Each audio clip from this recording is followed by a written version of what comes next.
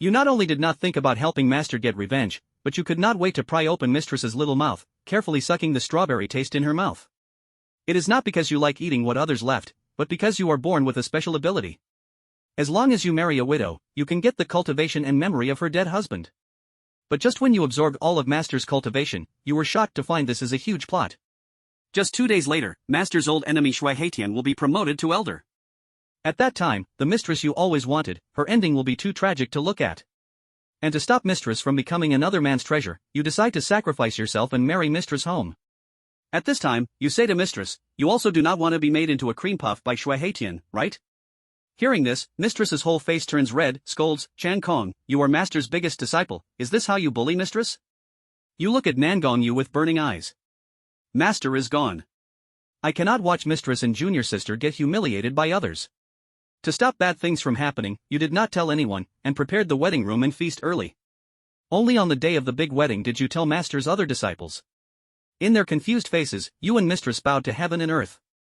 Afterwards, you asked second junior sister to send wedding invitations to each sect. After everything was ready, you held Mistress's jade hand, gently said, Gongyu, today has wronged you. Mistress understood, she had no way back. After you pulled her into the room and lifted the red veil, you found Mistress really is a beauty. Maybe because she practiced top dual cultivation skills since young, the golden thread jade clothes skill had already reached the 7th level. Now she was like a ripe fruit. It's a pity, when she was with Master in the wedding room, Master was killed by thieves who broke in, finished with 3 swords. Now, you looked at the beautiful lady in front of you, your eyes full of endless greed. But you knew, now was not the time to pick the fruit. Wife, I will go meditate beside, you have a good rest. After saying this, you rushed into the next room, drank several pots of cold tea, only then calmed your mood. Beauty is good, but is also trouble. Without enough strength, you might lose both wife and power. You took a deep breath, let that beautiful face fade from your mind, then focused on the middle of your eyebrows. A light gold halo, it is time to accept the gift. You sat cross-legged on the mat, touched the golden light at your brow. In a daze, you felt countless memories rushing into your mind. Your brow swelled and hurt, like it was about to explode. Most of these memories belong to the Blue Sky Sword Manual and the Blue Sea Clear Sky Inner Power Method. Both these martial arts were practiced by Zhao Changjeng to above level 12. Besides that, the most important are 2 extremely evil skills. One is called Soul Chasing Palm, a killing art. One is called Six Yang Stealine, a dual cultivation harvesting art. You dared not look closely now, guarding your mind, letting countless memory pieces surge like waves. After more than an hour, only then did it stop. When the golden light at your brow dimmed, turning into a dark star floating in your spirit platform, you slowly breathed out. Done. You opened your eyes suddenly, joy on your face you could not hide. This gift really is useful. From now on, I, Chen Shangkong, have the ladder to the sky. I can cultivate at a speed far beyond others. People like Shui Haitian are no longer a threat. You got up, walked quickly to the wall, grabbed the Forsythia long sword hanging there. With the sword's cry, you drew the sword, showing one by one the 19 Blue Sky Sword Manual moves you had understood before. Sword lights crossed, filling the whole room, like stars falling everywhere. The subtle changes between sword moves, hard to grasp before, now became smooth and natural. Although you expected this, breaking through to the 7th level of the Blue Sky Sword Manual still made you happy from the heart. In the next room, Nangong Yu could hardly sleep. So many things had happened lately. She just felt she was like a duckweed in water, drifting with the flow, could not control her own fate. Now she married you. Besides fear of the future, it was not all bad. After more than 10 years together, she already had some good feelings for this junior brother in her heart. For tonight's wedding night, she was both nervous and had some unclear expectation. But who could think, that man really left her alone on the wedding night, went to the next room alone. Soon after, the sound of sword practice came. That guy was practicing sword. Nangong Yu felt both angry and funny. She even doubted if she had lost her charm. Otherwise, how could that man leave her, such a beautiful woman, and do such a mood-killing thing? Sleepless night. Your sword skill rose from 6th to 10th level, not only inherited Master's decades of power, but also had a solid base. Though there is still room to grow, 10 levels already reaches the elder standard of the sect. Now, the most important thing is to quickly apply for the elder exam in the sect, or Shui Haitian coming to Di Shao Peak as elder will cause trouble. After thinking, you took your long sword and went to the next room, because there a beautiful lady was waiting for you. But when you walked into the next room, you stopped a bit. You saw Nangong Yu lying sideways on the bed, the wedding quilt kicked off half, only half barely covering her body. Her bright and pretty face had a slight smile, maybe dreaming something good. Full of youthful energy, you could not help but feel restless at this sight, hard to hold back. Mistress, you finally are my wife. As soon as you spoke, the woman who had been sleeping showed a red face. Now you knew she was pretending to sleep, so you slowly leaned close to Nangong's ear. Okay, mistress, your chest's clothes are open. Hearing this, Nangong could not help but cry out. And as she looked up, her tender lips just touched your lips, the wonderful feeling made you fall at once. After 2.5 hours, mistress finally left your body, still not satisfied.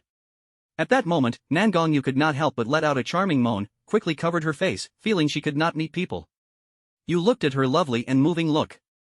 In his heart, he only felt joy, and even his tone unconsciously became much gentler. Alright, you rest a bit more. I'll go to the main peak to apply for the assessment. I'll be back soon. When Luo Suyi heard this, she couldn't feel shy anymore. She quickly separated her hands and looked at Lu Chengfeng. Has your swordsmanship broken through? Without waiting for Lu Chengfeng to reply, she added, it's good to apply for the true disciple assessment quickly. Only with the status of a true disciple can one speak a few words in the sect. Hurry up and come back. Don't delay on the way, be cautious, and avoid causing trouble. Lu Chengfeng listened to her careful instructions without feeling impatient. He just quietly listened as they exchanged gazes, and the atmosphere became calm and beautiful. Luo Suyi felt somewhat shy under his gaze, and her words unknowingly stopped. In any case, you must be careful. I'll wait for you to return. All right. Lu Chengfeng gently pressed her jade-like hand and softly said, don't worry, everything is on me. After saying this, he turned and walked towards the door. After exiting, he turned back to close the door. Through the gap, he could vaguely see Luo Suyi looking up at him. With a creak, the door was closed, and that beautiful figure was hidden. For a moment, Lu Chengfeng actually felt a sense of wistful loss. A tender woman is the tomb of a hero, the ancients truly did not deceive me. Lu Chengfeng couldn't help but sigh. In this brief moment, he actually felt that if he could live his life like this, it would be a blessing. He shook his head and lifted his sword to leave. His gaze gradually became clearer. A true man should have ambitions for the world. How can he be attached to a woman's bed? Of course, a beautiful woman is still needed. After all, with talent, we're here for cultivation, not to be obsessed with beauty. Lu Chengfeng muttered to himself and quickly walked out of the inner courtyard. In the outer yard, there were 2 old women who cooked and cleaned, responsible for helping him with some of the chores. These women were poor families from Lin Yun town at the foot of the mountain. They came here to do cleaning and cooking work to supplement their household income. With this connection, if a talented young person emerged from their family, they might have a chance to go up the mountain to apprentice. Therefore, the people in the town were eager to do this work, and many young women dreamed of coming up the mountain. If they could marry a disciple of the Yun Sung sword sect, that would be even better. The lady is still resting in the room. You two prepare the food in advance and take it to her room when she wakes up. After giving the order, Lu Chengfeng thought for a moment, should I prepare 2 maidservants to attend to Suyi's daily needs? The thought crossed his mind, but he temporarily let it go. Lu Chengfeng didn't have breakfast and quickly left the courtyard to prepare to go down the mountain. But just when he reached the halfway point of the mountain, he heard a commotion. He saw people moving not far away, and there were faint sounds of shouting and cursing. You bunch of useless fools, get the hell out of my way. Dare to block Elder Shui's path, do you want to die? Lu Chengfeng's expression immediately changed. From Zhao Changjin down, besides the 3 direct disciples, there were dozens of named disciples at Baishao Peak, usually patrolling the mountain, guarding it, or following their master on errands. Unlike the direct disciples who inherited the sect's teachings, named disciples were essentially more like attendants and bodyguards. If the master was in a good mood, he might pass on a few martial arts moves. After Zhao Changjin's incident, most of the named disciples left the mountain to seek other paths, leaving only a few behind. These remaining named disciples were not necessarily loyal. Most had their own plans, but staying on the mountain meant they could serve as manpower. Patrols and gatekeeping all required these people. Lu Chengfeng saw from a distance that 2 older named disciples were knocked to the ground, groaning in pain. He took a deep breath, and the Bai Hai Ching Tian heart method circulated, harmonizing his spirit and energy. His eyes flashed with a sharp light, and with a push of his foot, his figure shot forward like a lone crane in the mountains, quickly heading toward the source of the commotion. Stop! Who dares to act wildly on my Bishio Peak? You barged into another elder's peak, beat up disciples of the sect. Do you take the sect's laws as nothing? Do you truly believe the execution blade of the law enforcement hall is blunt? Before Lu Chengfeng even arrived, his furious shout echoed through the mountains, booming like thunder in all directions. As he came closer, he saw at once a tall man, 8 feet in height, muscles bulging, his whole body pitch black, like a towering iron pagoda. He wore black gold armor and carried a red-tasseled spear on his back, his entire being like a wild beast from the mountains, radiating an aura of arrogance, recklessness, and tyranny, enough to send chills down one's spine. This man was none other than Xue Dulong, first disciple under Elder Shou of Tsanglong Peak. He had trained for over 30 years in his family's 36-style Black Wind demon-breaking spear and the core internal method of Tsanglong Peak. Tsanglong returns to the sea. Seeing Lu Chengfeng rushing down from the mountain, Xue Dulong couldn't hold back a savage grin, revealing cold, sharp teeth, and said with a clenched jaw, "You came just in time, bastard. Lu Chengfeng, I'm taking your damn life today." Chapter 5, Many thanks to Elder Xue for letting me have my way. Lu Chengfeng wore black brocade, an iron crown on his head, soft boots on his feet, his face as fair as jade, holding a long sword in its sheath. He looked like a noble son from a great family, gentle and refined. But on Bishio Peak, he was well known for being firm and ruthless. 3 years ago, at the age of 17, he went down the mountain to travel, and with just one sword alone, slaughtered all 128 members of Black Wind Stronghold without leaving a single one alive. His ruthless methods and swordsmanship soon gained him quite a name among the outer peaks. Compared to Zhao Changjin, he was even more favored by Bishio Peak's disciples. Even when unregistered disciples came to ask for guidance and swordsmanship, he never refused. Thus, though young, his prestige on Bishio Peak was strong, and no one dared disobey his words or actions. Now, seeing Lu Chengfeng arrive, the disciples of Bishio Peak could not help but show joy on their faces and called out, "Senior brother! Senior brother, you're finally here! Senior brother, Brother Luo was hurt by them." 7 or 8 unregistered disciples crowded around Lu Chengfeng, speaking all at once, their tones full of anger, yet mixed with fear. They didn't even dare to look straight at Xue Dulong, nor did they dare mention his name. Lu Chengfeng waved for them to step back, ignoring Xue Dulong's fierce gaze, and quickly walked forward to check on Luo Yong, the unregistered disciple still lying on the ground. This man was over 40 years old, an old member of Bishio Peak, without wife or children, living on the mountain his whole life, already seeing Bishio Peak as his home. When Lu Chengfeng first joined the sect, this man had helped him several times. He was a kind man, and the cold cicada sword Lu now carried had only been forged thanks to the cold iron gifted by Luo Yong. 2 disciples had been knocked down earlier, but the other only suffered a kick to the chest and was just in a bit of pain. But Luo Yong had taken a much heavier blow, spitting blood and unable to move. The surrounding disciples, seeing this, were all panicked, not daring to act recklessly for fear of worsening his injuries. Lu Chengfeng knelt down, carefully checked his pupils, found them unfocused, then took his pulse. His face turned dark at once. Luo Yong has suffered internal injuries. His organs are damaged. He must take Return Yuan Vital Energy Powder immediately to stabilize his condition. Later, he'll need internal martial experts to help him fully recover.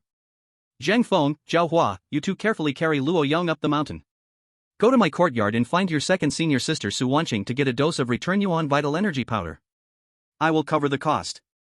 With Lu Chengfeng here, these unregistered disciples finally had someone to rely on. 2 young disciples quickly responded and carefully lifted Luo Yong from the ground, heading up the mountain.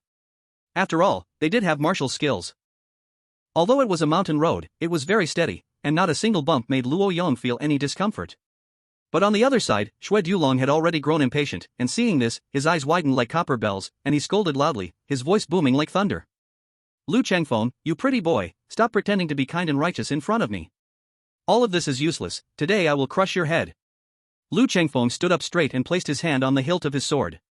Xue Dulong, do you really think that the Yunsan sword sect belongs to the Xue family? You forced your way into my Bishio Peak, injured the disciples of the sect, and today, if you don't give me an explanation, I will make you pay the price. Ah, just because of you, a pretty boy? You think you're qualified? Xue Dulong couldn't help but laugh out loud. Do you really think you're a master just because you killed a few lackeys from Black Wind Village? Let me tell you the truth, I have passed the elder's assessment in the sect. The 2 people just now dared to speak disrespectfully to this elder, and I spared their lives. As for you, you want me to pay the price? Go ahead and make your move. Xue Dulong's face showed a vicious grin. I'll twist your head off and use it as a chamber pot to relieve my hatred. Lu Chengfeng's face remained calm. Xue Dulong was never someone who liked to talk too much. If he was going to make a move, he wouldn't waste words. The reason he was speaking like this now was ultimately because he was afraid of the sect's rules. Even though he was an elder, he couldn't casually kill disciples of the sect in broad daylight. If that were the case, the Yunsong sword sect would have long since fallen apart, with members killing each other. Especially since Lu Chengfeng had some fame in the outer peak, being a young genius swordsman. If he rashly tried to kill him, even an elder would face severe punishment from the sect. Lu Chengfeng clearly saw through the other's thoughts. The seemingly rough Xue Dulong was actually meticulous and malicious, trying to force him to make the first move. In this way, Xue Dulong could claim that Lu Chengfeng had first offended the elder, and even drawn his sword against the elder. Even if by mistake, Lu Chengfeng was accidentally killed, he would not be severely punished. Lu Chengfeng narrowed his eyes, and a smile suddenly appeared on his previously grim face. Elder Xue, you're being too serious. Since you've passed the elders' assessment in the sect, how could I dare to act? Just yesterday, I got married and brought senior sister Luo Sodi into the sect. We spent our wedding night together, it's truly the happiest time of my life. I didn't expect Elder Shui to come specially to congratulate me. I'm very grateful. I should also thank Elder Shui. If it weren't for your reputation being so fierce, I don't think Sudi would have so easily agreed to marry me. Such a beauty, with unparalleled charm, the feelings are indescribable, and I must thank Elder Shui for making it possible. Upon hearing this, Shui Dulong could no longer suppress his jealousy and anger. He roared, Lu Chengfeng, I think you're looking for death. Luo Sudi just lost a husband, today I'll make her a widow for the second time. The beauty he had been eyeing for so long seemed so close, but then Lu Chengfeng appeared, quickly taking Luo Sudi for himself. Thinking of Luo Sudi's seductive figure and her enchanting face, his heart burned with raging jealousy and murderous intent. At this moment, he couldn't care less about the sect's rules. After all, he had his master to protect him, and being an elder, even if he broke the rules, he would only have to pay a small price. With murderous intent rising, the aura around him suddenly changed, like a ferocious beast rushing out of the mountain. His right arm struck out with great force, so it looked like a punch, but in fact, it was a move from the 36 Black Wind breaking magic spear technique. In an instant, his fists and palms stirred up fierce winds, and the surrounding disciples felt darkness before their eyes, as if they could hear the roar of a black bear in their ears. Right after that, an iron fist came crashing down, like a poisonous flood dragon trying to smash Lu Chengfeng's head into pieces. This move used a fist instead of a spear, overbearing and unmatched, wild and ruthless, clearly with the killing intent fully ignited, aiming to send Lu Chengfeng to death. Lu Chengfeng stood still with his hand on his sword, his black brocade robe flapping wildly in the strong wind, his eyes slightly narrowed, leaving only a sliver open, from afar looking as if he had been scared stiff, eyes completely shut. But at that very moment, a figure dropped from the sky, suddenly appearing between Lu Chengfeng and Shui Dulong, raising a palm lightly, yet that wild and fierce iron fist was instantly locked in place, unable to move at all. Shui Dulong, how bold of you, to dare attack a sect disciple in broad daylight. Do you think the law enforcement hall is full of corpses? The newcomer looked just over 20, dressed in the black robe and blood-red belt of the law enforcement hall, and with only a slight raise of his palm, Shui Dulong's fist was completely restrained, his face flushing red. Chapter 6 Skilled in Yin-Yang Arts. A flash of surprise passed through Lu Chengfeng's slightly narrowed eyes as he looked at the newcomer. It was an elder of the law enforcement hall, also a core disciple from one of the 5 inner peaks of the Yunsong Sword Sect. The Yunsong Sword Sect was made up of 5 inner peaks and 108 outer peaks, forming an enormous sect power, a giant in the entire northern lands, suppressing the world for thousands of years with deep roots and rich heritage. Anyone whose martial arts skill reached the 10th level could open a peak, becoming an outer peak elder and gaining access to high and even top-level martial arts of the sect. But to enter the 5 inner peaks, one must either reach the 7th level of martial arts before the age of 20, or the 10th level before the age of 30. Every core disciple of the inner sect was truly a chosen one, possessing great talent in a particular martial art, far beyond what ordinary people could match. As one of the 8 most important halls of the sect, the law enforcement hall's leading elders were all from the inner peaks, core disciples with cultivation above the 10th level, surpassing outer peak elders in status, strength, and heritage. Shui Dulong had trained the Black Wind Demon Breaking Spear to the 10th level in his 40s, still in his prime, and could be called a man of no small talent, and once he broke through, he became wildly arrogant and overbearing. Yet in front of a core disciple from the inner peak, he was easily subdued, his fist locked in place, completely unable to move even a little. Shui Dulong was shocked and angry, secretly channeling his inner strength, exerting force many times, but all he felt was that the other person's palm held a vast ocean inside. No matter how much power he pushed out, it was drowned in an instant. After several attempts, not only did he fail to shake the other person, but even his own inner power was heavily drained, making him feel embarrassed and unable to step down. This boy spoke rudely to me. I was merely giving him a lesson. Does the law enforcement hall not distinguish right from wrong? Shui Dulong shouted angrily, appearing fierce, but in truth showing weakness, his words already revealing retreat. The man from the law enforcement hall flipped his palm lightly, looking relaxed, yet Shui Dulong stumbled back 5 steps, blood surging, and his face turned black and purple. Good, the law enforcement hall is really quite overbearing. Shui Dulong originally wanted to throw out some harsh words, but when he saw those deep eyes in the blood-red belt, his heart trembled slightly, and he swallowed all his words. Seeing that today's matter could no longer continue, and he had completely lost face, he turned around with a gloomy face and left.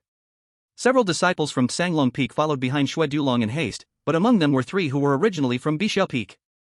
At this moment, their faces were awkward, not daring to look at Lu Chengfeng, heads down, sneaking away in shame. Lu Chengfeng moved his right hand away from the sword hilt, cupped his fists with both hands, and respectfully thanked the person from the law enforcement hall. Disciple Lu Chengfeng thanks elder for speaking out in justice. You don't need to thank me. I am merely acting according to the sect's laws. The young elder's face was indifferent. I came here today because I have official business. Yesterday, you sent someone to submit the marriage certificate to the sex law hall, and today, I have come to return the certificate. Lu Chengfeng was momentarily stunned upon hearing this. Elder, what do you mean by this? The elder took out the marriage certificate that Lu Chengfeng had sent through Su Wanxing to the law hall the day before and handed it over directly. Luo Suyi was originally the widow of Zhao Changjin. He had already submitted her name to the law hall, and the sect has already recorded it. Now that Zhao Changjin has fallen, Luo Suyi is still listed in the sect's records. Marrying her is not in accordance with the rules, and the sect will not recognize it. Lu Chengfeng furrowed his brows. Luo Suyi was originally my senior sister, and on the night we were to marry, my master was assassinated. Moreover, marriage is a private matter. Does the sect intend to interfere with its disciples' marriages? The young elder opposite him looked at him with a slightly strange expression. You misunderstand. The sect will not interfere in the marriages of its disciples, but the family members of the Outer Peak elders will receive protection from the sect and enjoy certain privileges. Now, in the sect's records, Luo Suyi is still the widow of Zhao Changjin. If you marry her openly, it may make the Yun Song sword sect a laughingstock. Outsiders might mock us, saying that our sect is so filthy, with such an inappropriate relationship happening inside.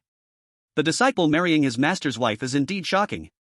Even if we know the truth, once the news spreads, who will care about the details? People will just say that the Yun Song sword sect hides filth. So, in order to preserve the sect's reputation, the law hall cannot accept your marriage certificate, nor can it be entered into the records. Lu Chengfeng's face turned extremely ugly. He had originally thought that by marrying quickly and making the marriage official, many problems would be solved. But unexpectedly, there was an issue at the law hall, which meant trouble was on the way. Of course, the sect will not register your marriage openly, but as for you marrying privately, they won't interfere. The young elder cleared his throat twice. His expression became even more strange as he looked at Lu Chengfeng, curiosity and oddness in his eyes. Lu Chengfeng now understood. As the family of an Outer Peak elder, Luo Suyi would enjoy various protections from the sect. Since she had already been registered, the law hall would not accept the marriage certificate for public registration. But privately, their marriage would not be interfered with. In other words, the sect would turn a blind eye, as long as they did not acknowledge the marriage publicly. Lu Chengfeng could not help but feel speechless. The sect's actions were no different from covering up the truth. However, he also understood that for a 1,000-year-old sect like the Yun Song sword sect, what mattered most was the outward appearance. A thought flashed through his mind. Sui, by day in the sect, you are my master's wife, but when we return home at night, you are my wife. Lu Chengfeng knew clearly that since the law hall had sent an elder to communicate this decision, it was not something he could change. At least not with his current status and position. He could only helplessly clasp his hands in thanks. Thank you, elder, for your guidance. I understand. After saying this, he took the marriage certificate and thanked him again. No matter what, this elder from the law hall had not acted in an overbearing manner. He had explained everything clearly and fairly from start to finish, without any bias or favoritism. Moreover, he had removed Xue Dulong from the situation as soon as he appeared, acting justly. Lu Chengfeng felt grateful. My surname is Zhang, and I am skilled in yin-yang arts. You are well known among the inner and outer peaks. If fate allows, we can discuss matters when you enter the inner peak in the future. Elder Zhang gave a sly smile, then burst into loud laughter and walked away with great ease. Lu Chengfeng watched him leave so freely, his face showing a flash of shock, but then he gave a bitter smile, thinking that marrying his master's wife must have stirred quite a storm in the sect. Since the sect's law hall refuses to accept the marriage papers, this matter might be troublesome. I must pass the elder's test quickly, or else the trouble will only grow. He thought for a moment, then saw the hidden risks behind it all, and without delay, quickly went down the mountain. Chapter 7. When did such a monster appear? The vast Yun Song mountain range stretched endlessly, and many fierce beasts roamed there. The deeper one went, the more dangerous it became. And the Yun Song sword sect was deep within these endless mountains. The 5 inner peaks didn't look divine, just connected one after another, like a giant palm, tightly sealing a deep, bottomless abyss. Thick black fog filled the abyss, making it impossible to see the bottom. Just one glance made people feel a chill, as if a terrible beast was sleeping inside. The 5 main branches, Qingyun, Huanlong, Xuanhe, Baihong, Qishao, each passed down a supreme sword scripture. When the 5 sword scriptures merged, they formed the sect's greatest skill, the 5 elements extinction divine light sword. In the old days, the sect's founder, with only one sword, killed 17 beast kings deep in the Yun Song mountains and suppressed the trapped dragon abyss with a single strike, sealing the endless beast tide in the mountain's depths. Now, after thousands of years, the Yun Song sword sect had become a great force in the north. Generations of disciples saw it as their duty to suppress the beast tide, shedding blood and making sacrifices to protect the peace of the north, earning unmatched respect. Lu Chengfeng was taking the test to become an outer peak elder. The test was held near the 5 inner peaks, at the transmission hall. Many people came and went, with Outer Peak disciples hurrying through.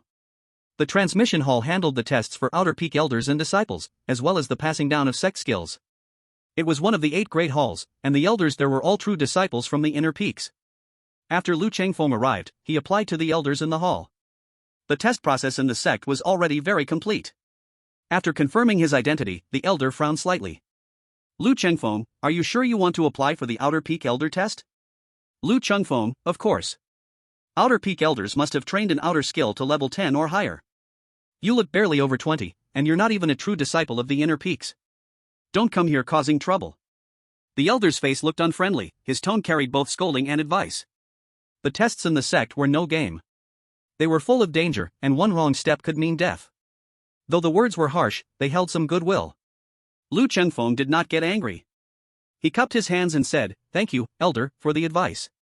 I already know all this. I am fully prepared for this test. I ask the elder to allow it." Hearing this, the elder was slightly stunned. Then he carefully looked at the young man before him. His eyes were clear and steady. He didn't look crazy or arrogant. The elder frowned slightly again and asked, "Are you sure you want to take the Outer Peak Elder test?" Lu Chengfeng replied solemnly, "This disciple's mind is already made up." Such an attitude instantly stirred the elder's curiosity. He thought to himself, could it be that the Outer Peaks really produced a young genius? Already reached the 10th level of skill at such a young age? A thought flashed through his mind and he said, "Since you've decided, then follow me."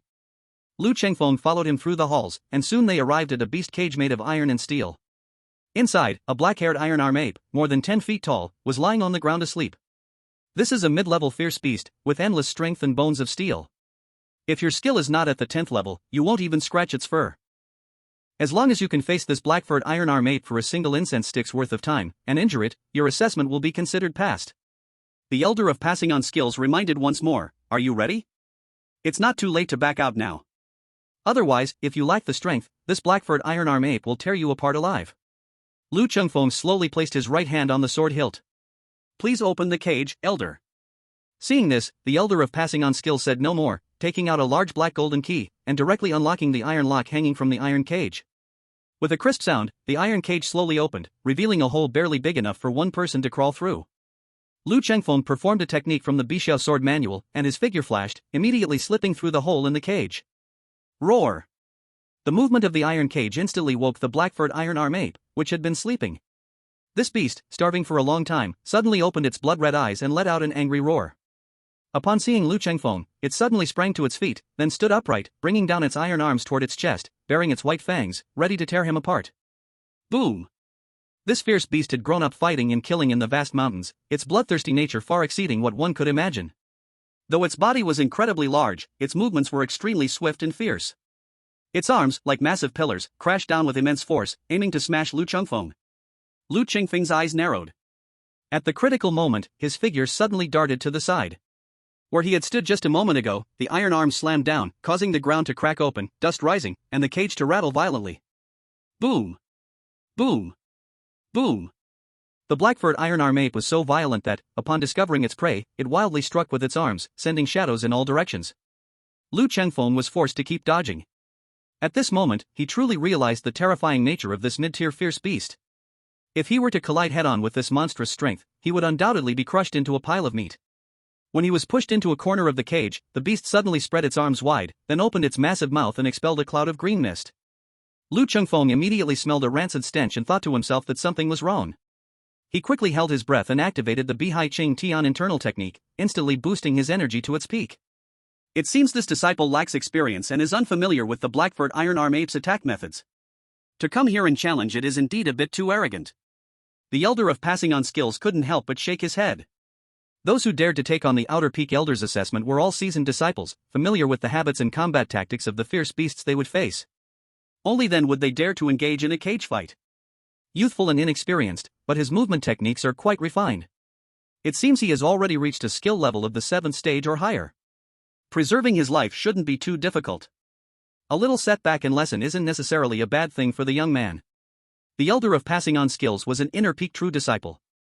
At this moment, seeing Lu Chengfeng's skill, he developed a fondness for the young talent. His left sleeve extended, and his hand reached out, unbeknownst to Wen, clutching a willow leaf knife, the blade shimmering with a blue glow, clearly coated with deadly poison. This poison was specially prepared for the Blackford Ironarm ape. It would cause the beast to fall asleep within a few breaths after being struck. It was made specifically to save disciples during the assessment. Even so, accidents could still happen during the assessment, which was why each disciple would proceed with extreme caution when applying for an assessment. However, at this moment, Lu Chengfeng took advantage of the beast's wide-open arms and suddenly shifted, slipping close to the beast's armpit. The green mist that had been sprayed out began to spread, but it couldn't reach this blind spot. Clang! Accompanied by the clear ringing of the sword, a brilliant sword light flashed, directly from the blade of the Han Chan sword. A cold white sword energy pierced through a foot, instantly cutting through. Put! Blood splattered as the sword energy pierced through, tearing apart the black-haired iron-armed gorilla's lower limbs with a bloody gash. Lu Chengfeng moved with his sword, in the blink of an eye flashing from under the gorilla's arm to its back, quickly following with another strike, creating another bloody wound on its back. Roar! The black-haired iron-armed gorilla howled in pain, instantly letting out an angry roar. But at that moment, a flash of cold light appeared, a willow leaf knife accurately pierced into its body.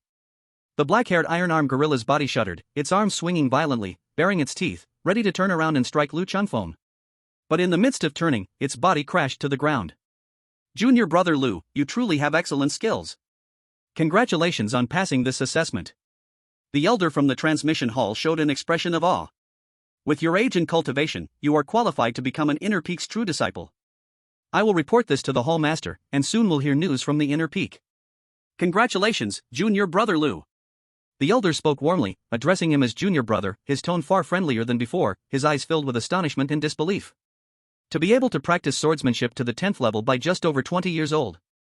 When did the Outer Peak have such a genius? When the news spreads, it will surely shake the entire sect. Chapter 8, would I also look this beautiful if I wore a wedding dress? After leaving the transmission hall, Lu Chengfeng went straight back to Bishao Peak. He still hadn't fully absorbed the gifts he received, and there was still a huge potential for improvement in his strength. In this situation, secluding himself in meditation was the right thing to do. When he returned to Bishao Peak, the first person he saw was his little junior sister Zhao Linger. The 16-year-old little junior sister wore a red waist-tight dress and small boots. Her skin was as white as snow, and her face was delicate, but there was no longer the usual spoiled expression on her face. She used to be Zhao Changjin's beloved treasure, the little junior sister that all the disciples of Bishao Peak pampered, but now that Zhao Changjin suddenly had an accident and things kept happening, it seemed like she had grown up overnight. Senior brother, I have something I want to say to you. Lu Chengfeng saw the bloodshot in her eyes, and her usually neat hair was a little messy. She clearly hadn't slept all night, and he couldn't help but feel some pity. In the past, Zhao Changjin would often go out. When Lu Chengfeng joined the sect, Zhao Linger was only 7 or 8 years old. They could be considered childhood sweethearts, growing up together. He had matured early and had a calm personality. When Zhao Changjin was away, Zhao Linger often relied on him for care, and over time, their feelings grew deeper. Lu Chengfeng had always thought of himself as a father and brother to Zhao Linger, taking good care of her, but on the day of Luo Sua's wedding, it seemed like the little junior sister had drunk too much, suddenly grabbing his hand and saying, "Senior brother, if we get married one day, would I look as beautiful in a wedding dress?" Lu Chengfeng was stunned. But before he could answer, chaos broke out on the mountain. Someone barged into the bridal chamber and beat Zhao Changjin to death on the spot. Bishao Peak was thrown into turmoil, and everything changed. Although it had not been long since that day, it felt like everything had already changed. The people were gone, and even Lu Chengfeng was married. Lu Chengfeng looked at Zhao Linger and felt a bitter sadness in his heart. He opened his mouth, his voice a little hoarse, and said, "Little junior sister, you." Zhao Linger, however, didn't speak a word and led the way into the forest. Lu Chengfeng sighed and silently followed. Not long after, they arrived at a lush green bamboo forest. Zhao Linger skillfully walked deeper into the bamboo forest. There, they found a small bamboo hut built with crooked bamboo sticks, looking a bit wobbly and about to collapse. "Senior brother, do you remember? This was the small hut we built together." Zhao Linger turned her back to Lu Chengfeng. Without waiting for him to speak, she continued, "From that moment on, I thought to myself, I must live together with my senior brother, never to be apart. But, it's impossible forever. Father is gone, but I never expected that you, senior brother, would also abandon me, leave me behind." Lu Chengfeng sighed, "Little junior sister, I will never abandon you. But everything is different now, isn't it?" Zhao Linger spoke in a calm tone, "Senior brother, don't worry, I won't cling to you. I just don't understand, why are you in such a hurry to marry senior sister? Do you like her that much? Or do you really dislike me, senior brother?" Lu Chengfeng, for a moment, didn't know what to say, only feeling a bitterness fill his heart. The gift of a widow's legacy was his most fundamental secret, and he would never reveal it to anyone, not even to those closest to him. The main reason he married Luo Suyi was precisely this, but this was not something to be spoken about with outsiders, so others might see him as impatient, rushing to marry Luo Suyi. Lu Chengfeng remained silent, suddenly recalling the day when his little junior sister had drunk, her pale, delicate face flushed, tilting slightly, looking at him playfully. "Senior brother, if we get married, will I look this beautiful in a wedding dress?" It had only been a short time since that day, but it felt like a lifetime ago. Everything had changed, leaving him with a deep sense of longing. "Little junior sister, I will always be your senior brother." These words left his lips, and Zhao Linger trembled. Her back to Lu Chengfeng, she had no idea when her face was already drenched in tears. Senior brother, I know. I called you here today to tell you that I am leaving Bishio Peak." Lu Chengfeng's expression changed. After Zhao Changzhen's death, Bishio Peak was in chaos. In order to quickly improve his strength, he swiftly married Luo Suyi, cutting through all the confusion. But when it came to Zhao Linger, he felt guilt and regret in his heart. He could never forget the way she had tilted her head and looked at him that day, nor could he forget everything they had experienced together as childhood sweethearts. If Zhao Changzhen hadn't had that accident, perhaps everything would have been different. "Junior sister, where are you going?" Lu Chengfeng only felt a little frustrated, a suffocating pressure in his chest. Zhao Linger did not turn her head, replying, "I'm planning to go to Luocha Peak and become a disciple of Elder Yu Luocha." Lu Chengfeng couldn't help but be stunned. Among the many outer peaks, Luocha Peak could definitely rank among the top 3. Elder Yu Luocha was said to have been hurt by love years ago. She hated heartless people and practiced the Moonlight Heartbreaking Blade, which was said to rival the inner peak elders, with terrifying strength. If little junior sister could become her disciple, she would not only have the protection of a powerful master, but in terms of status and prospects, she would not fall short of an inner peak true disciple. In the current turbulent situation at Bishio Peak, this could actually be a good thing.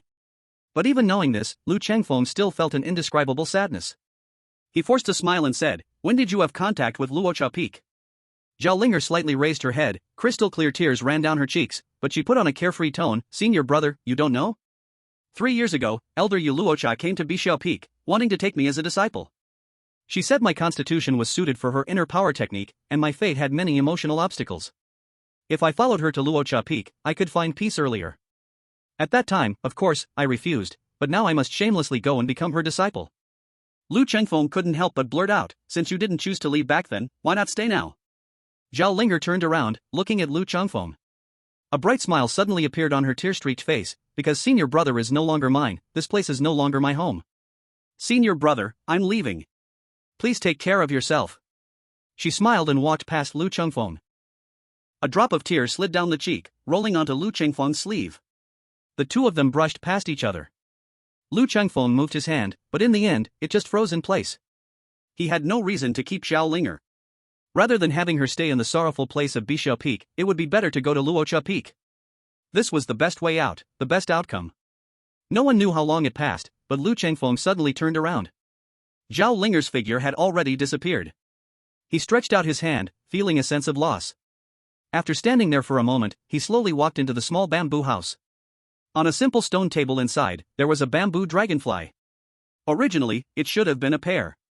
Suddenly realizing that his junior sister had taken one bamboo dragonfly, Lu Chengfeng felt both sour and vaguely pleased in his heart, something he couldn't explain to himself. Carefully, he put the bamboo dragonfly away and left the bamboo house. He suddenly drew his sword from its sheath. With a clang, the sword light flared up. His mood was unsettled, and he didn't want to see anyone else, so he simply practiced swordplay in this bamboo forest. The sword light flew and danced, bamboo leaves fluttered, and the gift from Zhao Changzhen began to be swiftly absorbed and digested. Chapter 9, Husband, It's Late at Night. In the depths of Lu Chengfeng's sea of consciousness, a faint golden glow spread from the center of his brow to every corner of his body, making him feel as if he were sinking into a warm spring. The sword skills and internal cultivation of Zhao Changzhen, who had practiced for decades, were all poured into his body at this moment. It was not just experience and memories, but as if he had personally gone through decades of hard training, enduring countless trials. Lu Chengfeng's heart merged with the sword, and the sword merged with his body. As the Hanshan sword danced, an incredibly sharp sword energy erupted from the blade, flying a foot from the tip, causing the bamboo leaves to flutter like rain, emanating a chilling killing intent. When swordsmanship reaches the 10th level, a qualitative change occurs. The most direct manifestation is the creation of sword energy. Sword energy is extremely sharp and has terrifying destructive power. Once sword energy is formed, one gains the qualification to stand firm in the martial world, to travel, and to roam. Without reaching the 10th level of swordsmanship, one is merely a pawn in the martial world, unable to make a name for themselves. A slight mistake could lead to death. Had Lu Chengfeng not cultivated the Bixiao sword manual to the 10th level and formed the 1-foot sword energy, he would not have been able to break through the defenses of the black-furred iron-armed ape. At this moment, his heart was troubled, and the killing intent in the sword light grew stronger. Subconsciously, the digestion of the gift sped up a little. About an hour later, the 33rd sword move naturally completed, and the sword energy became even colder and sharper. When swordsmanship reaches the 18th level, one can form 3 feet of sword energy. Every additional foot of sword energy brings a qualitative transformation, making it even sharper, and its destructive power more terrifying. The length of the sword energy is merely the most direct outward manifestation. The most fundamental thing is the swordsmanship technique, which mobilizes one's vital energy, spirit, and mind, thus unleashing power that exceeds the physical body's limits. With every additional foot, the strength undergoes an incredibly massive transformation. Continue. Compared to his previous training, the speed of his progress in swordsmanship under the gift was terrifying. Every moment brought endless insights, and every move was tempered and honed. In such a state, Lu Chengfeng almost couldn't bear to relax for even a moment. He was completely immersed in the swordsmanship training, comprehending the mysteries of the Bixiao sword manual. Unknowingly, the sky had darkened. With a clang, Lu Chengfeng returned his sword to its sheath, feeling his arms go soft, almost unable to summon any strength. He had practiced swordplay all night yesterday and had gone mad in training today. The inner strength of the Qinghai blue sky still wasn't at the 7th level, unable to support such intense training. He now felt the pain in his arm muscles and bones. I can't continue. Lu Chengfeng knew that forcing himself to continue would only bring difficult to repair hidden injuries to his body. He simply stopped walking. He glanced at the small bamboo house in the dim night, let out a slight sigh, and turned around to leave. The day that passed yesterday cannot stay, let it go, let it go. When he returned to his small courtyard, Lu Chengfeng saw a dim yellow light glowing in the bedroom, and through the thin gauze window, he could vaguely see the shadow of a woman sitting at the desk, her right hand supporting her cheek. Lu Chengfeng stood outside the door for a moment, and only after calming his somewhat messy emotions did he push the door and enter. With a creaking sound, the door opened, and Lu Chengfeng immediately saw Luo Suoi in front of the dressing table. She had changed into a goose-yellow long dress today, which looked more elegant and intelligent compared to the bright red wedding robe. But her curvy figure and beautiful face could not be hidden even by such a modest and plain outfit, instead adding a different kind of charm. You're back? Luo Sui heard the door and quickly got up from the chair, saying with some surprise and joy. I'm back. How are you today? Have you eaten? Was the food that old woman cooked to your liking? Lu Chengfeng asked while casually closing the door. Luo Sui quickly walked up and, without needing to be told, took the sword from his hand and hung it on the wall. Then she walked in front of Lu Chengfeng and helped him take off his outer robe. Everything is fine with me, you don't need to worry. Those 2 old women are kind and warm, and the food they made was thoughtful. I listened to them talk during the day, and I didn't feel bored at all. But you didn't come back all day. I heard that in the morning, Xue Dulong came up the mountain. Are you all right? Were you hurt? As Luo Suoi spoke, she pulled Lu Chengfeng over to the washing stand.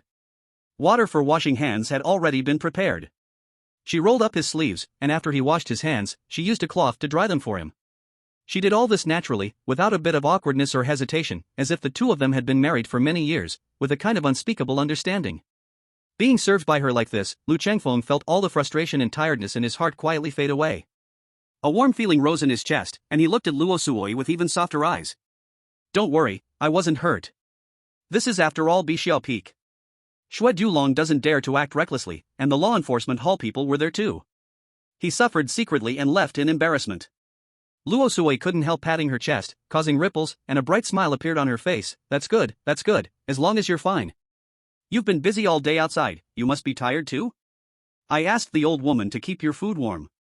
Do you want to eat now? Lu Chengfeng looked at her delicate and charming little face, completely like a sweet wife who cares for her husband, and a warm feeling surged in his chest. He felt that everything was worth it. All right. You eat with me too. Hearing that, Luo Sui walked to the side and pulled the rope to ring the bell. Hearing the bell, the old woman quickly came over and asked outside the door, Master, Madam, do you need anything? Granny Wang, go bring the food we kept warm for the master. Luo Sui gave the order. Yes. The old woman agreed and turned to leave. Soon, the 2 old women brought the food into the room. Though it was dinner, everything was prepared well, a pot of golden millet porridge, a plate of beef, meat pies crisp on the outside and tender on the inside, and 3 plates of cold dishes. Lu Chengfeng was indeed quite hungry. Practicing martial arts uses up energy, and he trained with his sword day and night. Now he could no longer care about being polite and started eating heartily. Luo Sui hadn't eaten dinner either, waiting to eat together when he came back. Seeing her man eat with such appetite, she also ended up eating more herself. Unknowingly, the dinner on the table was all gone. Should I ask Granny Wang to prepare some more? Luo Sui patted her little belly, a bit embarrassed. She wondered if maybe she had eaten too much, and made her husband not have enough to eat. Lu Chengfeng looked at her small expression and couldn't help but laugh, saying, "I'm not a rice bucket, how could I eat that much? Tell the maid to clear the bowls and chopsticks." Only then did Luo Sui instruct the maid to tidy everything up. When the maid closed the room door, the room suddenly became quiet. Under the dim yellow light, Luo Sui suddenly felt the atmosphere was a little strange. Even her breathing quickened slightly, and a blush spread across her flawless pretty face. "Husband, it's late at night. Let me serve you by washing your feet." Chapter 10, You All Are Asking for Death. Lu Chengfeng looked at the beauty under the dim yellow light and couldn't help but secretly swallow. His throat was dry, and his eyes flickered a little. Luo Sui was not that kind of dignified beauty. Even though she acted very virtuous and kind, her figure and charming face were enough to make any man lose his soul. No need, how can I let you do such a thing?" Luo Sui slightly lowered her head, her pretty face blushing, and only softly said, "Serving my own man is just right and proper." After saying that, she didn't wait for Lu Chengfeng to say anything else, and just started busying herself. She had already taken off her outer robe and was only wearing a close-fitting white silk brocade robe with lotus patterns. This piece of clothing was made of silk, smoothly fitting her body, showing off her curves perfectly. And when she bent over, the astonishing curve of her waist and hips nearly made Lu Chengfeng lose control and pounce directly. By the time Luo Sui walked over with the wooden basin for washing feet, Lu Chengfeng was already covered in sweat without realizing it. He felt even more tired than practicing martial arts. Luo Sui had no idea how hard the man in front of her was holding back, and even less did she know how soul-snatching her graceful body curves looked under the close-fitting silk robe. She put down the basin, squatted down, and without the slightest dislike, gently held Lu Chengfeng's foot, removed the dust-covered boots, and then took off the socks. Every move was gentle and careful, without any impatience. Even though her actions were very clumsy, she was extremely serious. But Lu Chengfeng was staring dead at her chest. The collar of the white silk robe was open, and from above he could clearly see the white skin inside. When Luo Sui held his foot and gently washed it with her soft fingers, that soft feeling, along with the beautiful view in front of him, made him feel as if he were in the clouds. This moment, this scene, made the heart tremble. No wonder the ancients said they only envied mandarin ducks and not immortals. This saying was not false at all. Lu Chengfeng took a deep breath. There was already a reaction down below. He closed his eyes in slight embarrassment, pretending nothing was happening, and quietly enjoyed the beauty's service. Time slowly passed. The beauty's fingers were gentle, and she even used some massage techniques, pressing on the acupoints of his foot sole, immediately letting Lu Chengfeng's whole day of tiredness gradually fade away. Unknowingly, he even felt a little sleepy. By the time Luo Sui finished washing his feet and was putting things away, Lu Chengfeng was almost asleep. When Luo Sui came back again, Lu Chengfeng suddenly woke up, glanced at the bed, suppressed the wild thoughts in his heart, and said, "I'll sleep in the next room. It's already late. You rest well." But in the next moment, there was a soft puff sound. The candle in the room was blown out, and he vaguely heard Luo Sui getting on the bed, the soft sounds in faint shadow. "You are my husband. How can I send you to sleep in another room? You've been tired all day, come and rest quickly." Luo Sui carefully got under the quilt behind Lu Chengfeng. In the darkness, he couldn't see her expression, but he could feel that her voice trembled slightly, clearly not as calm as she acted. The two lay side by side, though they were under separate quilts. But they were so close, they could even hear each other's breath, smell the scent on each other's body. The night was quiet, so quiet that even the sound of their heartbeats seemed to become so noticeable. Feeling the increasingly nervous breaths of Luo Sui, Lu Chengfeng gently exhaled and said, "I passed the assessment today." I knew you could do it." The man's words broke the silence, making Luo Sui feel less nervous. I passed the elder's assessment." Lu Chengfeng emphasized again. Huh? Luo Sui was obviously stunned, and after a long pause, she exclaimed in disbelief, "What did you just say?" A faint smile appeared on Lu Chengfeng's face. "I didn't take the direct disciple assessment this time, but the outer peak elder's assessment, and it went smoothly. I've already been recognized by the sect." Luo Sui was stunned, her words jumbled. This is impossible? Are you joking with me?" Lu Chengfeng couldn't help but laugh. "Why would I lie to you about something like this? Then, how could you suddenly have such strong power?" Luo Sui was both shocked and confused. "Just think of it as me hiding my strength all along," Lu Chengfeng said after a slight pause. Luo Sui couldn't hold back her surprise, subconsciously moving a little closer to Lu Chengfeng, staring at the blurry outline of the man beside her in the dark.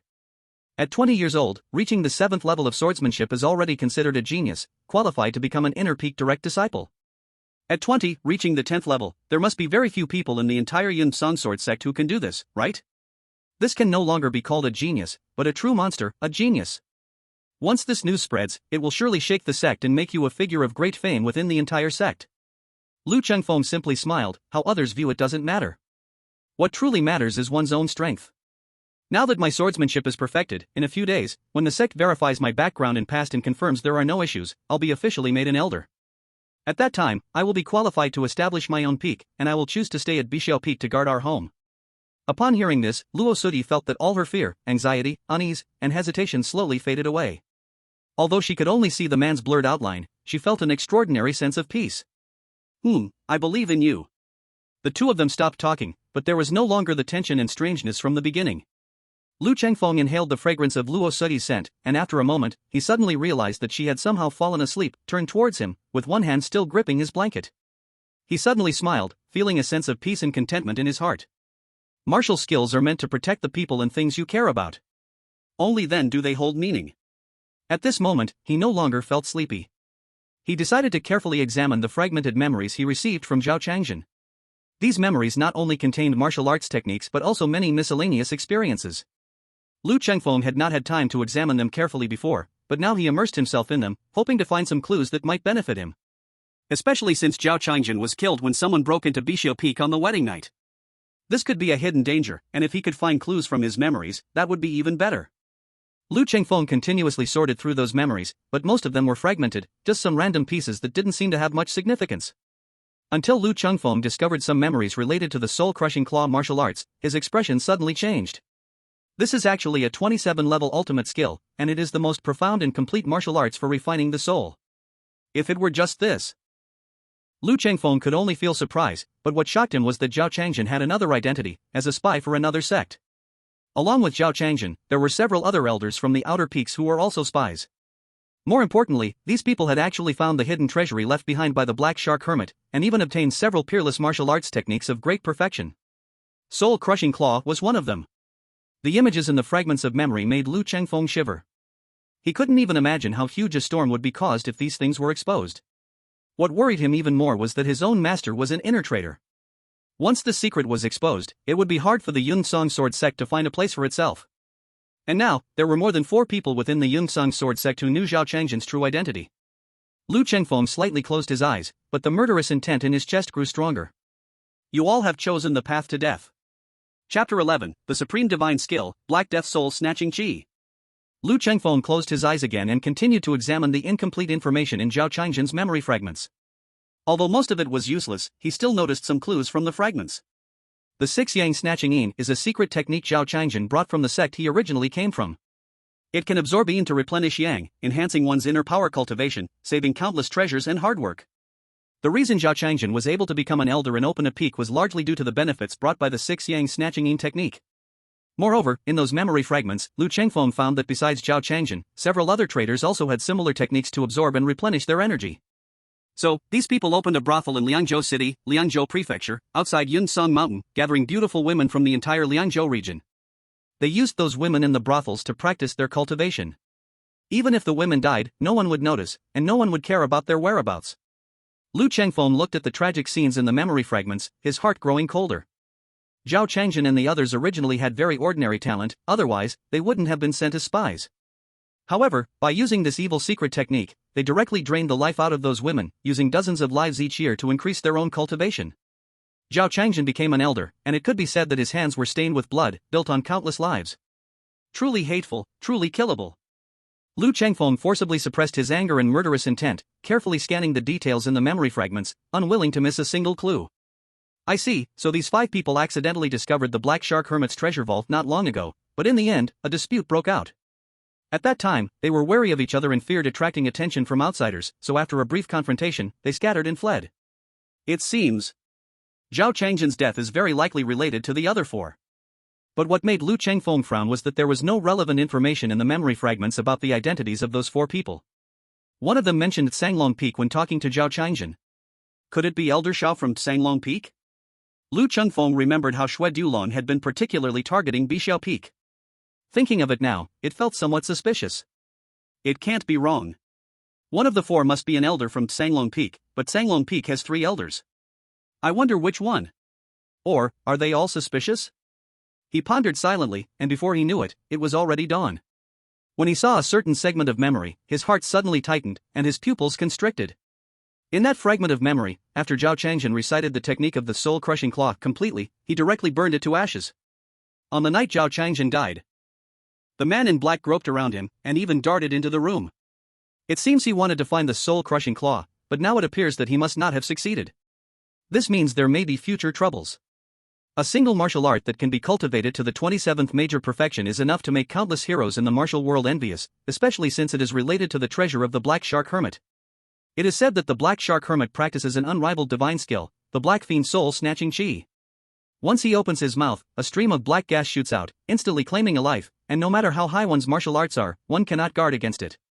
This soul-crushing claw may be connected to this unparalleled martial skill, related to the Black Shark Hermit's power. That man will certainly not give up easily.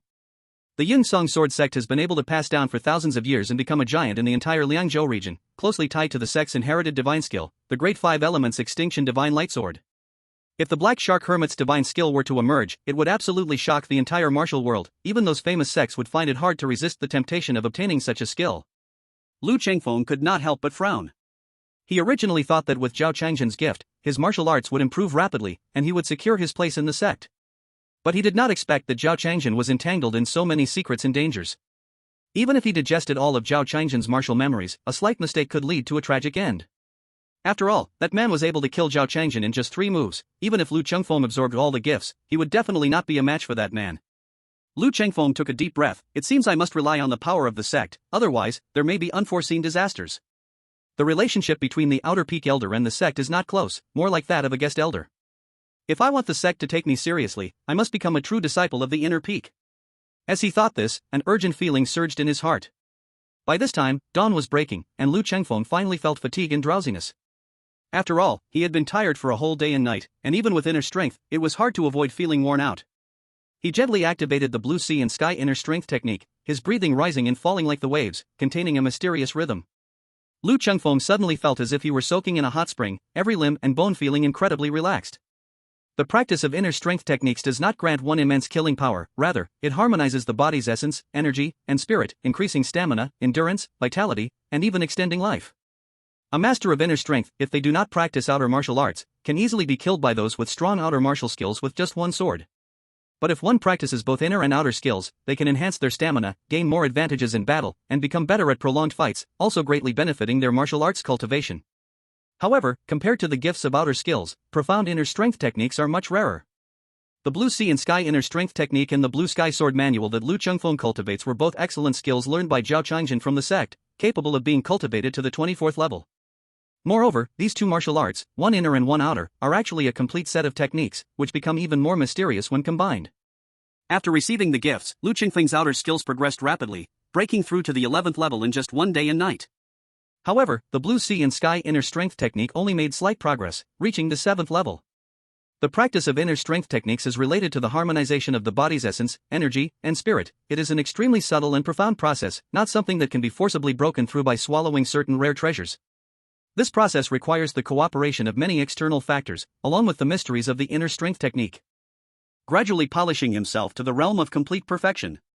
After receiving the gift, Lu Chengfeng had gained more experience and understanding in his internal power cultivation, making his progress much faster compared to before, under great guidance, but it still required time to gradually reach his limit.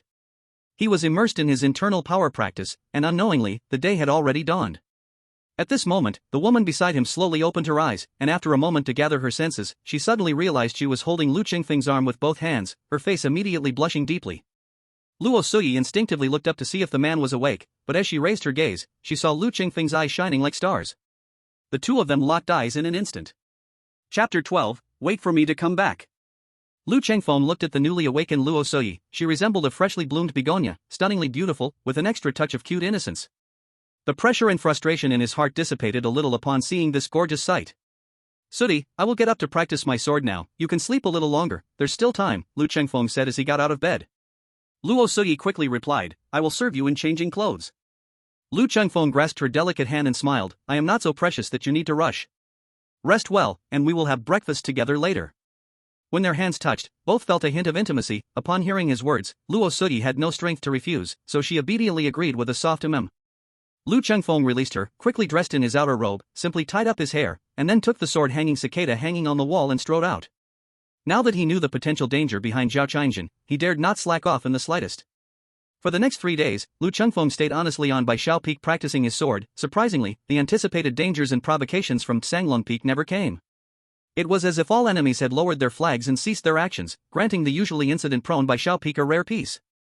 In this rare calm garden, Lu Chengfeng gradually fully absorbed the sword techniques gifted to him. His swordsmanship had already reached the 12th level. The 12th level of swordsmanship made his sword energy increasingly fierce. A simple slash could split mountains and crack stones, the sound of its edge chilling to the bone. However, his internal power cultivation remained at the 7th level due to the lack of Bai-Hai stone, a treasure that aids in internal power training, even though he had made some progress. But Lu Chengfeng knew that the current peace was merely an illusion. Beneath the surface calm lay countless hidden traps and dangers. The reason he concentrated on practicing sword on the mountain, aside from improving his strength, was mainly to wait for news from the sect. He had displayed the 10th level of swordsmanship during the assessment, and at the age of 20, he would undoubtedly attract the sect's attention. He knew the sect had extremely strict reviews for true disciples, but as long as he could pass, he would then have a protective talisman, making those hidden enemies somewhat wary. After all, those people did not know he had already acquired the soul-crushing claw technique through the gift. The main source of danger actually came from Bai Xiao Peak, as those people might believe that Zhao Qiangjin had hidden the technique manual somewhere in Bai Xiao Peak. Even with a shred of hope, they would never easily give up. So Lu Chengfeng was quite certain that this peace would not last long. Those people would surely use various excuses and means to devise a plan to seize Bai Xiao Peak. One afternoon, after finishing his meal, Lu Chengfeng lay on a recliner under a small patch of bamboo in the courtyard. Nearby, Luo Suti, dressed in red, was delicate hands brew tea, and the small red clay stove emits a bubbling sound. The fragrance of tea fills the air. With beauty by his side, brewing and tasting tea, the scent of the beauty intertwines with the tea aroma, creating a special taste and enjoyment. Lu Chengfeng momentarily finds himself immersed in it. However, such tranquility is soon shattered by a loud shout from the mountain below. Lu Chengfeng, get out here, I'm coming again. Xue Dulong's rough and fierce voice echoes in the mountains, indicating profound inner strength. Upon hearing Xue Dulong's voice, Luo Suti's expression instantly changes, and the teacup in her hand trembles, spilling the scalding tea. Seeing this, Lu Chengfeng sweeps his sleeve, and the hot tea is instantly blocked, as he skillfully reaches out and steadies the teacup that Luo Suti almost dropped. Suti, don't be afraid, I am here for everything. He calmly places the teacup on the stone table, then gently strokes the delicate hand of the beauty, smiling as he says, this person is nothing but a petty troublemaker in my eyes, I can easily defeat him. You stay seated for a moment, I will be right back. Lu Chengfeng stands up, picks up his sword, and gracefully turns to leave. As Lu Qingfeng's figure is about to disappear, Luo Suti quickly stands up, worry filling her voice, my husband, you must be careful and come back safe. I will wait for you here. Lu Chengfeng turns back to glance at her, seeing Luo Suti's red dress fluttering in the wind under the bamboo forest, the swaying branches making her flawless face even more stunning. Okay, just wait for me patiently. He says with a smile, then gathers his inner strength, instantly quickening his pace, swiftly making his way down the mountain like a spirit ape. Before long, he sees Xue Dulong leading dozens of disciples forcefully invading Bixiao Peak, the two named disciples initially guarding the peak being continually pushed backward. Xue Dulong, you left in disgrace last time, have you not learned your lesson? How dare you come to my Bixiao Peak to cause trouble? Xue Dulong's face bears a sinister grin, kid, don't try to show off in front of me, just look at what this is. Saying this, he pulls out a black iron token with two gilded characters Elder on it. Lu Chengfeng squints, if he isn't mistaken, the back of that token should have the words Outer Peak. After passing the Elder's assessment, the sect takes some time to investigate the disciple's identity and background again, and only after confirming a clear background will they issue the Elder token. Clearly, Xue Dulong has gained the sect's recognition and officially become an Outer Peak Elder. Lu Chengfeng, Outer Peak Elders have the qualifications to establish a peak. Any peripheral mountain peaks without elders can be taken over. Your Bixiao Peak now has no Outer Peak Elder, so according to the sect's rules, from today onward, this Bixiao Peak belongs to me. As Xue Dulong speaks, he can't help but burst into loud laughter, his expression incredibly smug, as he strides forward, standing less than a foot away from Lu Chengfeng, looking down at him. Lu Chengfeng, as a disciple of Bixiao Peak, now that you see the chief elder, why don't you kneel and worship? At this statement, the expressions of all disciples arriving from Bixiao Peak change drastically. Su Wanqing and Liu Mo turn pale with anger. Su Wanqing, being from a prominent family and older, manages to keep her emotions somewhat under control. But Liu Mo, young and impulsive, treats Bixiao Peak as his home and cannot contain his anger any longer, unsheathing his sword with a clang. Xue Dulong, don't even think about taking over Bixiao Peak. If you want to take over Bixiao Peak, you must first step over my dead body. What do you think you are, to even talk to this elder? Xue Dulong doesn't even glance at Liu Mo, coldly sneering at Lu Chengfeng and saying, of course. If you do not want to give up by Xiaofeng, that's fine. Let that beautiful young lady you just married accompany me for one night. If she serves this elder well, perhaps I'll spare you by Xiaofeng. Ha ha ha. Xue Dulong laughed wildly with pride, and the disciples following him also roared with laughter. A man can be killed, but cannot be insulted. Xue Dulong, you have gone too far. Even Su Wanqing couldn't help but grip her sword hilt, fiercely scolding. Chapter 13, Sword breaks Qingfeng, threat looms. Xue Dulong's tall body stood in front of everyone, looking around with a fierce and domineering tone. What are your identities to dare to speak to this elder like this? Come, take them all down for me. Yes, elder. A group of disciples behind Xue Dulong immediately took orders. 7 or 8 people jumped out, ready to attack Su Wanqing and Liu Mo. Seeing this, Su Wanqing sharply drew her sword, her face cold and her voice chilling. Xue Dulong, don't think just because you are an elder from an outer peak you can be so arrogant.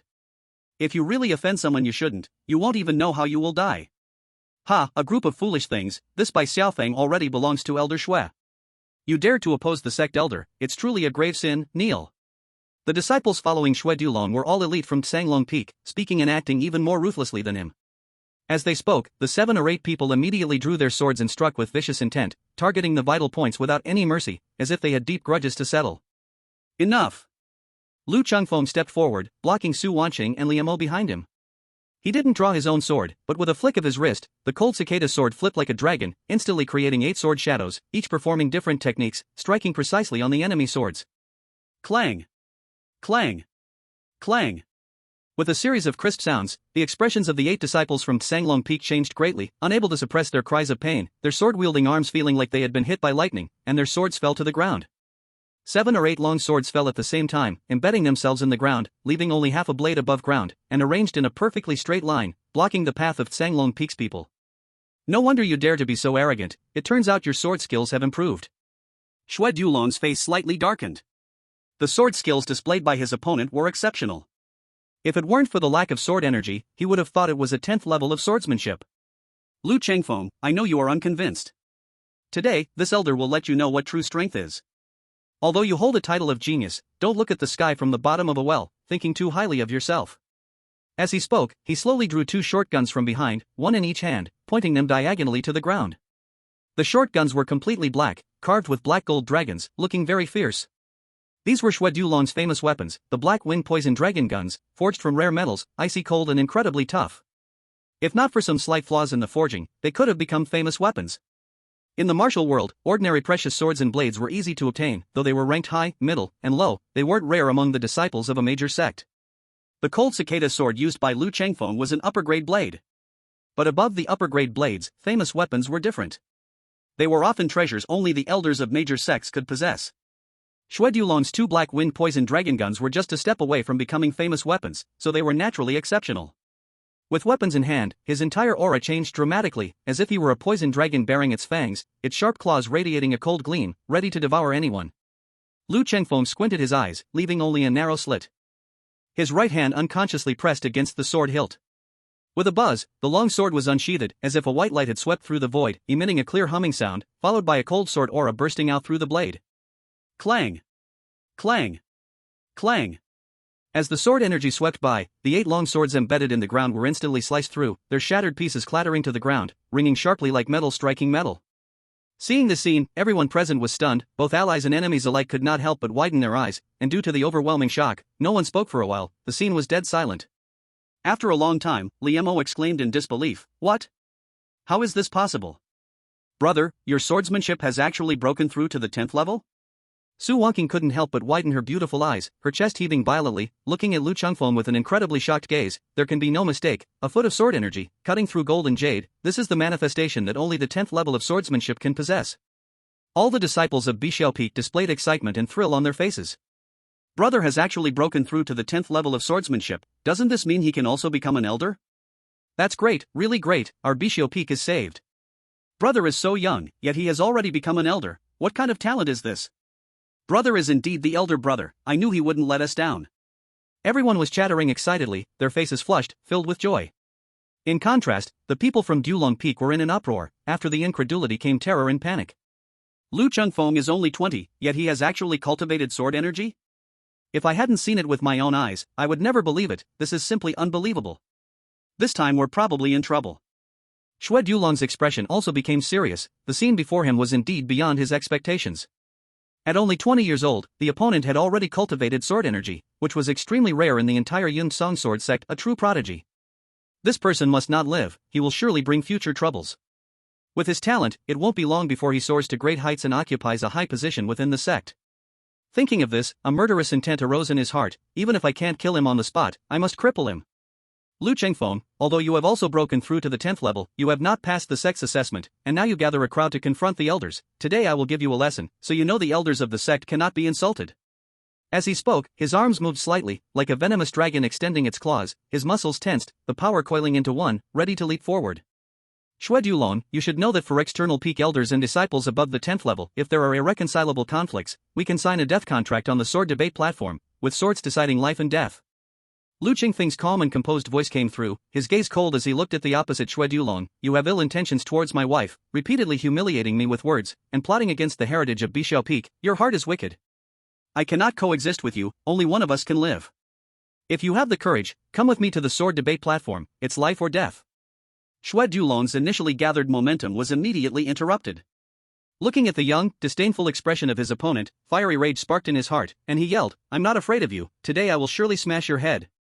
I will properly train the beauty in your room after today. Lu Chengfeng said nothing, as he leaped and swiftly made his way down the mountain. Xue Dulong snorted coldly and unhesitatingly chased after him. The two raced ahead, their movements incredibly quick, leaving all other disciples far behind in just a few breaths. Su Wangqing and Li Mo quickly followed, and the disciples of Canglong Peak dared not linger. They all chased after the direction in which the two had left. Chapter 14, Bravery and Heads. Lu Chengfeng had already anticipated this confrontation even before Xue Dulong arrived. He had long harbored murderous thoughts towards this person, fearing that one day, in his absence, Xue Dulong might invade the mountain and harm Luo Sudi, and he had already decided to take this person's life. But the sect's rules were strict and forbade killing among the same sect. To get rid of this person, one must fight on the sword platform. He was certain that Xue Dulong, having relied on decades of cultivation, would never take him seriously, so he pressured him with words, not giving him a chance to back down. Lu Chengfeng ran 10 miles and soon reached the outer peak sword platform. He didn't stop at all and directly leaped onto the platform, holding his sword as he stood. The so-called sword platform was a tall stone platform made of steel jade from the mountain, incredibly tough. Even if it were chopped with knives and hacked with swords, it would only leave shallow marks.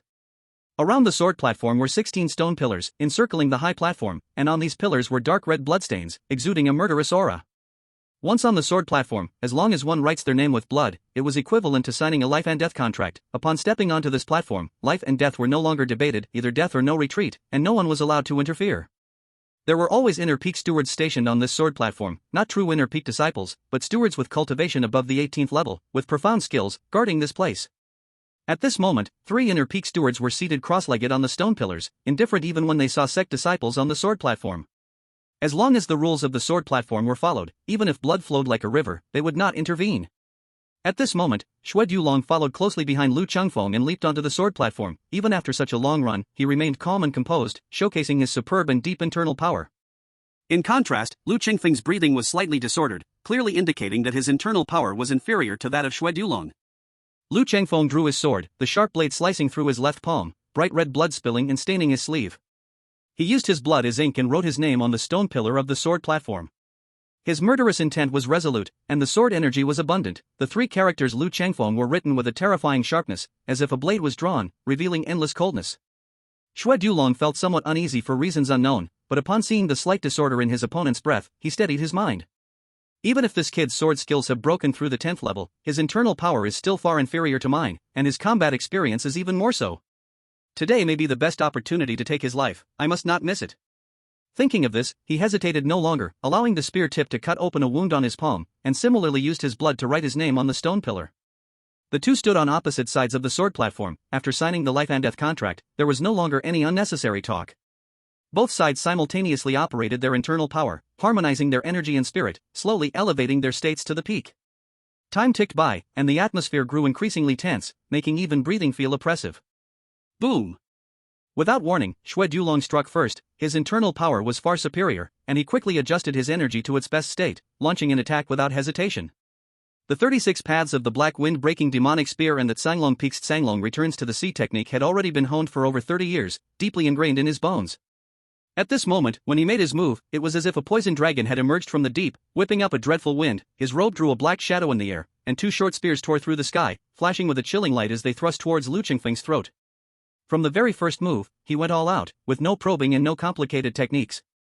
Speed, power, and explosiveness perfectly merged together, intending to bring the enemy to death in an instant. Clang! As the enemy approached, the cold tip of the gun already made Lu Qingfeng's throat feel a sharp pain. He suddenly shook his arm, and the sword hummed. Clang! The short gun and long sword collided, making a sound of metal clashing, while sparks of lightning shot out. Xue Dulong's face twisted with a cruel expression. One short gun blocked the sword in Lu Qingfeng's hand, while the other short gun's speed increased again. A 1-foot-long gun light shot from the gun tip and instantly reached the enemy's throat. Put! Crimson blood splashed out as Lu Qingfeng slightly shifted his body. Just in time, he dodged the enemy's fatal strike. Then, his long sword swiped, like a dragonfly touching the water. After colliding with the short gun in Xue Dulong's hand, it slightly scraped, producing a series of sparks on the gun barrel. Then, the sword vibrated, sword energy shot out, accompanied by a sharp force that slashed diagonally, causing half of the enemy's hand along with the short gun to drop to the ground with a clang. Ah! Xue Dulong let out a painful roar, his half hand severed. Blood spurted out like a spring, and his white bones were clearly visible. He howled loudly, but did not retreat. Instead, his eyes were filled with bloodshot veins, his whole face twisted, like an evil spirit, and he rushed forward again. This man was truly incredibly brave. Even injured, he became more ferocious. His left hand severed and bleeding like a spring, while his right arm held the gun. He roared and charged forward. Kill! This roar, like thunder, made Lu Qingfeng's eardrums hurt. Yet, he didn't dodge or retreat. With his sword in hand, the sword energy shot out, and he too roared, clashing head-on. Clang! Clang! Clang! Without any flourish, the 3 consecutive collisions of sword and gun created sparks flying, sounding like blacksmithing, and the sound echoed far and wide. Die! Xue Dulong's face turned red, the gun light flickering. He no longer defended, intending to die with his enemy. He had been wounded first and was at a disadvantage. If he delayed for another moment, he would definitely die. At this moment, he no longer cared, rushing forward like a wild beast, using his life to take the enemies. Kill! Kill! Kill! In just a few short breaths, both sides had descended into madness. Lu Qingfeng also roared, not blocking, his sword light sweeping toward the enemy's throat like a sharp whip. He wanted to compare speed with the enemy in this situation. A single moment could be the difference between life and death. Whoever was faster, that person might survive. Fast! Fast! Fast! At this moment, Lu Qingfeng had already brought his 12-layer swordsmanship to the peak. The decades of hard work from Zhao Qingjin, received as a gift, seemed to merge completely with himself at this instant. Buzz!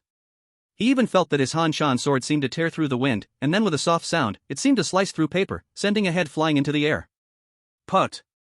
A sharp gunlight cut across his left shoulder, leaving a wound and a spray of blood. If Lu Qingfeng hadn't severed the enemy's head first, causing their final strike to miss, this shot would surely have taken his life. The blood from the decapitated body sprayed out, drenching Lu Qingfeng, his hair and face covered in blood. Xue Dulong's bloody head rolled to the ground, his eyes wide with rage and disbelief. By the time the disciples from Bixiao Peak and Sanglong Peak arrived, all they saw was blood on the sword-testing platform, along with the decapitated head and dismembered body on the ground. Lu Qingfeng, covered in blood, slowly sheathed his sword and said lightly, "Return to the mountain." Chapter 15, Fame Soars, Elders Take Disciples. Lu Qingfeng practiced swordsmanship for 10 years, unnoticed, but the moment he drew his sword, the world knew. With the news of the sword-testing platform spreading, almost all disciples from every sect learned of his existence. At only 20 years old, with the mastery of 10 levels in swordsmanship, he killed the powerful elder Xue Dulong, who had practiced for decades, with one sword stroke. The battle on the stage lasted no more than 10 moves, and he beheaded his enemy with one strike. Such a young prodigy is already comparable to the remarkable talents among the true disciples of the inner peak, attracting everyone's attention. Lu Qingfeng is truly hidden deep. In the past, I had never heard his name. Now, he has suddenly become famous, and his reputation echoes throughout the entire sect. Such a monster will eventually enter the inner peak to become a true disciple. As long as he doesn't die, he will surely become another powerful existence that will strengthen our Yungsong sword sect. Quickly contact this person and see if he is married. This person is definitely a hidden dragon, one day he will surely soar. The outer peak is crowded with all kinds of people, each with different thoughts. Upon hearing the news, many hastily sent people to Bishao Peak. While the outside world was buzzing, Lu Chengfeng had already returned to the mountain with the disciples of Bishao Peak. However, there were already people waiting for him on the mountain. As soon as they saw Lu Chengfeng, an inner peak steward, who had met him during the assessment, called out with a smile, "Do you still remember me, disciple Lu?" Lu Chengfeng quickly took 2 steps forward, cupped his fists in salute, and said, "Lu Chengfeng pays respects to the steward. What is this steward business? Just call me senior brother," he said, stopping Lu Chengfeng's actions. "I'm here today to bring you good news. You have passed all the sect's assessments, and your background has been thoroughly investigated. The sect confirms that your background is clean and your talents are exceptional, allowing you to enter the inner peak." Upon hearing this, Lu Chengfeng was overjoyed. Although he had long anticipated this moment, he could not help but feel a surge of excitement when the good news arrived. Although there are more than 100 peaks in the outer faction, the true disciples of the sect are all in the inner 5 peaks. Only the true disciples of the inner 5 peaks can be considered the legitimate heirs of the Yungsong Sword sect. "Thank you, senior brother, for informing me. Sorry for troubling you to run this errand. Please come in, and I will have my family prepare tea," Lu Chengfeng said, then feeling somewhat embarrassed, asked, "It's strange that I don't even know your name. What is your esteemed name, senior brother?" "My surname is Zhou, with the single name Tong. I am also a true disciple of the inner peak, but I just have a task at the transmission hall," Zhou Tong said while shaking his head. "I made this special trip today not only to bring you this good news but also for another matter. I have already conveyed your performance during the assessment very clearly to the higher-ups of the sect. 2 elders believe that your cultivation aligns with their legacy, so they want to take you as their disciple. This is truly great news. Most inner peak true disciples do not have a master. The elders of the sect, when entering the martial world, can create great waves, and such beings do not take on disciples easily. For you to have just passed the assessment and already have 2 elders eager to accept you as a disciple is indeed enviable." When Lu Chengfeng heard this, his eyes lit up. Zhou Tong was absolutely right. The elders of the inner peak are not like those of the outer peak. They are truly the pillars of heaven, the beams of gold. Each elder of the inner peak practices top martial arts or even absolute techniques, becoming unparalleled masters with their own martial will. Some elders can even manipulate flying swords and kill from 100 steps away. These elders are rarely seen. In all the years Lu Chengfeng had been in the sect, he had only heard of the existence of inner peak elders but had never seen one. He could not help but feel a rush of excitement. Now, because of Zhao Changjin, he had been pulled into a perilous entanglement of grudges, even involving the treasures and ultimate skills left by powerful figures like the Black Shark Wanderer, who had roamed the martial world hundreds of years ago. Lu Chengfeng's martial arts progress was the fastest, but every time he thought of Zhao Changjin being brutally cut down by a few swords that night, he felt a chill run down his spine. That hidden person was ruthless and acted without any scruples, daring to kill an outer peak elder within the sect, which made it clear just how arrogant and confident he was. Lu Chengfeng couldn't guarantee that he could last more than a few moves against that man, and with his recent marriage, he had a beautiful wife at home to care for. The heavy responsibility weighed down on him, making it hard for him to breathe. Now, suddenly hearing the great news that an elder was accepting disciples, he felt the pressure on his shoulders dissipate by more than half. As long as he could become a disciple of an inner peak elder, he would have a backing in the sect, and those who wished to take action would think twice. Anyone daring to kill a direct disciple of an inner peak elder would be doomed. No matter where they tried to escape, they would inevitably be hunted down. In the past, there had been an incident in the Yungsong Sword sect where an elder's disciple was assassinated by hidden enemies within the sect, and all those involved met a gruesome end without exception. It was said that the elder, to avenge his disciple, personally ventured into the Jianghu, eliminating all 17 strongholds of that traitorous sect, leaving countless dead in his wake. In the end, with one strike, he shattered the mountain gate, completely destroying the sect known as the Iron Mountain sect, turning it into a legend. As long as he had the protection of an elder from the sect, Lu Chengfeng could practice openly within the sect, no longer worried about the chaotic people and matters. "Thank you, senior brother," Lu Chengfeng said, unable to contain the smile on his face. "Ah, let's go, the 2 elders are now waiting to summon you," Zhou Tong said, recalling the scene when he had just joined the sect, smiling as he added, "One of those 2 elders is my master. Let's see if we are fated to become fellow apprentices in the same sect." Lu Chengfeng quickly waved at Su Wanqing and Liu Mo, saying, "You all go back first. After I finish my matters here, I'll return to the mountain immediately." "Yes, senior brother." Su Wanqing and the others had heard the conversation between Lu Chengfeng and Zhou Tong, their faces filled with shock and envy, along with a tinge of fear. Once they entered the inner peak, they would be in a completely different world, not to mention having become the disciples of an elder, which would surely lead to a bright future for them while the gap between them would only widen. Watching Lu Chengfeng and Zhou Tong leave in the distance, Su Wanqing's light yellow dress fluttered in the wind, a strand of hair falling down. "I didn't expect my senior brother to be such a prodigy. Is it true that in Bishao Peak?" She recalled her family's instructions and tasks, her eyes becoming complicated. Chapter 16, I have seen this figure before, please follow along. Lu Chengfeng followed Zhou Tong all the way to the inner peak, and Zhou Tong began to explain some details about the inner peak to him. Junior brother Lu, you have been in the sect for many years, you should know that there are 5 peaks, Qingyun, Huanglong, Zhuang, Baihong, and Qishao, each with its own unique sword techniques. All direct disciples entering the inner peak must choose one lineage to inherit, unless there is a significant change, it is hard to change later.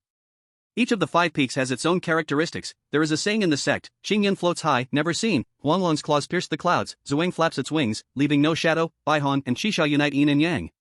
Lu Chengfeng, curious upon hearing this, asked, what does this saying mean?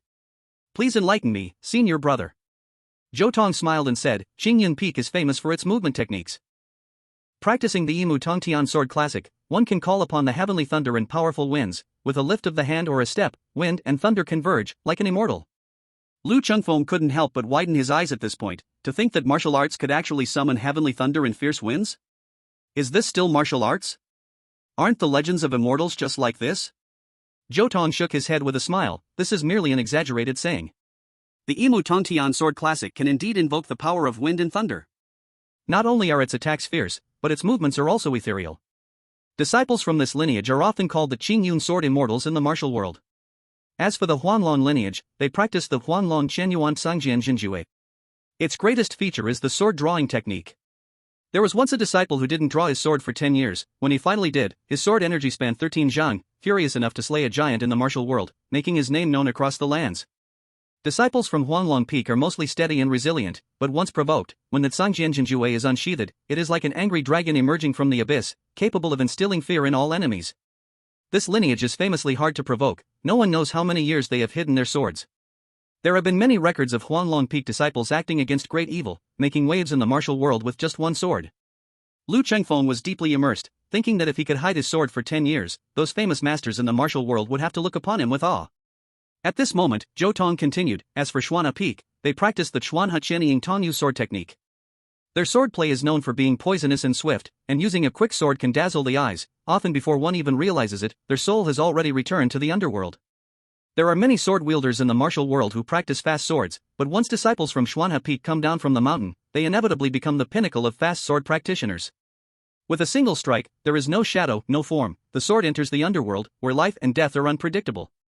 Finally, there are the Baihong and Qishao lineages. One follows the path of the mysterious ice sword, while the other follows the path of the blazing fire sword. One is yin, the other is yang, one is hard, the other is soft. Combined with their unique mental techniques, each has its peculiarities, though they hardly seem like swordsmen. As he spoke, he couldn't help but burst into laughter. I have 2 friends in the sect who are disciples of Baihong and Qishao peaks. In their hands, swords and staves are no different. Instead, their mastery of the mysterious ice and blazing fire powers should be compared with the disciples of the Yufushan Tianzong. Lu Chengfeng smiled upon hearing this. He had heard of the great name of the Yufushan Tianzong. This sect was not an ordinary martial arts faction but a Taoist tradition that had lasted for thousands of years.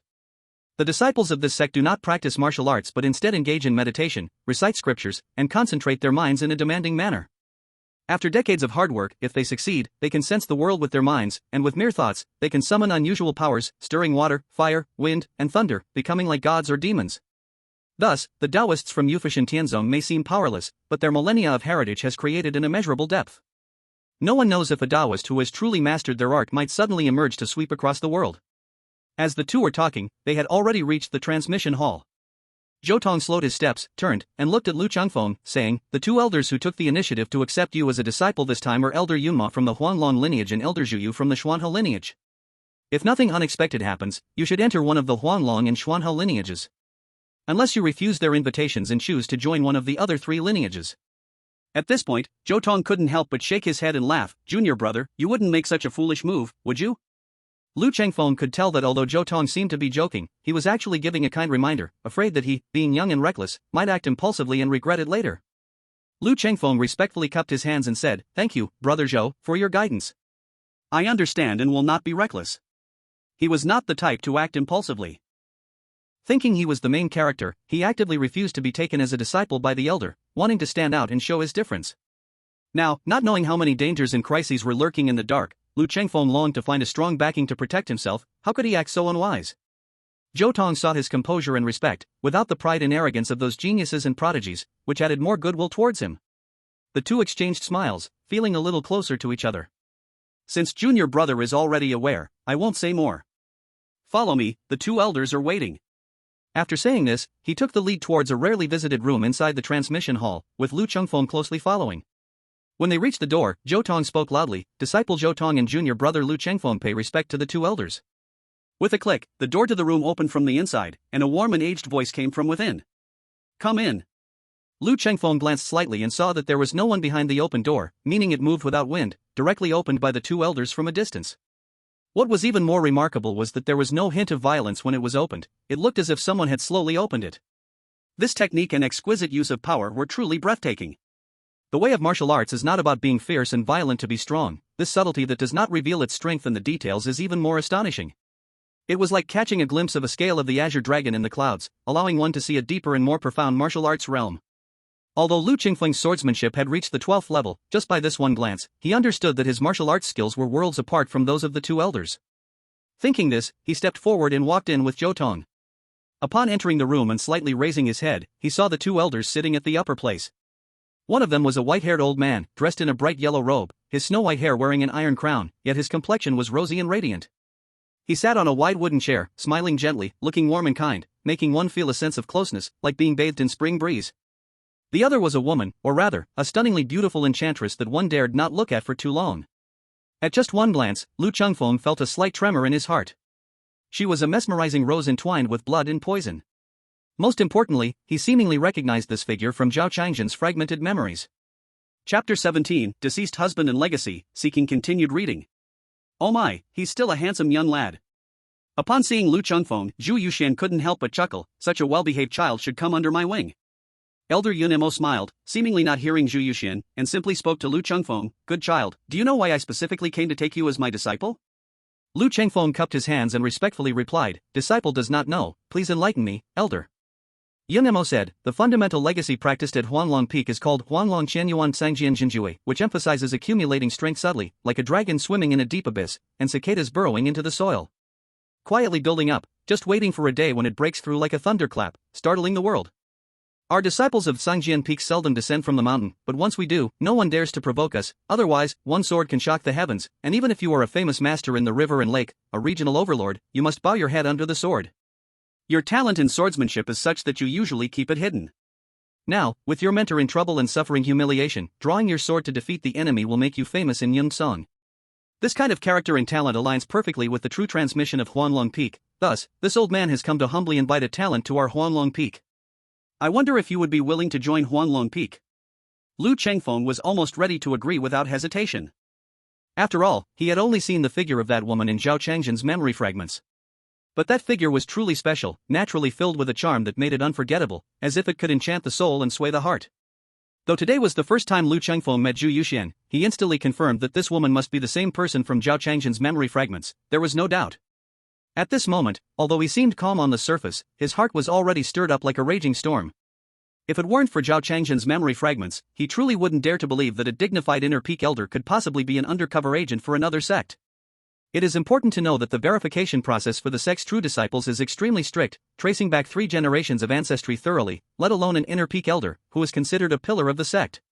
When someone of this level encounters a problem, once exposed, it would inevitably bring enormous security risks to the entire sect. Yet at this moment, he dared not show the slightest sign. Instead, he tightly guarded his mind, preventing himself from thinking wildly, and he didn't dare to look more. Just when Lu Chengfeng wanted to agree directly with Elder Yunma and enter Huanglong Peak to train, his body slightly trembled, feeling a formless pressure filling the air, making him unable to move, all words stuck in his throat. "Zhu Yuxian, what do you mean?" Elder Yunma's smile vanished completely, his eyes narrowed, staring intently at Zhu Yuxian. Although there was no hint of a threat, Lu Chengfeng felt the atmosphere in the room instantly became incredibly oppressive, as if a great mountain was pressing down overhead, making it hard to breathe. The words and actions of these two elder-level figures carried an invisible power, making Lu Chengfeng, who saw such great figures for the first time, understand what a true expert was. If these two in front of him wanted to kill him, they likely wouldn't even need to lift a finger to make it happen. Facing Elder Yunma's gaze, Zhu Yuxian's stunningly beautiful face revealed a look of grievance, instantly making everyone around feel their hearts stir, as if their hearts were melting, unwilling to see the woman before them sad. Beside them, Zhou Tong retreated 3 steps as if avoiding a viper, completely lowering his head, not daring to look. Elder brother Yunma, we both came to take in disciples at the same time, yet you didn't even let me have a chance to speak, directly taking her away. Doesn't this make me return in embarrassment to be laughed at by everyone? Elder brother, you are dignified and respected, usually handling matters justly. I believe you wouldn't mind if I said a few words, allowing this disciple to decide for herself. What do you think? Upon hearing this, Yunma slightly nodded, and the pressure around him immediately dissipated like spring winds melting away frost, as if all the confrontation and oppression had never occurred.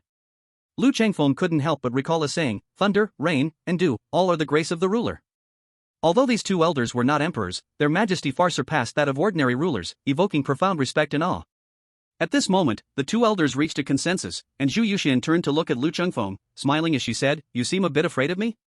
Before Lu Chengfeng could answer, she continued, "Your master Zhao Changjin has some connections with me. He has encountered an accident, and the sect still hasn't identified the cause, which must certainly involve some entanglement and danger. The reason I'm here to take you as my disciple is to offer you protection, and it is also to honor an old friendship." Lu Chengfeng did not expect that the other party would openly mention having connections with Zhao Changjin. Could it be that the other party was not an undercover agent, but merely had some other ties with Zhao Changjin? But then he thought again and felt something was wrong. Although there were no conversations between the two in the fragments of memory, the place where they met was very remote, and it was at night. This really did not seem like a normal friendship. Moreover, one was a grand inner peak elder, while the other was an obscure and ordinary outer peak elder. What kind of friendship could these two people possibly have? Lu Qingfeng's thoughts shifted, and he had already made up his mind that, regardless of whether the other party was a spy or not, he could not take this risk.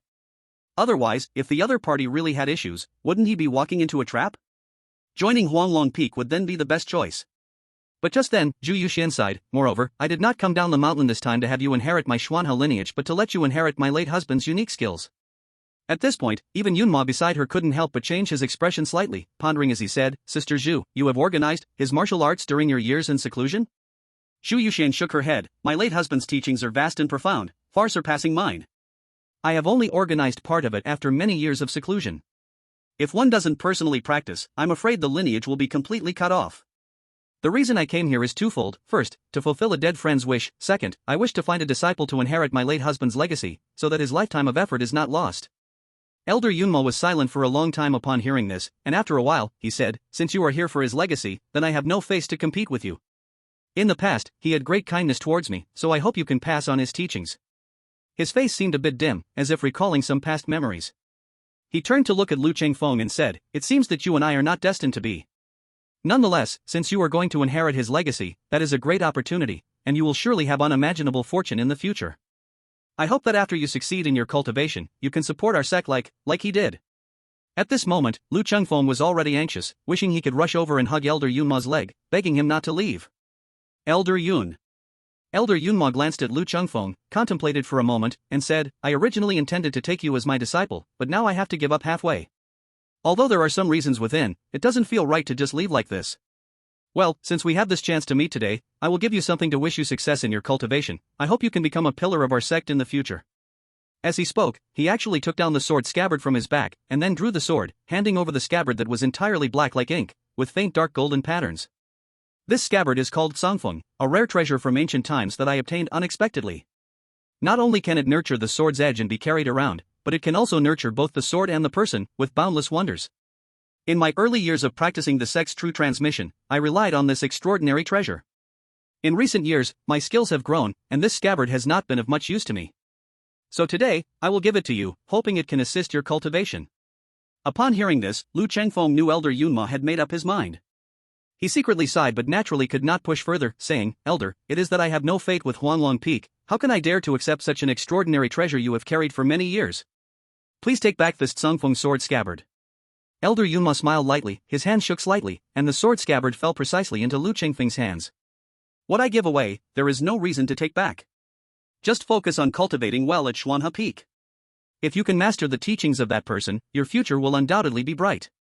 If we can see another talented person emerge in our sect, then our meeting today will not be in vain." After he said this, he flipped the sword in his hand, slung it back, and left without looking back. After Elder Yunma left, Lu Chengfeng inexplicably felt the atmosphere in the room become a bit chilly, and when he slightly turned around, he saw Zhu Yuxian looking at him with a half-smile, half-quirk. "Good disciple, aren't you going to pay your respects as a student?" Though Lu Chengfeng had many unwilling thoughts and fears in his heart, he did not dare to refuse at this moment, otherwise, he would appear too obvious, which would surely alert the woman to some clues. It is true that he is a disciple of Zhao Qiangjin, but not every disciple of Zhao Qiangjin knows of Zhao Qiangjin's identity as a traitor, let alone the details of Zhao Qiangjin's private dealings with Xu Yuxian.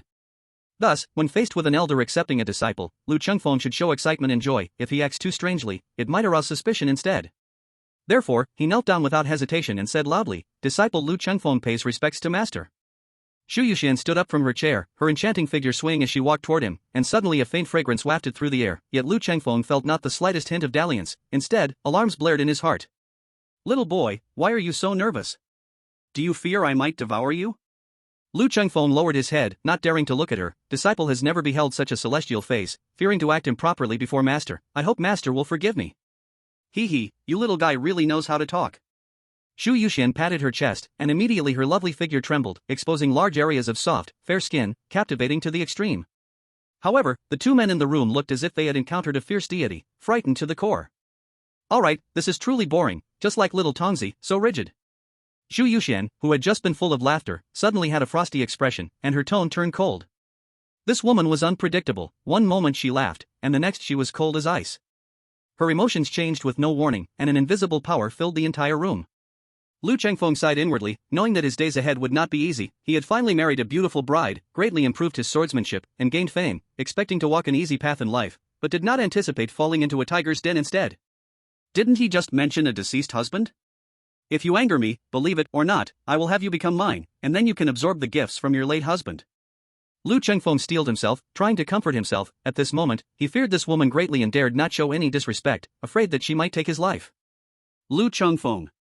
Xu Yuxian spoke. Lu Chengfeng quickly replied, "Disciple is here. Now that you have joined my sect, there are some things I need to clarify with you." Xu Yuxian's tone was exceedingly cold, the previous charm and seductiveness completely vanished, replaced instead by an air of pure, icy elegance that commanded admiration from afar, not to be trifled with. "The reason I accept you as my disciple is to have you inherit the legacy of my deceased husband. He was an extraordinary talent from the previous generation in our sect, who made great contributions to the school and was even titled as a young master, supported by the 5 peak elders to inherit the leadership. My late husband had great aspirations. He wanted to simplify the legendary skill of the sect, the great 5 elements unending light sword. This skill is incredibly powerful. With mastery, one could roam the world, but it often takes generations for one prodigy to emerge. My late husband comprehended the 5 great sword classics, and with the master's permission, he studied the sword technique of the great 5 elements unending light sword, wanting to create a version that could become a cornerstone of this profound skill." Upon hearing this, Lu Chengfeng was instantly captivated, not realizing that Xu Yuxian, who might very well be a spy from another sect, nearly became the sect master's wife, an idea that sent shivers down his spine. My late husband secluded himself for many years, and after achieving success in cultivation one day, he sought to delve into the Yungsong mountain range to slay the Beast King and validate his swordsmanship and the newly derived supreme skill. But I never expected to encounter the siege of other sect masters in the mountains. My late husband was outnumbered, fought bravely and died, but he made the attackers pay a huge price. There were 23 people involved in that battle, and in the end, only 3 survived. For these years, I have been organizing the manuscripts left behind by my late husband during his retreat, hoping to pass on the ultimate skill he comprehended."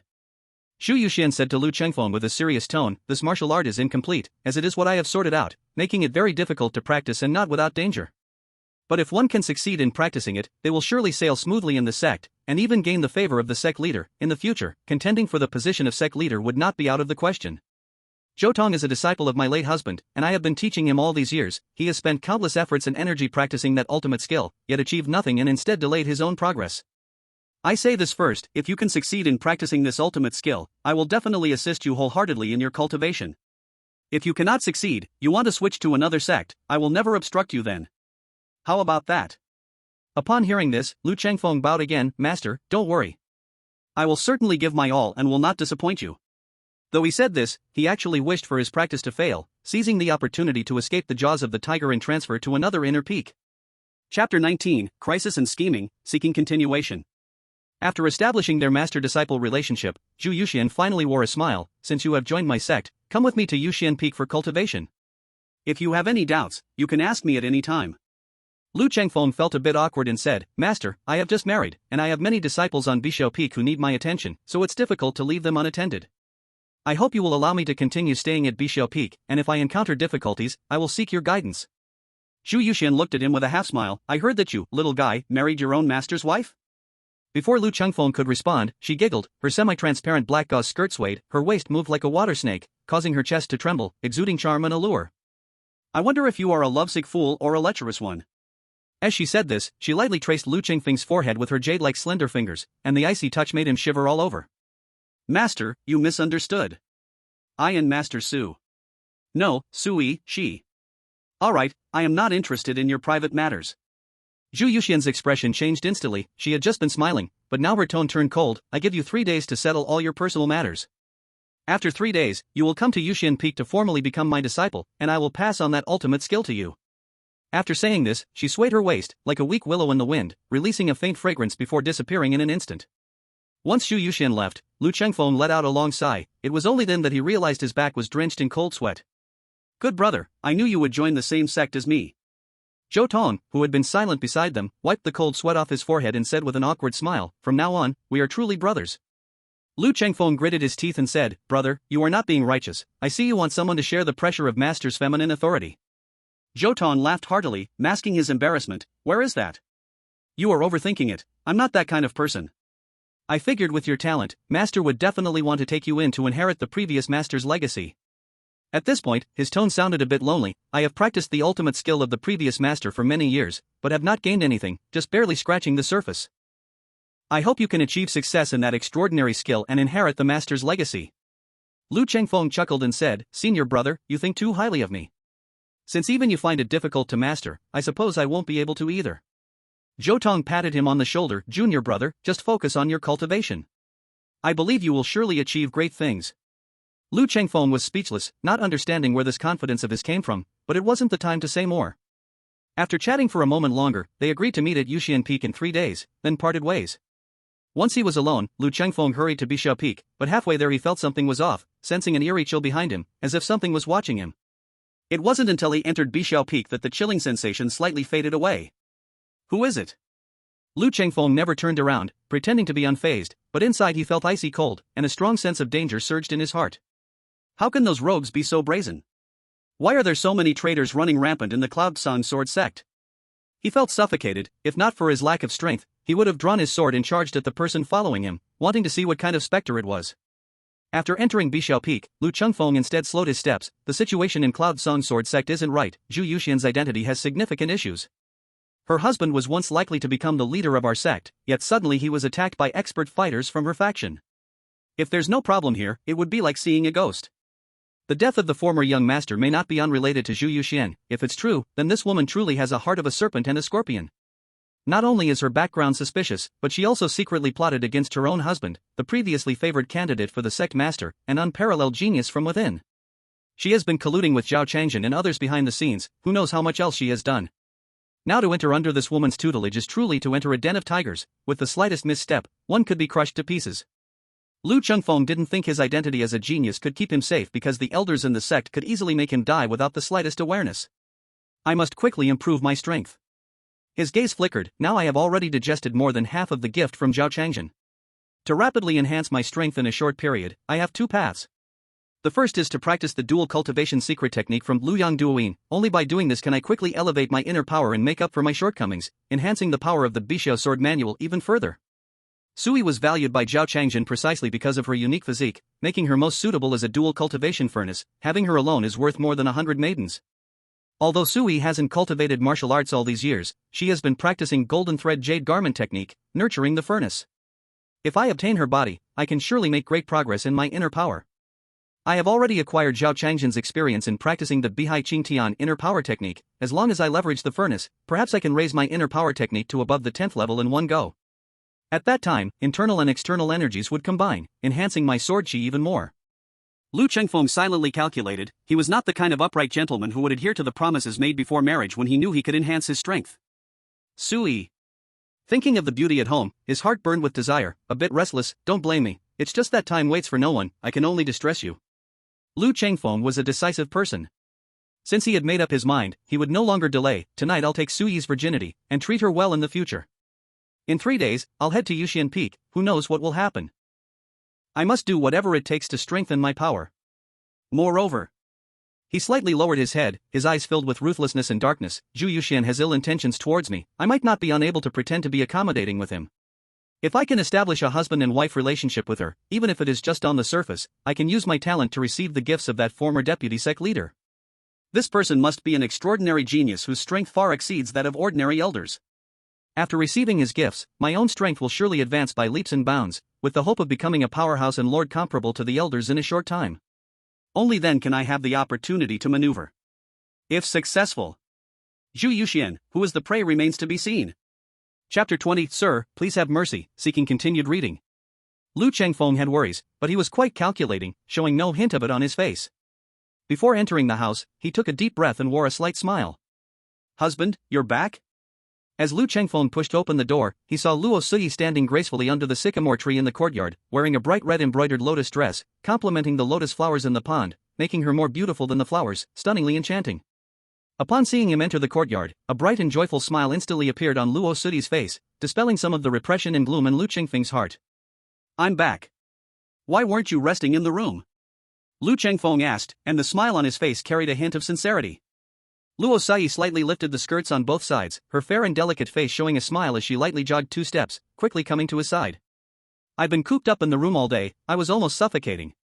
I heard from Granny Wang that the lotus flowers in the courtyard have bloomed, so I came to take a look and thought you should be back soon, so? The latter part of her words was hesitant and trailed off, but how could Lu Chengfeng not understand? Warmth unconsciously rose in his heart. Oh? So you were waiting for your husband to return? He deliberately emphasized the word husband, seeing a flush of red spread across Luo Suyi's flawless face, yet her demeanor remained perfectly normal, showing no sign of disgust. Lu Chengfeng couldn't help but feel a bit of joy in his heart. Although their marriage was a twist of fate, and his initial intentions were somewhat impure, seeing this beautiful woman's shy demeanor clearly revealed that she had her own feelings for him, adding more happiness to his heart. He stepped slightly closer to Luo Suyi, making them nearly share each other's breath, then took the beauty's jade hand. Wife, you look so beautiful today, even the lotus flowers in this courtyard pale in comparison to you. How is that possible? Luo Suyi suddenly felt him take her hand. Being this close was already a bit overwhelming, her heart pounding like a deer. Hearing the man praise her like this made her feel even sweeter inside. After waiting for a while without hearing anything more from him, she gently raised her head to sneak a glance at his face, only to find Lu Chengfeng staring at her, his eyes a bit infatuated. Their gazes met, and both of their bodies trembled slightly. At this moment, silence spoke louder than words. Lu Chengfeng naturally wrapped his arms around Luo Suyi's slender waist, drawing her into his embrace. A cool breeze blew by, causing the lotus flowers in the pond to sway gently, and a faint fragrance lingered in the air. Suyi, do you regret marrying me? In this life and this realm, I will never regret it. One asked peacefully, the other answered earnestly. The young couple, who originally had feelings for each other, at this moment finally bridged the gap between them, their hearts drawing close together.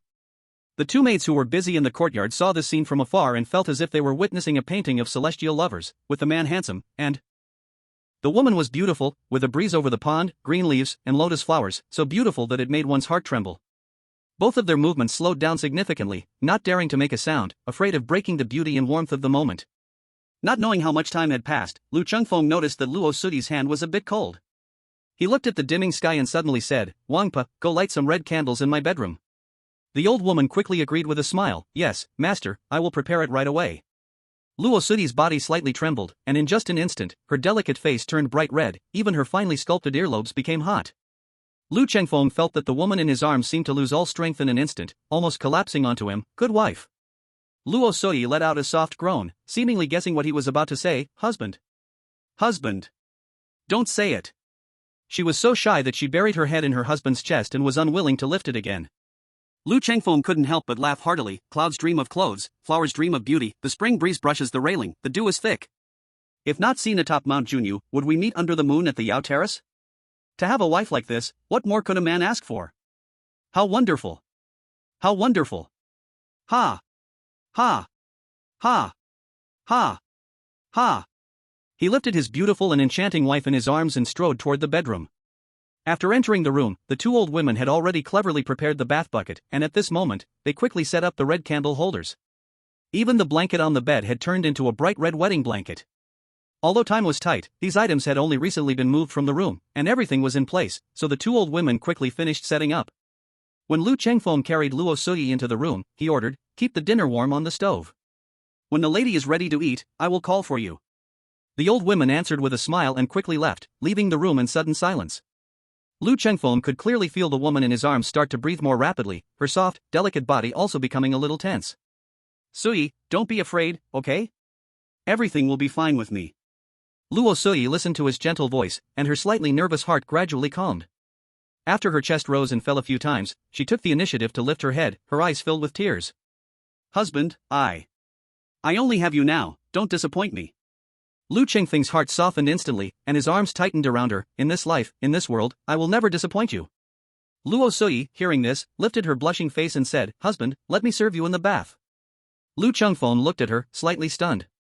He didn't expect this shy little lady to say such bold words, but thinking of the picture of the mandarin ducks playing in the water, he couldn't help but feel a rush of heat. "All right," he replied hoarsely, then gently put the beauty down. As soon as Luo Sui was let down, her legs softened, almost making her fall to the ground, but Lu Chengfeng caught her by the waist. After a brief moment of calm, she turned her back, slowly took off her outer robe, and then removed the icy silk inner garment, leaving only the close-fitting white silk belly band with embroidered mandarin ducks. But that belly band was narrow. How could it hide the mountainous curves of her soft snow-white body? Her back revealed large areas of smooth, pale skin, as if the moonlight was filling the room. Lu Chengfeng felt as if his breathing had become tight. His gaze greedily lingered on her, his chest burning with intense flames. "Master, I am here to serve you." Luo Sui's voice was so alluring it seemed to drip with water, and her eyes shimmered like rippling waves. Lu Chengfeng couldn't hold back any longer. He let out a low groan and quickly removed his robes, turning the woman around and pressing her onto the steaming bath bucket. "Master, please be gentle." The bathtub, the bed, the window, everywhere was marked by the traces of two people. After Russell's clothes were torn, Lu Chengfeng originally wanted to cherish her, to hold back a little, but he did not expect that years of training in Jin Liu Gong had given this seemingly delicate woman astonishing flexibility and endurance in this aspect. Perhaps due to their different identities, fate led them to today, so Russell was particularly proactive, eager to please. A night of joy, until the next day close to noon, this charming woman finally lay in Lu Chengfeng's arms and fell into a deep sleep. However, Lu Chengfeng had no desire to sleep at all. Although he held his lovely wife, his body felt like a blazing furnace, an incredible surge of energy pouring into him. The inner power of Bai Hai Ching Tian circulated, continuously refining that abundant and terrifying energy, nourishing his own spirit and essence. Under the influence of the technique, his spirit transformed into the tides of the sea, continually washing over his body, allowing himself to undergo constant metamorphosis and sublimation. As the energy was continuously refined, the tidal waves became more and more ferocious, like roaring storms, never-ending. From the 7th level to the 8th level of the technique, he encountered almost no obstacles, swiftly passing through, pausing for only a brief moment before flowing smoothly to the 9th level. With each advancement, the operation of the spirit became increasingly complex, consuming more resources, yet at this moment, supported by that energy, countless hours and efforts were saved. By the evening, as the sky darkened, all the energy within him was digested, and Lu Qingfeng's inner power successfully cultivated to the 10th level.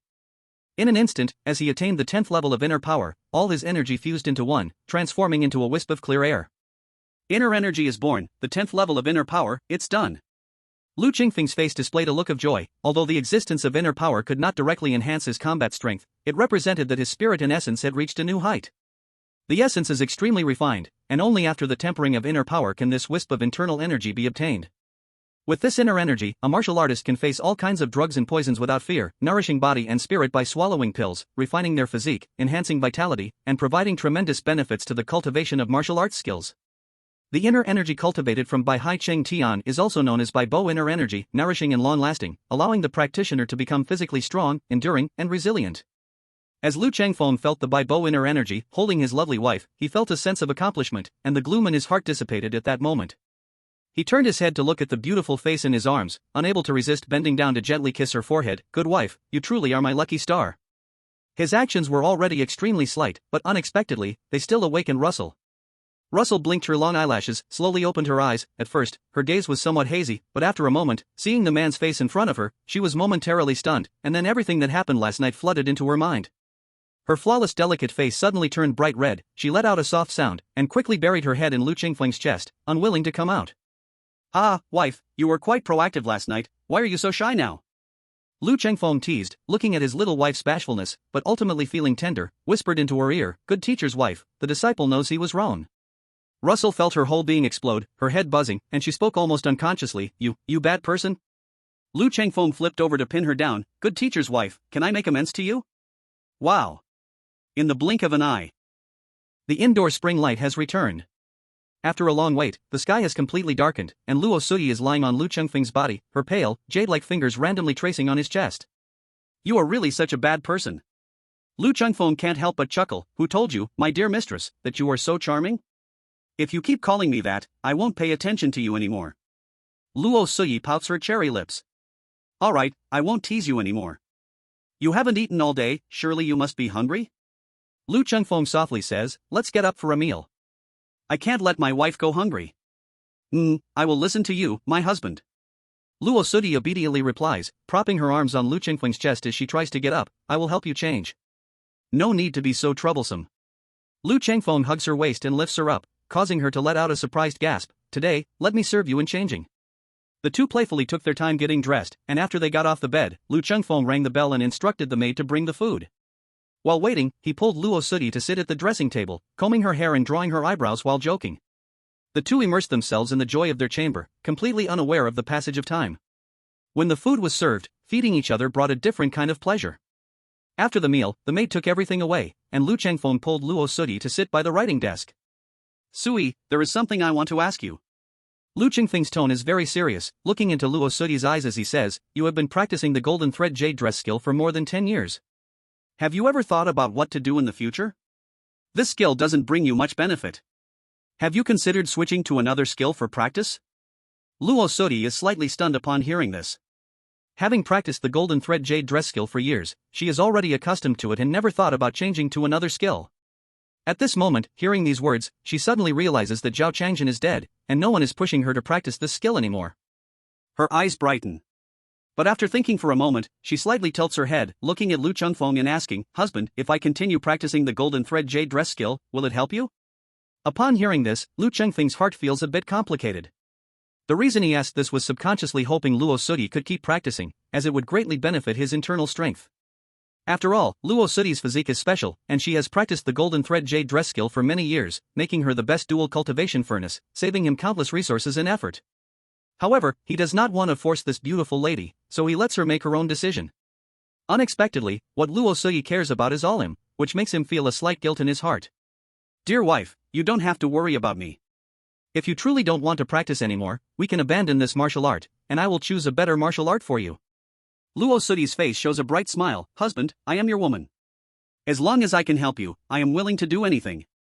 Chapter 22, Who Made My Wife So Beautiful, seek continuation.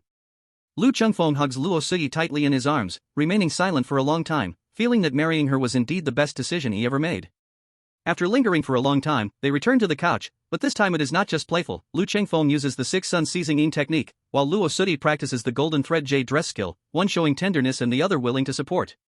Originally domineering techniques are now infused with affection, with gentle touches and intimate joy, combined with the ultimate pleasure brought by the dual cultivation method, giving them a completely different experience from before. The six sun seizing yin technique consists of 36 different patterns, each with different postures that require cooperation between the two, full of endless wonders. Lu Chengfeng and Luo Suyi, newlyweds. Having tried these 36 illustrations one by one, I did not realize that dawn was already breaking. After collecting the skills, the two of them tangled together, unwilling to part for a long time. Lu Chengfeng, holding the warm and soft beauty in his arms, only wanted to immerse himself in this tenderness and ignore the storms outside. Unfortunately, he could not do that. Tomorrow morning, he would have to go to Yuxian Peak to receive the teachings from Zhu Yuxian, and he did not know what the situation would be then. At this moment, the more they lingered, the more charming the beauty in his arms became, and the heavier the burden on his shoulders pressed down, not just for himself, but also for the woman in his embrace. After a night of mutual cultivation, his internal martial arts had slightly improved, and his internal energy had become a bit purer. This speed of progress was completely on par with others who consumed elixirs for cultivation, even surpassing them. However, this method could not be practiced daily, otherwise, even if Luo Suyi had the foundation of the golden thread and jade garment skill, her foundation would still be ruined. If it were Zhao Changjin, he naturally would not care about a woman's life or death, but Lu Chengfeng could not treat his own wife in such a way. With Suoi's foundation, practicing mutual cultivation once every 3 days is best. Although the golden thread and jade garment skill is a furnace method, practicing it to a profound level can keep a woman's beauty forever, her skin like jade, and it has endless wonderful uses in the boudoir. Since Suoi is willing to practice, to support me, I cannot let her kindness go to waste. However, I must be more vigilant and careful in the future, to avoid letting others pry in. A furnace as superb as her, I'm afraid many would be envious. Thinking this, Lu Chengfeng gently tightened his arms, holding the young woman even closer, and saw her lips curl slightly, unaware of what beautiful dream she was having. When Luo Suoi woke up, it was already noon. On the bed, the two naturally exchanged soft words and warmth. After all, it was the time of newlywed bliss, endless affection intertwined. After getting up, changing clothes, and having a meal, Lu Chengfeng went to the courtyard to practice sword, while Luo Suwei set up a table and 2 lounge chairs under the phoenix tree, and placed a small red clay stove before brewing tea with her delicate hands. One practiced sword while the other brewed tea. At times they exchanged glances filled with emotion. Even the sword light seemed to soften, and the aroma of tea turned tender. In such a situation, time flew by quickly. The next morning, Luo Suwei personally wiped Lu Chengfeng's face and washed his hands, then helped him dress in a black embroidered outfit with silver edges. Afterward, she bound his hair with a silver dragon crown, embraced his waist from behind, and wrapped a jade belt around him. Lu Chengfeng inhaled the fragrance from the beauty and felt the incredible softness and elasticity behind him, almost losing control and couldn't help but chuckle. "Good wife, are you trying to make my wild nature burst forth?" At this moment, Luo Suwei was arranging his collar, a smile dancing on her charming face. "You always think that way so easily. You really are a stubborn bull." Lu Chengfeng embraced her slender waist and gently kissed her forehead. "Who made my wife so beautiful? How can I control myself? To die beneath a peony blossom is to be a ghost with style. The ancients truly do not deceive me." Luo Suwei quickly extended a jade finger to his lips. "Don't say such nonsense, talking about death and ghosts. I want you to be fine, to stay with me, to accompany me for a lifetime." Listening to the woman's sweet words, Lu Chengfeng felt warmth deep in his heart. "You really are a silly woman. Don't worry, your husband is now a true disciple of the internal sect, a swordmaster with 10th level cultivation. I am not someone who can be bullied. You stay at home obediently waiting for me. If someone knocks, just ignore them, wait for me to come back and talk." Luo Suwei obediently remembered, slightly tilting her charming face, looking at her handsome and tall husband, and a layer of blush appeared on his flawless face, almost inadvertently saying, "Husband, I heard that your new master is a woman? And she is said to be as beautiful as a fairy in the sect? I heard about her before. It seems that many disciples call her Jade Fairy." Lu Chengfeng looked at her small appearance and saw her thoughts at a glance, playfully teasing, "Indeed, my master is indeed called Jade Fairy, and such beauty must be celestial, not of the mortal world, allowing people to only admire from afar, but not dare to have lewd thoughts." Lo Suwei didn't know how, but hearing him praise another woman, even knowing it could very well be true, felt a slight blockage in her heart. However, she didn't want to throw a tantrum and cause trouble for her husband, so she slightly lowered her head and said, "The title Jade Fairy is a bit too frivolous. After all, she is your teacher, and you should show some respect when approaching her, not disrupt the etiquette." Lu Chengfeng couldn't help but chuckle lightly. The woman's little worries were plainly evident in her words. He already knew that his little wife was jealous and was deliberately pointing at him with her words. He pulled her into his arms and leaned close to her jade-like ear, whispering, "Good teacher wife, how should I respect you? Should the disciple kneel in a great salute to serve you well?" Lo Suwei could not stand him calling her like this. Every time he used this move, her body would completely soften. At this moment, unable to hold back her embarrassment and anger, she said, "You just belittle me like this, always bullying me." As she spoke, her eyes filled with a layer of water, clearly feeling wronged. Lu Chengfeng quickly gently bit her earlobe, making her unable to help but let out a yelp. "Bad thing, why did you bite me?" Lu Chengfeng softly said, "Good wife, even if other women are beautiful, they are not as good as you. You are deeply affectionate towards me and are as beautiful as a flower, full of charm. I only wish to hide you in this house and enjoy you for a lifetime, not letting any other man see your charm. With such an enchanting beauty, how could I even regard other women? Moreover..." Lu Chengfeng did not continue, not wanting Lo Suwei to worry. If she knew that an elder-level master might have improper thoughts about him, she would only live in worry. "All right, silly girl, obediently wait for me at home." Lo Suwei felt sweet in her heart from his whispers, acting as obediently as could be, tidying up her husband's slightly wrinkled clothes, and cheerfully said, "Husband, I will wait for your return." Lu Chengfeng smiled slightly, hugged her, and then picked up the cold cicada sword hanging on the wall, striding towards the door. Chapter 23, Fragment of the Ultimate Skill, 5 Elements Return to Origin Sword Classic, seeking to continue reading. Yunsong Mountain Range, Jade Fairy Peak. This peak is divine and tranquil, always shrouded in clouds and mist, casting radiant hues during sunrise and sunset, as if draped in splendid garments. Xu Yuxian has lived alone on this peak since her husband's death 20 years ago, contemplating the books left behind by her deceased husband, needing to organize the martial arts insights she has gleaned. In recent years, after some gains, she has devoted herself to practicing the surrounding roads, but they are profound and obscure, making it hard to enter the gate. When Lu Chengfeng reached the peak, the rosy glow illuminated all, purple aura rippled in the sky, and golden light twined with purple aura at the horizon, resembling a fairyland. Jade Fairy Peak has a palace entirely forged from jade steel, with a glazed tile roof that shines brilliantly under the sun, truly resembling a heavenly palace. I have long heard that this master loves splendid clothing, enjoys luxury, frequents palaces, and indulges in delicacies. Now it seems that it is indeed so. He silently sighed in his heart. Such a splendid palace, he really did not know how much manpower and material resources it required to forge, yet it was only to house Xu Yuxian alone. As he approached the palace, Lu Chengfeng finally saw a plaque on the grand door of the palace, inscribed with 3 gilded characters, "Encounter Fairy Palace." The brush strokes were delicate and airy, clearly written by a woman. He couldn't help but twitch his lips slightly. On Yuxian peak at the encounter with Immortal's palace, his cheap master really treated herself as a fairy. At this moment, outside the door was a delicate girl dressed in a blue satin palace dress, waiting. Upon seeing Lu Chengfeng, a smile appeared on her face, and she respectfully bowed, softly saying, "Is it young Master Chengfeng? This little girl Kai Xia greets you." Lu Chengfeng quickly returned the bow, saying, "Hello, sister, I am indeed Lu Chengfeng. The master has specially dispatched me to welcome you, young master. Please follow me," Kai Xia said with a smile, slightly turning to indicate the way and then leading ahead. "Thank you, sister Kai Xia," Lu Chengfeng politely replied before stepping forward to follow her. The two walked to the front of the grand hall, where there were tall doors for 2 people, and 2 small doors on the side. The one on the right creaked open. Behind the door were 2 coarse women guarding, ready to open the portal at any moment. Once inside the main door, there was a long corridor with a closed dome overhead. Along the way, glowing night pearls, as big as a baby's fist, radiated a soft glow. The corridor was made of some kind of fragrant rare wood, giving off a light, refreshing aroma that made one feel clear-headed and bright-eyed. As Lu Chengfeng walked along, he was dazzled by the sights. Every part of this palace was built with unique craftsmanship, costing an unknown number of rare treasures, perhaps not inferior to the royal palace.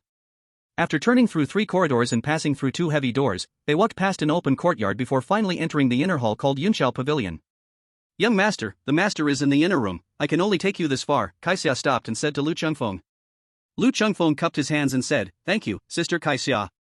He took a deep breath, slowly pushed open the big door, and stepped inside. Upon entering, he couldn't help but be stunned. He saw that the floor of the hall was actually paved with soft jade, and inside there was a cloud bed draped with green gauze, surrounded by a dressing table, a desk, and a wardrobe, resembling a girl's boudoir. Lu Chengfeng entered Yunxiao Pavilion, closed the door behind him, and quickly walked toward the cloud bed. On that cloud bed, infused with blue light and coolness, lay a graceful figure sideways, currently showing her incredible curves turned away from him. Like a waterfall, her long azure hair fell from the cloud bed to the soft jade floor, exuding a hint of laziness.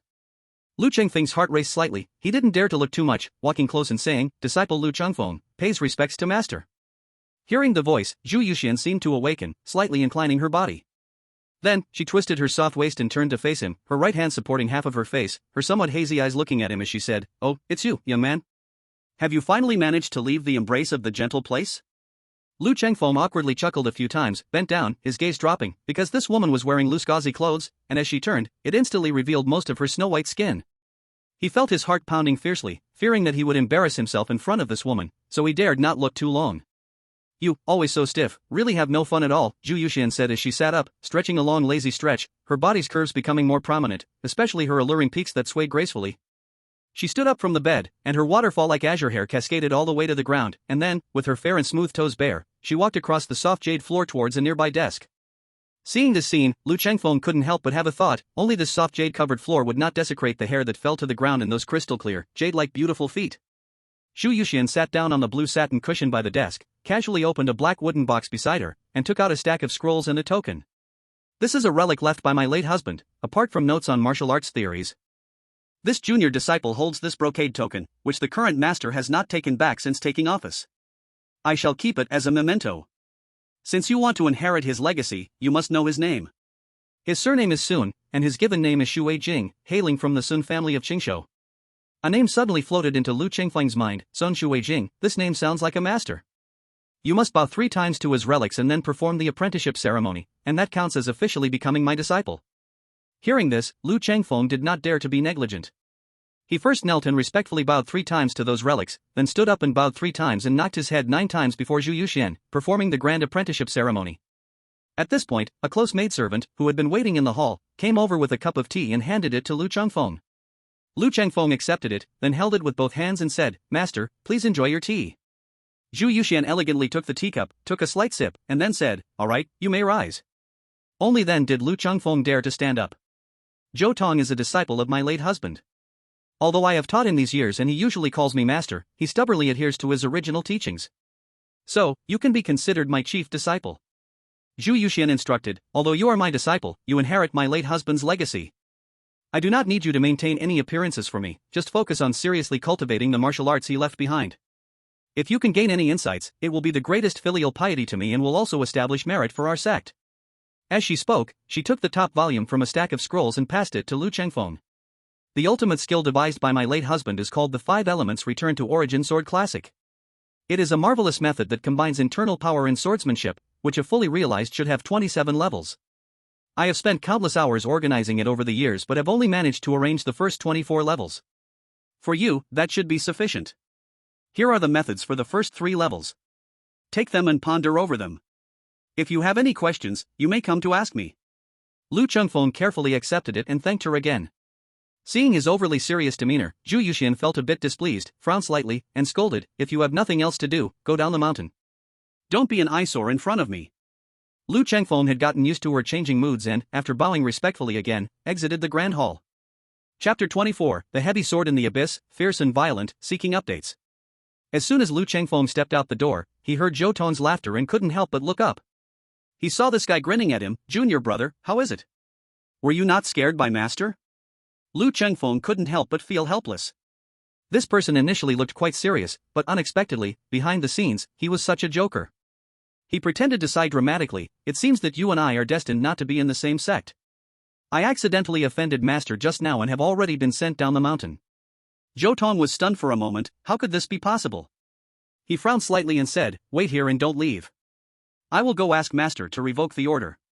As he spoke, he suddenly caught sight of the scroll that Lu Chengfeng was holding in his hand and immediately understood, laughing and scolding, "Well, you Lu Chengfeng, actually dared to play tricks on your senior brother. Ha, it's just mutual teasing, isn't it something I learned from you, senior brother?" Lu Chengfeng refused to back down.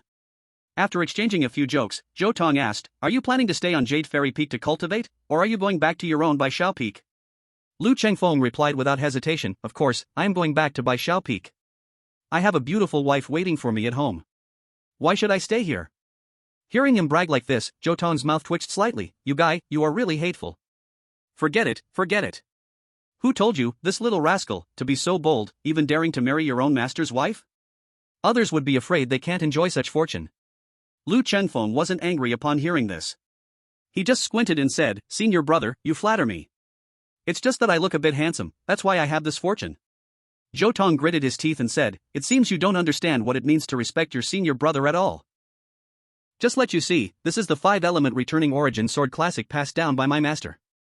Lu Chengfeng's eyes immediately lit up upon hearing this, knowing that the other party was intentionally guiding him. He did not hesitate and said, "If that's the case, let's go. Senior brother, lead the way, and let me comprehend your brilliant skills." As the two spoke, they quickly made their way and soon arrived at a clearing at the top of the cliff. Since they were at the cliff's peak, clouds and mist surrounded them. Looking from the high platform, it was a sea of clouds below, making this place feel like it was high above the world. This place is called the Cloud Top Golden Summit, and it is where we practice daily. If you train here in the future, you can also come to practice your sword. Zhou Tong said this while placing his right hand behind his back. It was then revealed that he had a broad sword strapped behind him, much wider than an ordinary sword, about 3 inches wide and 5 feet long, looking incredibly formidable. This broad sword had no sheath, only secured by a leather strap. Zhou Tong suddenly shouted and pulled it from behind him, gripping the hilt with both hands, one leg forward and one leg back, his body at an angle, with the sword tip dragging behind him. "Junior brother, be careful. This deep abyss sword is forged from dark iron and strange stones from beyond the skies. It has great momentum and power, unstoppable. The number of rogue cultivators and mountain beasts that have died under this sword is countless. If you can't withstand it, withdraw. Never force it." Lu Chengfeng's eyes also showed fighting spirit, but he did not draw his sword. Instead, he slowly pulled out the Han Shan sword from its scabbard, saying, "Senior brother, go ahead. Though I haven't been in the school as long as you, I do have some skills in swordsmanship and wish to learn from your techniques." Seeing that he did not draw his sword, Zhou Tong's tone turned slightly heavy. "Junior brother, is it because you do not take me seriously that your sword remains sheathed?" Lu Chengfeng shook his head. "This scabbard was given to me a few days ago by Elder Yun Mo. It's made from rare metal and is tougher than my Han Shan sword. Senior brother, your deep abyss sword is extraordinary, it can only be blocked by this hidden edge scabbard. Drawing my sword recklessly might damage my blade. If that's the case."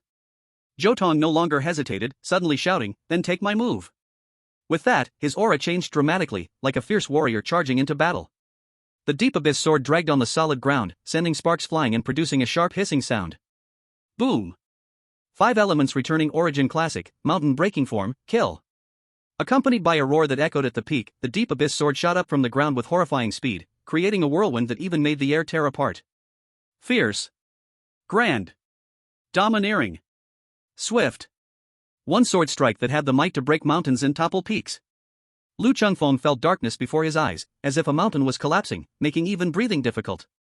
He gripped the Han Shan sword, and in an instant, his figure leaped up like a weak willow in the wind, avoiding the enemy's sharp edge at the moment his sword could not strike. Then, he suddenly attacked from the side. With a flick of his wrist, the Han Shan sword trembled violently, striking 13 times in succession, executing the waves of the Azure Sky Sword technique, known for its ability to redirect force, and then using that force to strike back, delivering a devastating blow to the enemy. This chain of sword moves against different enemies was the essence of superior swordsmanship. However, Zhou Tong was no ordinary man. As he saw the enemy's blade strike from the side, he whirled his force and smashed the Deep Abyss sword down like a bulwark. Clang! Clang! Clang! Lu Qingfeng's 13 strikes collided with his opponent's weapon, producing a sharp sound of metal clashing.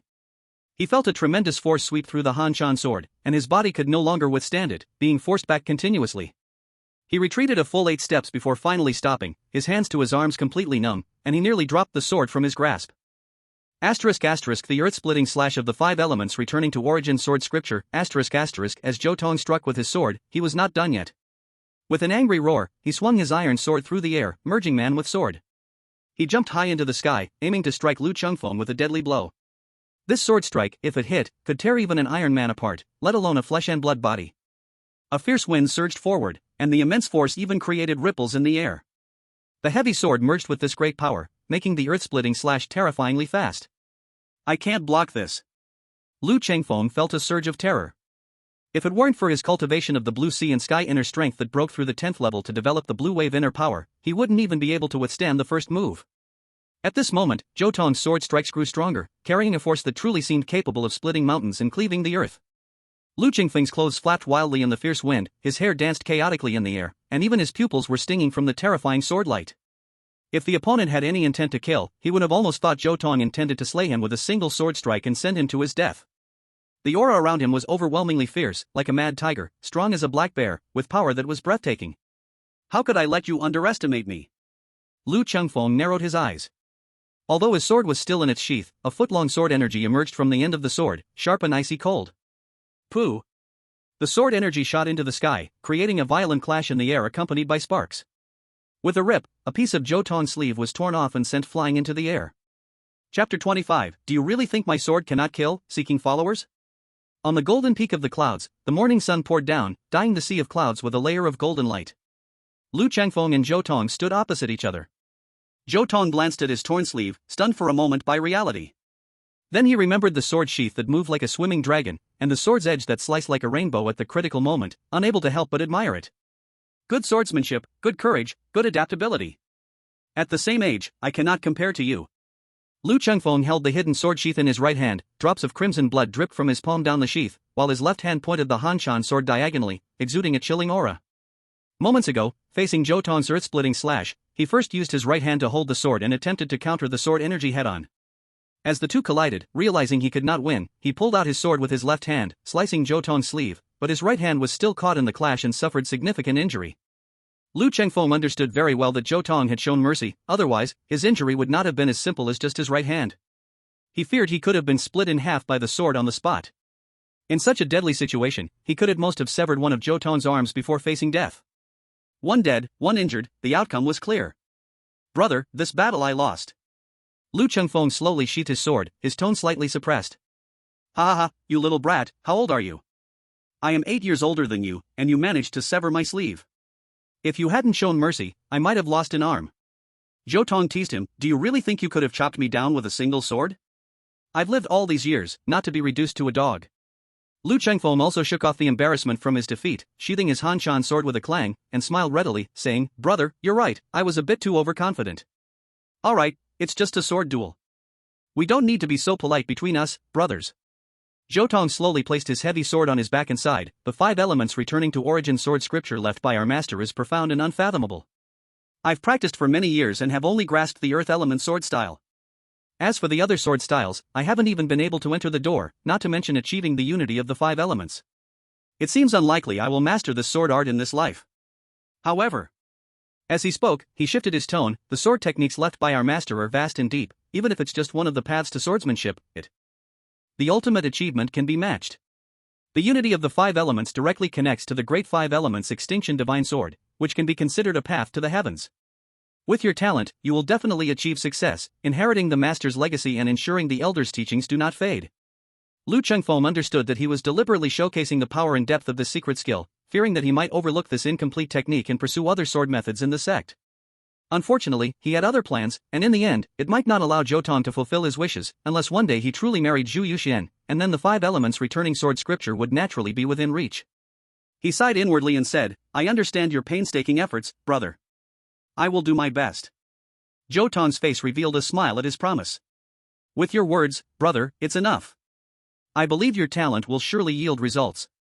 Lu Chengfeng smiled wryly but said no more. "Brother, your right hand is injured from the impact. You should go treat it first. Kai Xia has some excellent healing medicine," Zhou Tong said as he directly pulled Lu Chengfeng toward the Immortal Encounter Hall. Half an hour later, Lu Chengfeng's right hand was treated with medicine by Kai Xia, who also personally bandaged it. Kai Xia and Mingyu were Zhu Yuxian's close maids, having followed her for many years, more intimately than the disciples, holding a high position on the mountain. Lu Chengfeng wanted to apply the medicine himself, but he couldn't refuse Kai Xia and could only let her busy herself. Zhou Tong teased from the side, "Kai Xia, when I was injured training, you never cared this much. I had to apply the medicine all by myself. New people always beat the old." Kai Xia's cheeks flushed slightly, and she retorted, "You just talk nonsense. You're older than me, where do you need me to take care of you? Young Master Chengfeng is still young, just came to the mountain and got hurt because of you bullying him, isn't it right for me to take a little more care? After all, it was you who brought this trouble." Seeing the young girl accusing him, Zhou Tong quickly begged for mercy. "It's my fault, my fault. Next time I'm back from outside, I will definitely bring osmanthus cake from the town down the mountain to apologize. How about that?" Kai Xia scoffed and said, "Who wants your apology?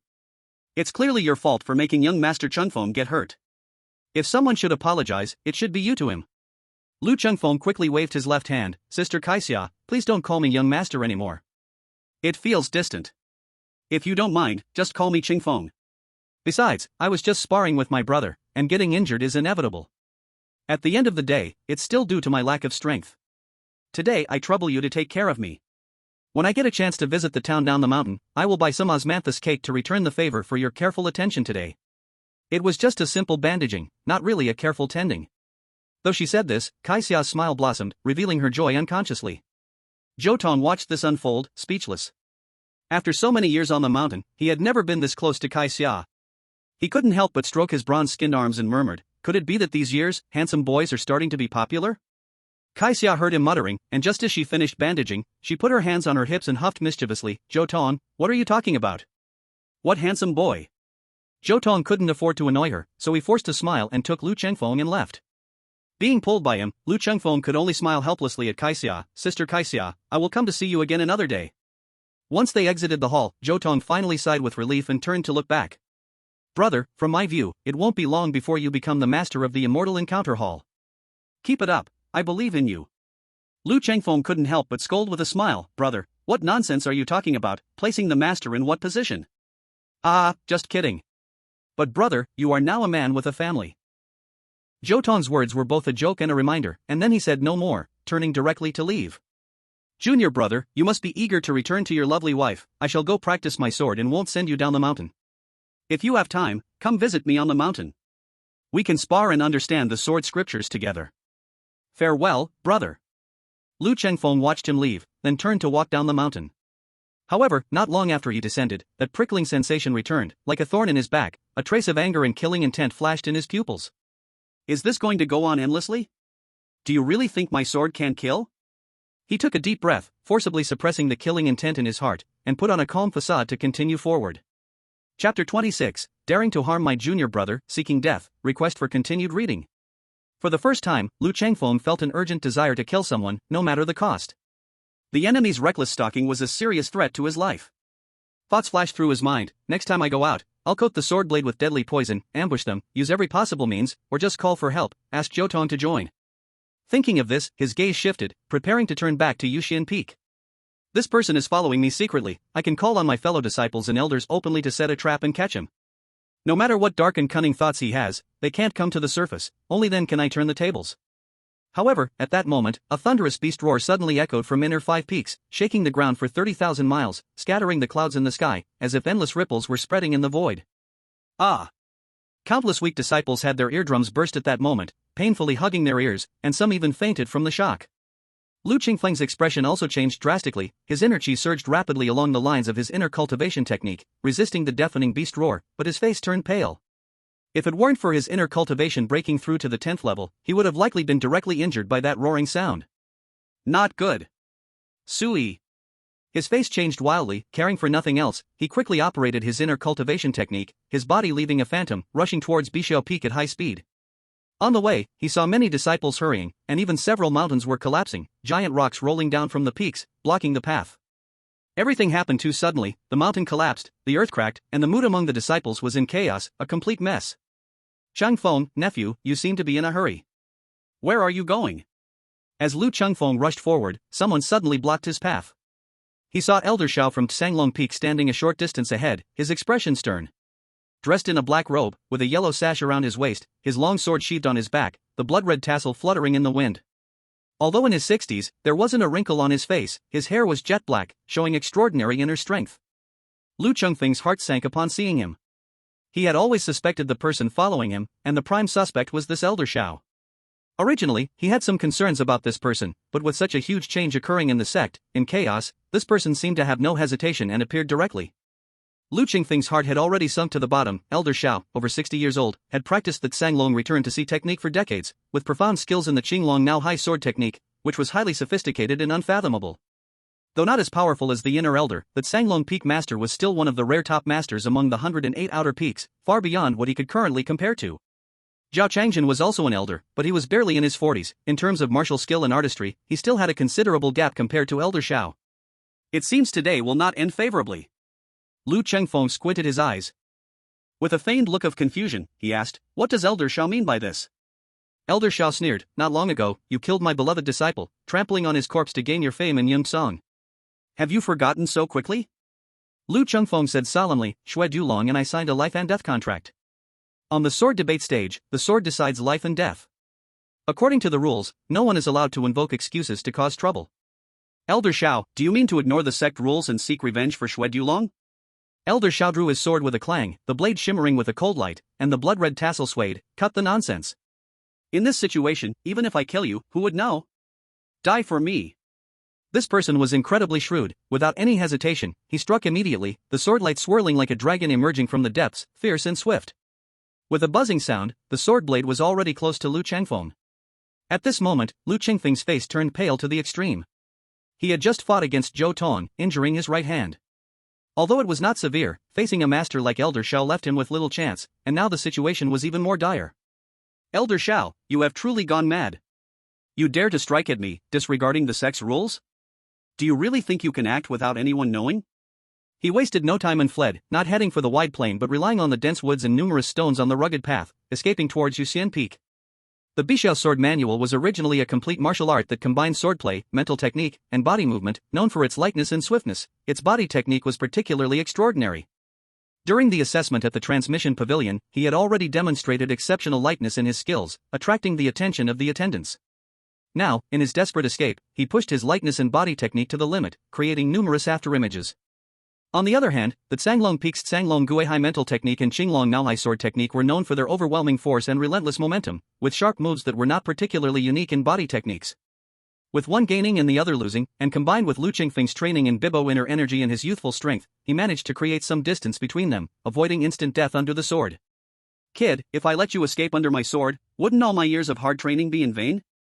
Elder Xiao sneered, suddenly fueling his inner power, his speed skyrocketing. Although such speed could not be maintained for long, it was enough for chasing at this moment. In just a few breaths, he caught up with Lu Chengfeng and lunged his longsword towards Lu's back. Clang! Lu Chengfeng did not look back. With his left hand holding the sword, the cold cicada remained sheathed, and he used a technique called Bibo Danyang to clash violently with the sword in Elder Zhao's hand. As the weapons collided, Lu Qingfeng's longsword trembled like rippling blue waves, not only neutralizing most of his enemy's force but also using that force to propel himself forward a short distance. The clash happened in a flash. Lu Chengfeng was able to defend against his enemy not because of his exceptional martial skills but because he executed his response perfectly in the face of danger. The same martial arts skills can allow some to sweep through enemies while others repeatedly fail, which is related to how they face danger in their experience, not a difference in the martial skills themselves. Although Lu Chengfeng had decent talent in swordsmanship, his standout quality was his ability to respond in crisis, a skill that couldn't simply be learned but stemmed from his innate gift.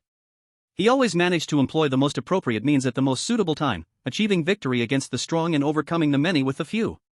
In the past, before his swordsmanship was complete, he dared to venture down the mountain.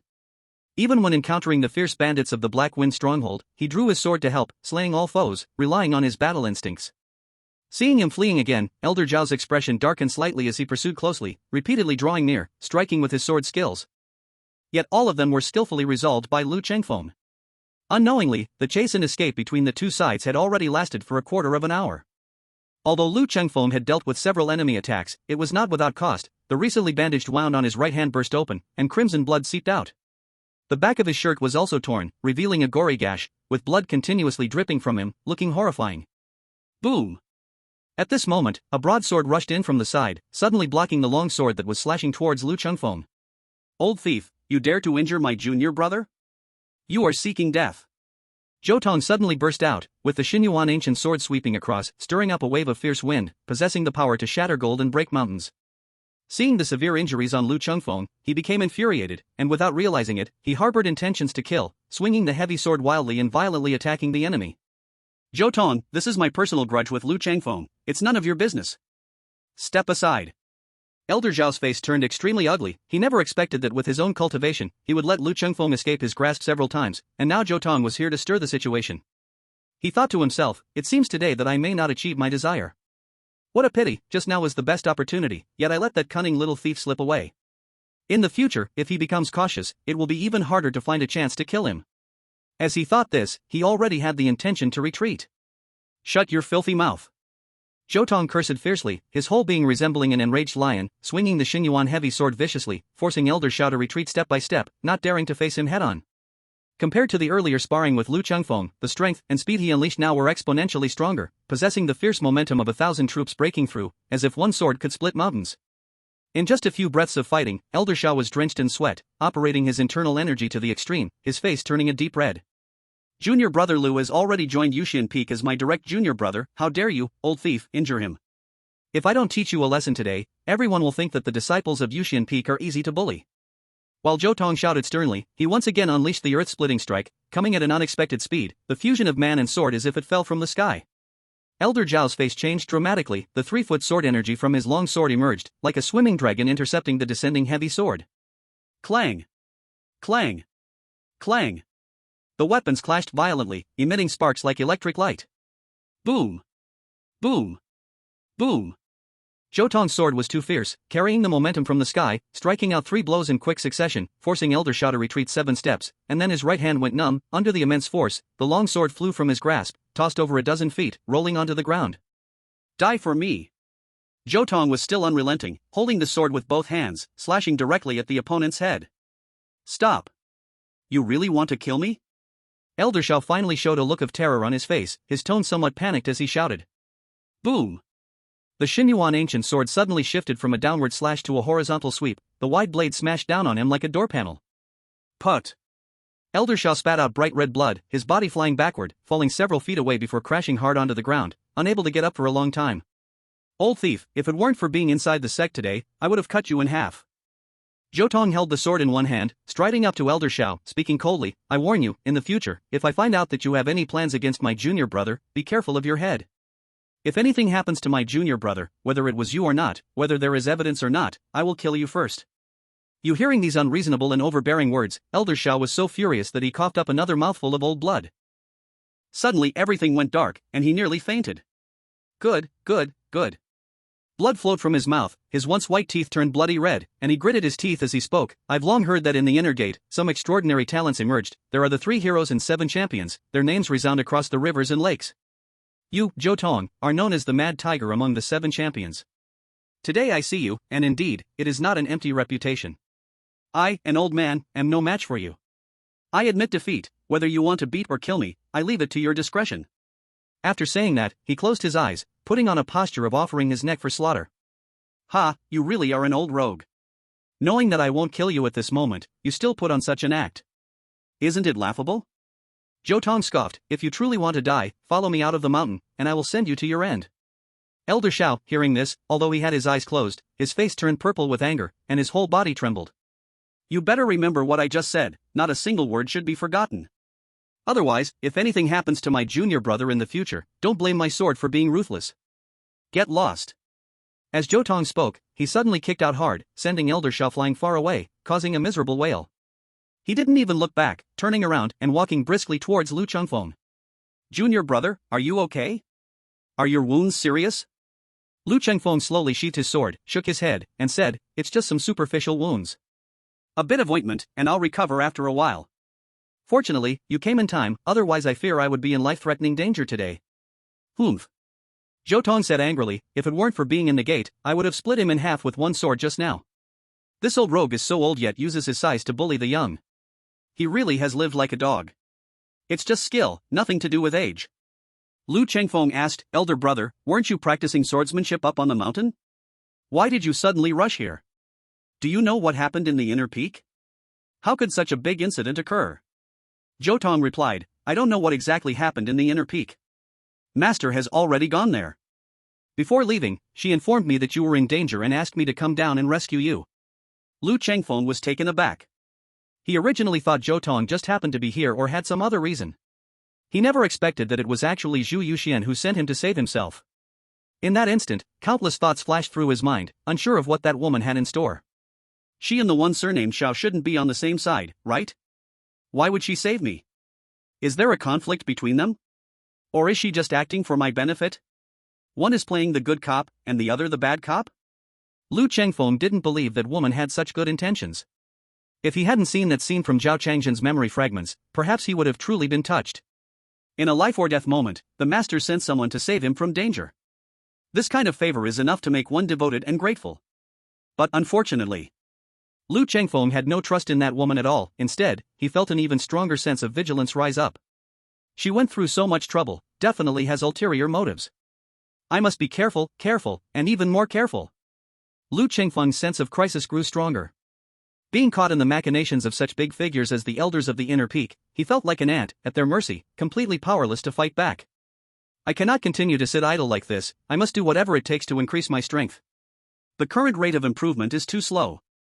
Lu Chengfeng had many dark thoughts that he had suppressed rise up due to today's events. Let's see which experts in the gate have fallen and still have wives and concubines left. Even if I'm criticized for being lecherous, I must quickly take several concubines to enhance my own strength.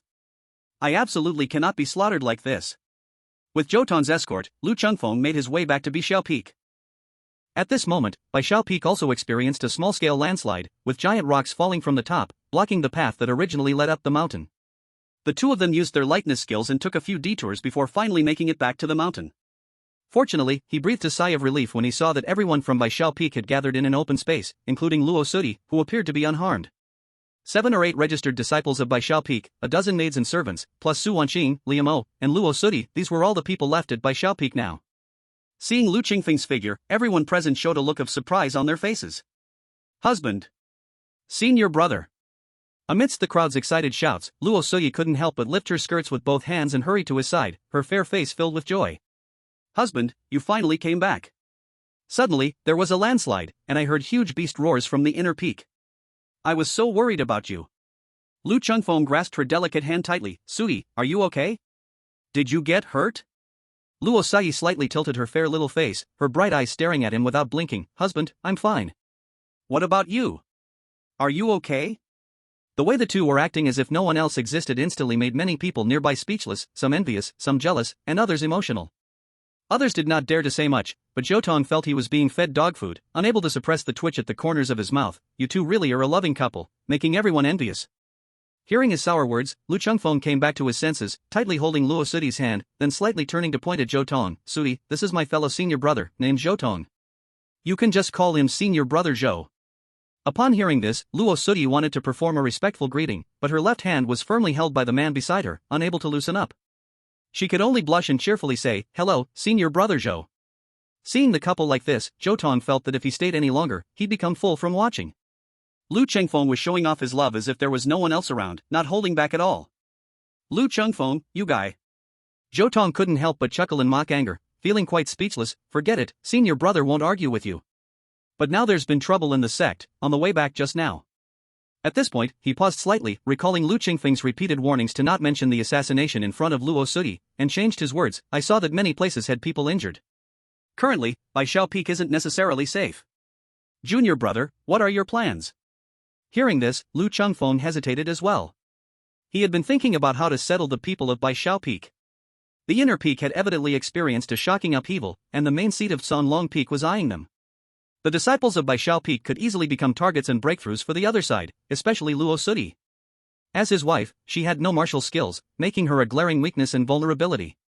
If the enemy targeted her, it would definitely make him cautious. If there was any slip, it could leave him with lifelong regrets. Lu Chengfeng did not believe in the enemy's moral bottom line. As a traitor within the sect, they would go to any lengths to achieve their goals. However, aside from that, the only safe place left was Yuxian Peak. Even though Zhu Yuxian's thoughts were mysterious and hard to fathom, being a woman provided Lu Chengfeng with some reassurance in certain aspects. If Luo Sudi fell into the hands of another man, just thinking about the outcome sent chills through him. But going to Yuxian Peak would also have many inconveniences, and many secrets could not be hidden. No, this might be a good opportunity. Lu Chengfeng suddenly realized he had fallen into a thinking trap. I had previously stayed at Baishao Peak, and those internal traders would secretly speculate that I had received the inheritance or secrets left by Zhao Qingjin. But if I am under Zhu Yuxian's nose, everything can be seen through by her. As long as I don't expose the two martial arts of Luyan Duyin and Suisho Claw, I can directly clear my suspicion. Thinking of this, he became a little tempted. Senior brother, there has suddenly been trouble in the sect. If I let Sui stay on the mountain alone in the future, I will also have difficulty resting easy. I wonder if I can bring her and my fellow disciples to Yuxian Peak to stay for a while? It seems that no one would dare to cause trouble at Yuxian Peak. Zhou Tong said, I have the same intention, but our master has always liked peace and quiet, not liking outsiders to disturb her. If it is just you and your wife, it is fine, but if everyone goes up the mountain, I'm afraid. He didn't continue but just shook his head. At this time, Liu Mo on the side, upon hearing this, actively spoke up and said, Senior brother, I won't go anywhere, just staying at Baishao Peak. Su Wanqing sighed softly, her expression somewhat dim. Senior brother, I have been learning skills in the sect for all these years, yet I have accomplished nothing. The clan has already intended for me to return. She actually only said half of it. The clan sent her to Yungsong Sword Sect mainly to gather information and search for a certain treasure. But after so many years, she has gained nothing. Elders in the clan believe she has no need to stay longer, preparing to send someone else to take her place. And she, after losing her value, the only result of returning to the clan is to be arranged for a marriage alliance. But how could Su Wanqing accept that? She didn't want to be a puppet to be manipulated, nor did she want to be married off to a stranger under the family's arrangements. According to the family's traditional customs, the marriage partner must be someone of extraordinary status. She is just a branch offspring in her family, her status not noble, and the person she marries would either be an old man much older than her or someone simply to be a concubine. Just thinking about this filled her heart with resentment. Originally, she had other options. Lu Chengfeng is exceptionally talented. If she could marry him, her family would certainly not force her into a marriage alliance to win over such a prodigy. But who would have thought he would marry so soon? Looking at Lu Chengfeng and Luo Sui tightly holding hands, seeing their affectionate appearance, Su Wanqing felt a heart full of bitterness and frustration, yet did not know how to express it. She felt deep sorrow and confusion, not knowing where to go. At this moment, Lu Chengfeng was also silently pondering. He always felt that Yuxian Peak was not a place to stay for long. It was fine for temporarily avoiding disaster, but over time, it would become inconvenient. Baishao Peak has a serene environment, beautiful scenery, and is on the outskirts, making it a good place. He grew up here and is deeply familiar with it. If it could be continued, it would naturally be best. When his strength gradually increased in the future and he could establish himself in the sect, this place would be his foundation. Thinking of this, he made a decision. Fellow disciples, please listen to my words. He activated his Bibo inner strength, and his clear voice instantly resonated in everyone's ears. Lu Chengfeng made a leap and landed on a big rock, his voice clearly echoing in everyone's ears. Baishao Peak has experienced continuous changes, and people are on edge. As the senior brother, I must take up the burden of Baishao Peak. If anyone wishes to seek refuge at other outer peaks or want to go down the mountain, I will not stop you. Considering our long-standing friendship, I will offer each person 100 taels of silver as traveling expenses. Everyone can find their own way. If you are willing to stay at Baishao Peak, I will teach Baishao sword technique every 3 days at this Qingyun Terrace. For those who reach the 4th level of sword technique, I will teach the Bihai Qing Tian inner power method. If there are any doubts, I will surely give all I have, answering questions and resolving uncertainties, and I dare not keep anything to myself. Now that it has come to this, what should we do? Please think carefully. I, Lu Chengfeng, only wish for everyone's safety and bright future. As his words fell, the crowd was silent, many people's expressions changed, clearly unable to make a decision in a short time. After a while, suddenly a named disciple, with his head down and his face a little flushed, said, "Senior brother, my father is old and frail. Recently, he sent word to me, asking me to return home to marry and have children, to carry on the family business." Lu Chengfeng smiled and said, "This is a good thing. Filial piety is the first of all virtues, and among the 3 unfilial acts, having no descendants is the greatest. You should go back, marry and have children, carry on the family business. This is the right path. Senior brother naturally supports you." He turned to Liamo and instructed, "Junior brother, go to my yard and take all the banknotes from the 3rd compartment of my bedroom wardrobe." "Yes, senior brother." Liamo responded quickly and went. "Thank you, senior brother, for your understanding." That disciple felt considerably relieved upon seeing Lu Chengfeng did not scold him, and a smile appeared on his face. "Senior brother, there's no need for the money. My family has some assets, and moreover, after these years learning at the door, I have gained a lot. Taking money with me would not look good." Lu Chengfeng got down from the giant stone, walked to his side, and patted his shoulder. "The money at home belongs to your family. 100 taels is not too much, but it is a bit of my goodwill as your senior brother. It is not in vain that we are fellow disciples." "Senior brother." That disciple, upon hearing this, felt touched and could not help but feel his eyes redden. "All right, you don't need to think too much. Even after you leave the mountain, you are still my junior brother. If you ever face difficulties in the future, come to seek me at the door." Lu Chengfeng promised, "As long as I can do it, I will never refuse." Having said this, he scanned the other fellow disciples. "If anyone else wishes to leave, feel free to bring it up without any hesitation." After this incident, other disciples, who originally feared being put in a difficult position or reprimanded, finally laid down their worries, and several others spoke one after another. Some wanted to join other outer peaks, some intended to return home, and some directly went to different wealthy households as bodyguards or strongmen, or prepared to serve as officials. Seeing that everyone had found their direction, Lu Chengfeng felt at ease. At this time, Liamo returned with a stack of banknotes, which were issued by the 8 major money houses, embossed with the 8 seals, and made of special material, very hard to counterfeit. The stack of banknotes Lu Chengfeng asked Liamo to bring was mostly in denominations of 100, with 100 taels of silver able to exchange for 100 guan of copper coins. The savings of an ordinary family could only be a few dozen guan in a lifetime. So this 100 taels of silver was already quite a considerable fortune for most ordinary people. Most of this silver was obtained by Lu Chengfeng when he eradicated the Black Wind stronghold, and there were over 1,000 taels, which he had saved up as he had no particular use for it. At this time, 7 named disciples each received 100 taels before being sent down the mountain. As for the rest of the servants and workers, Lu Chengfeng only retained Granny Wang and Granny Sun, who made meals and did cleaning in the yard. For everyone else, he gave each an additional 20 taels on top of the originally agreed upon wages, and sent them away. Only Liamo, Su Wanjing, and the oldest named disciple, Luo Yong, remained. Lu Chengfeng looked at Luo Yong, sighed, and saluted with his hands together. "Senior brother Luo." Since he became the true heir of Bisha Peak and the senior brother to everyone, this was the first time he called him that. Upon hearing this, Luo Yong quickly said, "No, in learning, there's no seniority, it's the capable ones who take precedence. Though I am slightly older than you, you are the senior brother of Bisha Peak, so I can't bear the title." Before Lu Chengfeng could speak again, he continued, "I have been a solitary person for many years, never thought of remarrying and having children, so I will stay here at Bisha Peak. This can be considered a place to settle down. Senior brother, if you don't mind me, I would like to continue staying here." Lu Chengfeng felt a bit emotional in his heart. Luo Yong had once helped him and had been a true elder of Bisha Peak for decades. It was indeed too cruel to ask him to leave. "Forget it, since you want to stay here, I naturally won't chase you away. In the future, it will just be us relying on each other." He did not even bother to ask Liamo. He knew this younger brother respected him like a teacher and father. Anyone might leave, but only Liamo would not. Lu Chengfeng turned to look at Su Wanqing. "Junior sister, what about you? When do you plan to return to your clan?" The Su family was a large clan in the south, with an extraordinary family background, passing down the unique skilled Sanglong in 4 generations. Their family wealth was abundant, with disciples spread around the world, and they had elders in their ranks, making them a prestigious family. Little did Lu Chengfeng know the darkness hidden within prestigious families. He only thought that Su Wanqing would be able to live a life of luxury and comfort if she returned, instead of the hardships she faced on the mountain now. Su Wanqing opened her mouth, feeling suffocated in her heart.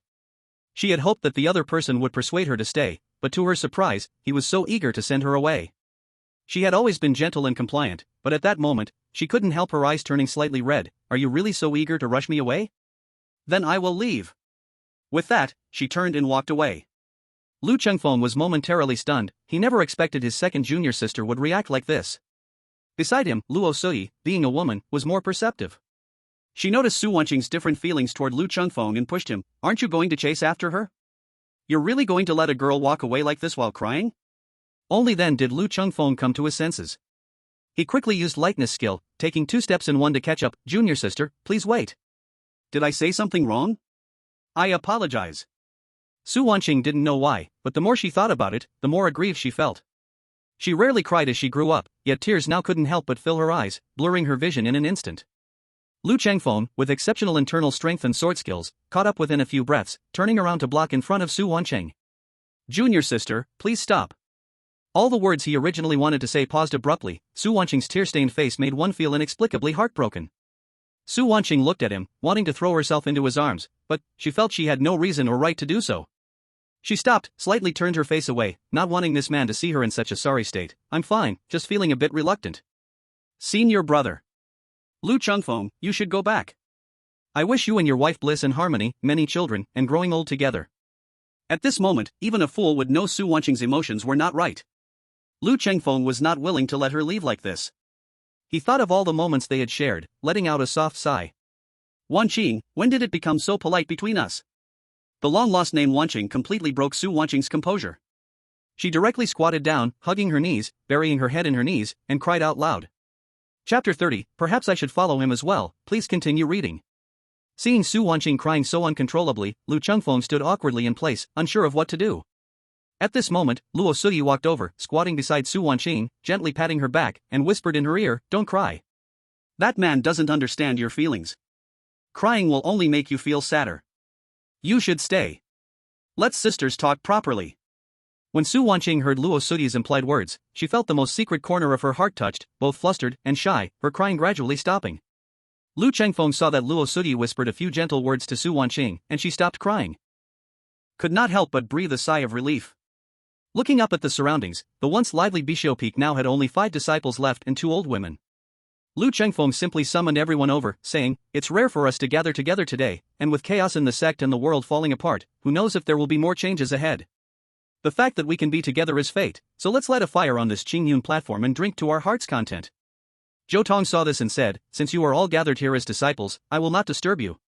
If there is anything you need help with, just go to Yuxian Peak to find me. Lu Chengfeng grabbed his arm. What are you talking about, senior brother? How can we let you leave? If it weren't for you saving us today, we wouldn't have escaped this peril. If we don't drink until we're satisfied, you won't go anywhere. As he spoke, he instructed the old women, I remember there are 2 mountain goats and a large goose prepared in the courtyard, along with 3 jars of drunken bamboo brew. Go get some firewood to start a fire. Lu Chengfeng pulled Zhou Tong to sit down and called to the others, we will eat roasted goat meat here, braise the goose in an iron pot, and enjoy fine wine. Let's drink to our heart's content today. Ha ha ha. Hearing his words, everyone was filled with excitement, and instead of waiting for the old women, they enthusiastically gathered firewood, set up a bonfire, and in no time at all, they slaughtered the goat, skinned it, and prepared it for roasting. Meanwhile, the old women busily cooked the goose, and Liemo and Lu Chengfeng went to bring 3 jars of good wine and 7 or 8 bowls. Without using cups, they sat on the ground and poured wine into the bowls. Lu Chengfeng did not say any sentimental words, everyone simply clinked their bowls and drank heartily. Luo Sui and Su Wanqing were women, yet one had practiced the Jinil Yui technique for many years, and the other was skilled in the arts of 2 families.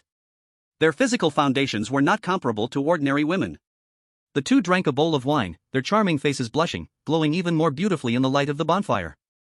Luo Sui and Su Wanqing had lived together on Bishio Peak for many years, and since they were of similar age, they were closer than the others. Thus, Luo Sui knew a bit about Su Wanqing's struggles and thoughts. She held Su Wanqing's hand and whispered in her ear, Wanqing, I know your thoughts, but who could have predicted the twists of fate that led to our current situation? I must say, I feel fortunate that the person we met is a good man, considerate in every way, and I often thank heaven for this blessing. If I were to give him to you, I could never bear to do so. Su Wanqing panicked upon hearing this, sister, what are you talking about? Why would I want to compete with you? Luo Sui smiled and interrupted, silly sister, I naturally know your heart. My words are just feelings I have, and I understand your situation at home. If you don't feel wronged, then why not follow him? We can call each other sisters, and it doesn't matter who is the wife or concubine, we can simply live together happily. How do you feel about that? Saying this was not her way of testing or pretending, but because she had been carrying a burden in her heart. The Jinil Yui technique allowed her to maintain youthful beauty and jade-like skin, especially in intimate moments, but it also came with a drawback. That is, she could not bear children. At first, Luo Sudi had not considered this, but as time went by, she felt increasingly troubled, especially when the disciples were dismissed, and when Lu Chengfeng said that among the three unfilial acts, having no children is the greatest, it tormented her deeply. Though she was a wife, she could not bear him children. How could this be called being a wife? At best, she could be seen as a plaything. Thinking of this made Luo Sudi feel sorrowful, yet she felt helpless as well. She had damaged her foundation by practicing the Jinled Yui technique, and even if she abandoned it now, she could never bear children again. Seeing Su Wanqing crying like a teardrop, she was slightly moved. After all, they had grown up together on the mountain and knew each other well. Moreover, Su Wanqing came from a wealthy family, graceful and beautiful, dignified and generous, and her skills were quite impressive. She was perhaps even more suitable to be a proper wife than he was. Though there was a hint of bitterness and discomfort in his heart, when he spoke these words, they were sincere, with no trace of deceit. But Su Wanqing never expected such words from her, and she was completely stunned, taking a long while to respond as she instinctively glanced at Lu Chengfeng, who was drinking not far away. He was dressed in a black brocade robe, with a face as handsome as jade, tall and upright, sitting by the campfire. Though he drank heartily, he still had an extraordinary demeanor, and between his brows was a sharpness, like a young swordsman of noble birth, carefree and unrestrained, with an innate elegance. As she stared at him, she suddenly lowered her head, her face turning red with embarrassment. Lu Sudi understood at once, this little woman had already captured her heart, yet she hid it away, never daring to say it aloud on ordinary days. In that case, I will go and speak to him. I don't see why he would refuse, Lu Sudi said, pulling her slender hand and sighing. A lady like you should have a formal courtship and an honorable marriage, but now you are being wronged. Su Wanqing wanted to say something, but her heart raced nonstop, her mind a mess, and she could not utter a word. Lu Chengfeng was unaware that his wife was plotting to get him a concubine. He was enjoying drinks with his fellow disciples, taking down the golden brown roasted lamb chops and indulging in food, laughter, and joy, having a great time. As everyone joked and laughed, the sky had unknowingly darkened. By the time the 3 rounds of drinks were finished, the 2 goats and 1 large goose had been eaten clean, and only then did they disperse joyfully. Zhou Tong, having drunk quite a bit, simply found a courtyard on the mountain to stay in. Lu Chengfeng was supported by Lu Sudi back to their room. She lovingly wiped his face and washed his hands. After he had changed out of his robe and boots and washed his feet, she fed him a bowl of honey water before she too freshened up and went to bed. As soon as she got onto the bed, Lu Chengfeng pulled her into his embrace. Good wife, let me be close to you. Lu Sudi could not bear the embrace of this man, just smelling his scent made her legs go weak. Yet at this moment, she slightly raised her head, her eyes reddening as she asked, you mentioned to senior brother Joe about encountering danger on your way back and nearly losing your life. I saw the wounds on your right hand and back, but you returned without mentioning a word. What do you take me for? Lu Chengfeng looked at her crystalline tears rolling down and suddenly felt awake and distressed. He hurriedly held his dear wife, comforting her. It's just some superficial injuries, not worth mentioning. Besides, didn't I come back in one piece? Though Lu Sudi's face was wet with tears, her words were incredibly resolute. Husband, I am your wife, together for life, through life and death. If you are in trouble, I will never live alone. Lu Chengfeng frowned, gently pressing his fingers on her tender lips. What nonsense are you talking? Life and death, we will be fine. Nothing will happen. But Lu Sudi slightly tilted her head, avoiding his hand. Husband, I know you fear I worry about you. Yet as husband and wife, if you hide everything from me, I will only worry more. I would rather be anxious for you than be kept in the dark. I am your wife, and even if I am fearful, it should be so, for who told? Who told you to be my husband? The last sentence was said with such tenderness that it nearly melted Lu Chengfeng's heart.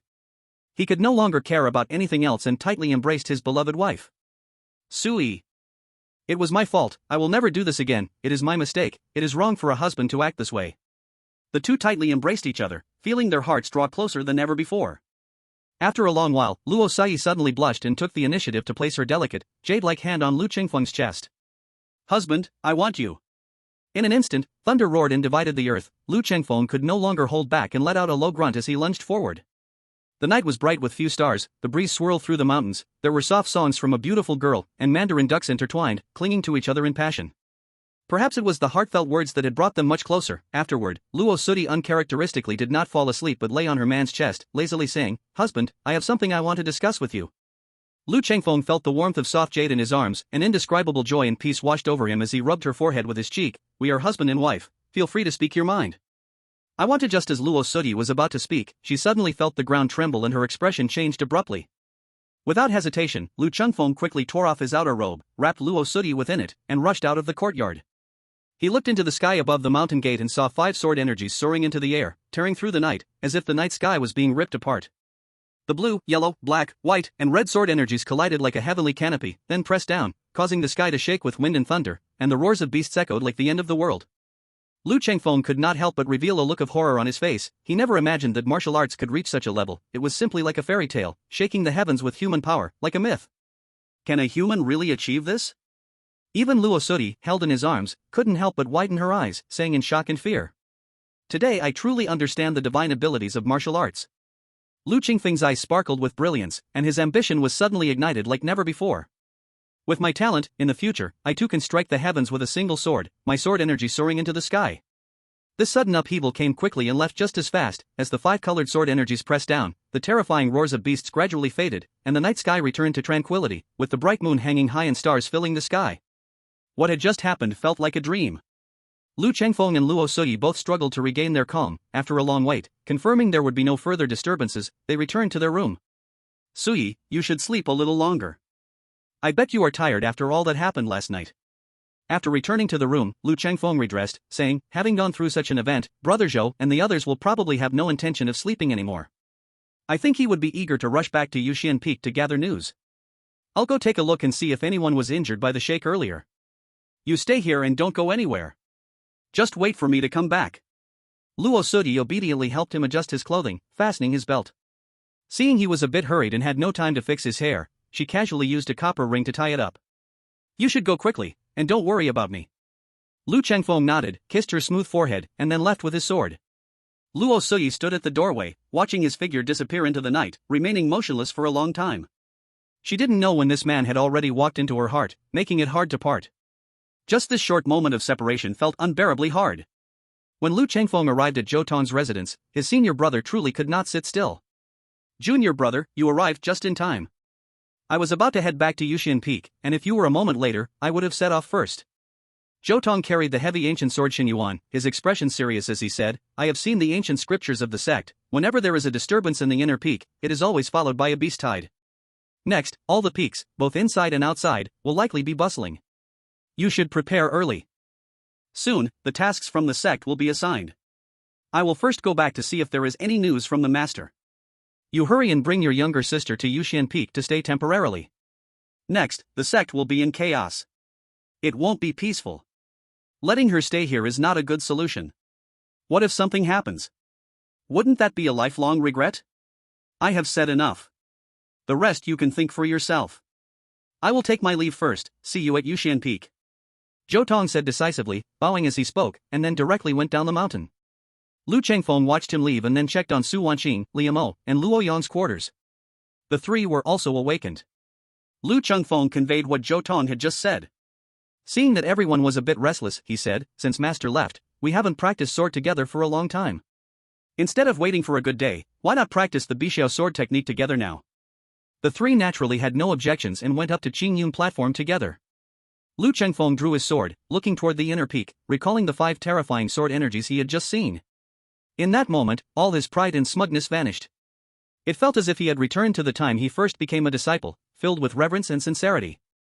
Starting with the first move of the Bixiao sword technique, he practiced every move with utmost care. Su Wanqing, Liu Mo, and Luo Yang practiced with him. Their sword moves synchronized, and as the blades spun, the sound of swords whistled, echoing in the night. Perhaps because they had not practiced together for a long time, the group felt an old camaraderie and thrill, and without realizing it, an hour passed. At this time, the sky had already brightened. Lu Chengfeng sheathed his sword and said, that's enough for today. I will first go to Yuxian Peak to gather some news. Wanqing, keep an eye on Suyi. Tell her when I return from Yuxian Peak, I will take her with me. Yes, senior brother. Su Wanqing replied, but her expression seemed a bit unnatural compared to before. Her eyes flickered, not daring to look at him. Lu Chengfeng had matters on his mind and did not notice her change. After giving everyone instructions, he took his sword and went down the mountain. Upon reaching the foot of the mountain, he saw a group of 7 or 8 wealthy-looking individuals approaching, their demeanor distinctly different from the sect's disciples. They were clearly outsiders.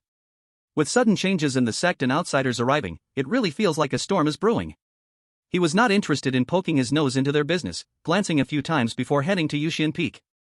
Not long after Lu Chengfeng left, those 7 or 8 outsiders headed straight for Bixiao Peak. Chapter 32, Contacting Fellow Disciples, please continue reading. Lu Chengfeng arrived at Yuxian Peak and happened to see Zhu Yuxian flying over. Her figure floated lightly, almost as if she was weightless, gently gliding down from the sky. This kind of lightness was simply unfathomable. Lu Chengfeng had only witnessed the soaring sword energy at night, and now he saw the art of wind manipulation. In just a day or two, everything he saw and heard had utterly reshaped his previous perceptions of martial arts. Disciple greets master. As Zhu Yuxian slowly descended before the palace, he hurriedly stepped forward to pay his respects. You've come at just the right time. The long dragon abyss is in turmoil, and soon, beast tides will sweep over Yunxiang. Everyone in the sect, from elders to outer peak disciples, must follow orders. Now that you are under my guidance, your status is that of a true inheritor. You will definitely have a big responsibility. Prepare yourself, the tasks will be communicated by the afternoon at the earliest. Zhu Yuxian casually instructed, then added, you have just joined my sect, your skills not fully developed yet, and now you face this disaster. Do you have any requests? Feel free to ask, and I will do my best to accommodate. Lu Chengfeng's heart stirred. He knew that if he asked for a famous sword or for precious pills and items useful for cultivation at this moment, the other side would not be stingy. But just thinking a bit made him have a plan. He immediately bowed and said, Master, I boldly ask for the mystical crane's thousand shadows wandering ghost sword technique from the sect, to verify with my own martial arts and enhance my cultivation. I hope Master will grant it. Hearing this, Zhu Yuxian couldn't help but slightly furrow her brows, but in the end, she only flicked her sleeve, all right, as you wish. Seeing that Zhou Tong could not arrive in time, she simply instructed, Zhou Tong, go to my room and take the third scroll from the bookshelf, which contains my handwritten mystical crane's thousand shadows wandering ghost sword technique, but after giving him the scriptures, come see me, I have something for you to do. After saying that, she ignored Lu Chengfeng and turned to leave. Zhou Tong, seeing this, couldn't help but sigh, Junior brother, why must you be like this? The 5 elements returning origin sword technique left by our late master is certainly not inferior to the sect's 5 peaks heritage. If you do this, it will probably make master angry. Lu Chengfeng also noticed Zhu Yuxian's distant attitude, but he had his own calculations in mind and couldn't mention it to Zhou Tong. He could only helplessly say, Senior brother, perhaps I have limited talent in the 5 elements returning origin sword technique. I was just thinking if I could learn something from other orders. Zhou Tong shook his head and sighed, but now it was too late. He could only say, you wait here, I will be right back. Not long after, he returned with a thick scroll of martial arts secrets, packed in a red wooden box, and handed it to Lu Chengfeng. Seeing Lu Chengfeng accept it, he shook his head, the sect is in chaos now, tasks will be assigned soon. You should return to Bixiao Peak for now, as for moving to Yuxian Peak, I will talk to Master when her anger has subsided. Lu Chengfeng silently nodded, thanked him, and turned to leave. Zhou Tong watched his departing figure with some melancholy. Most of the true teachings in the sect do not value the 5 elements returning origin sword technique, but I didn't expect junior brother Lu to be the same, what a pity. Master's unique skills still rely on me alone to inherit, but I. His heart felt heavy, and he was overwhelmed by a huge sense of loneliness as he turned away, heading towards the Immortal Encounter Hall.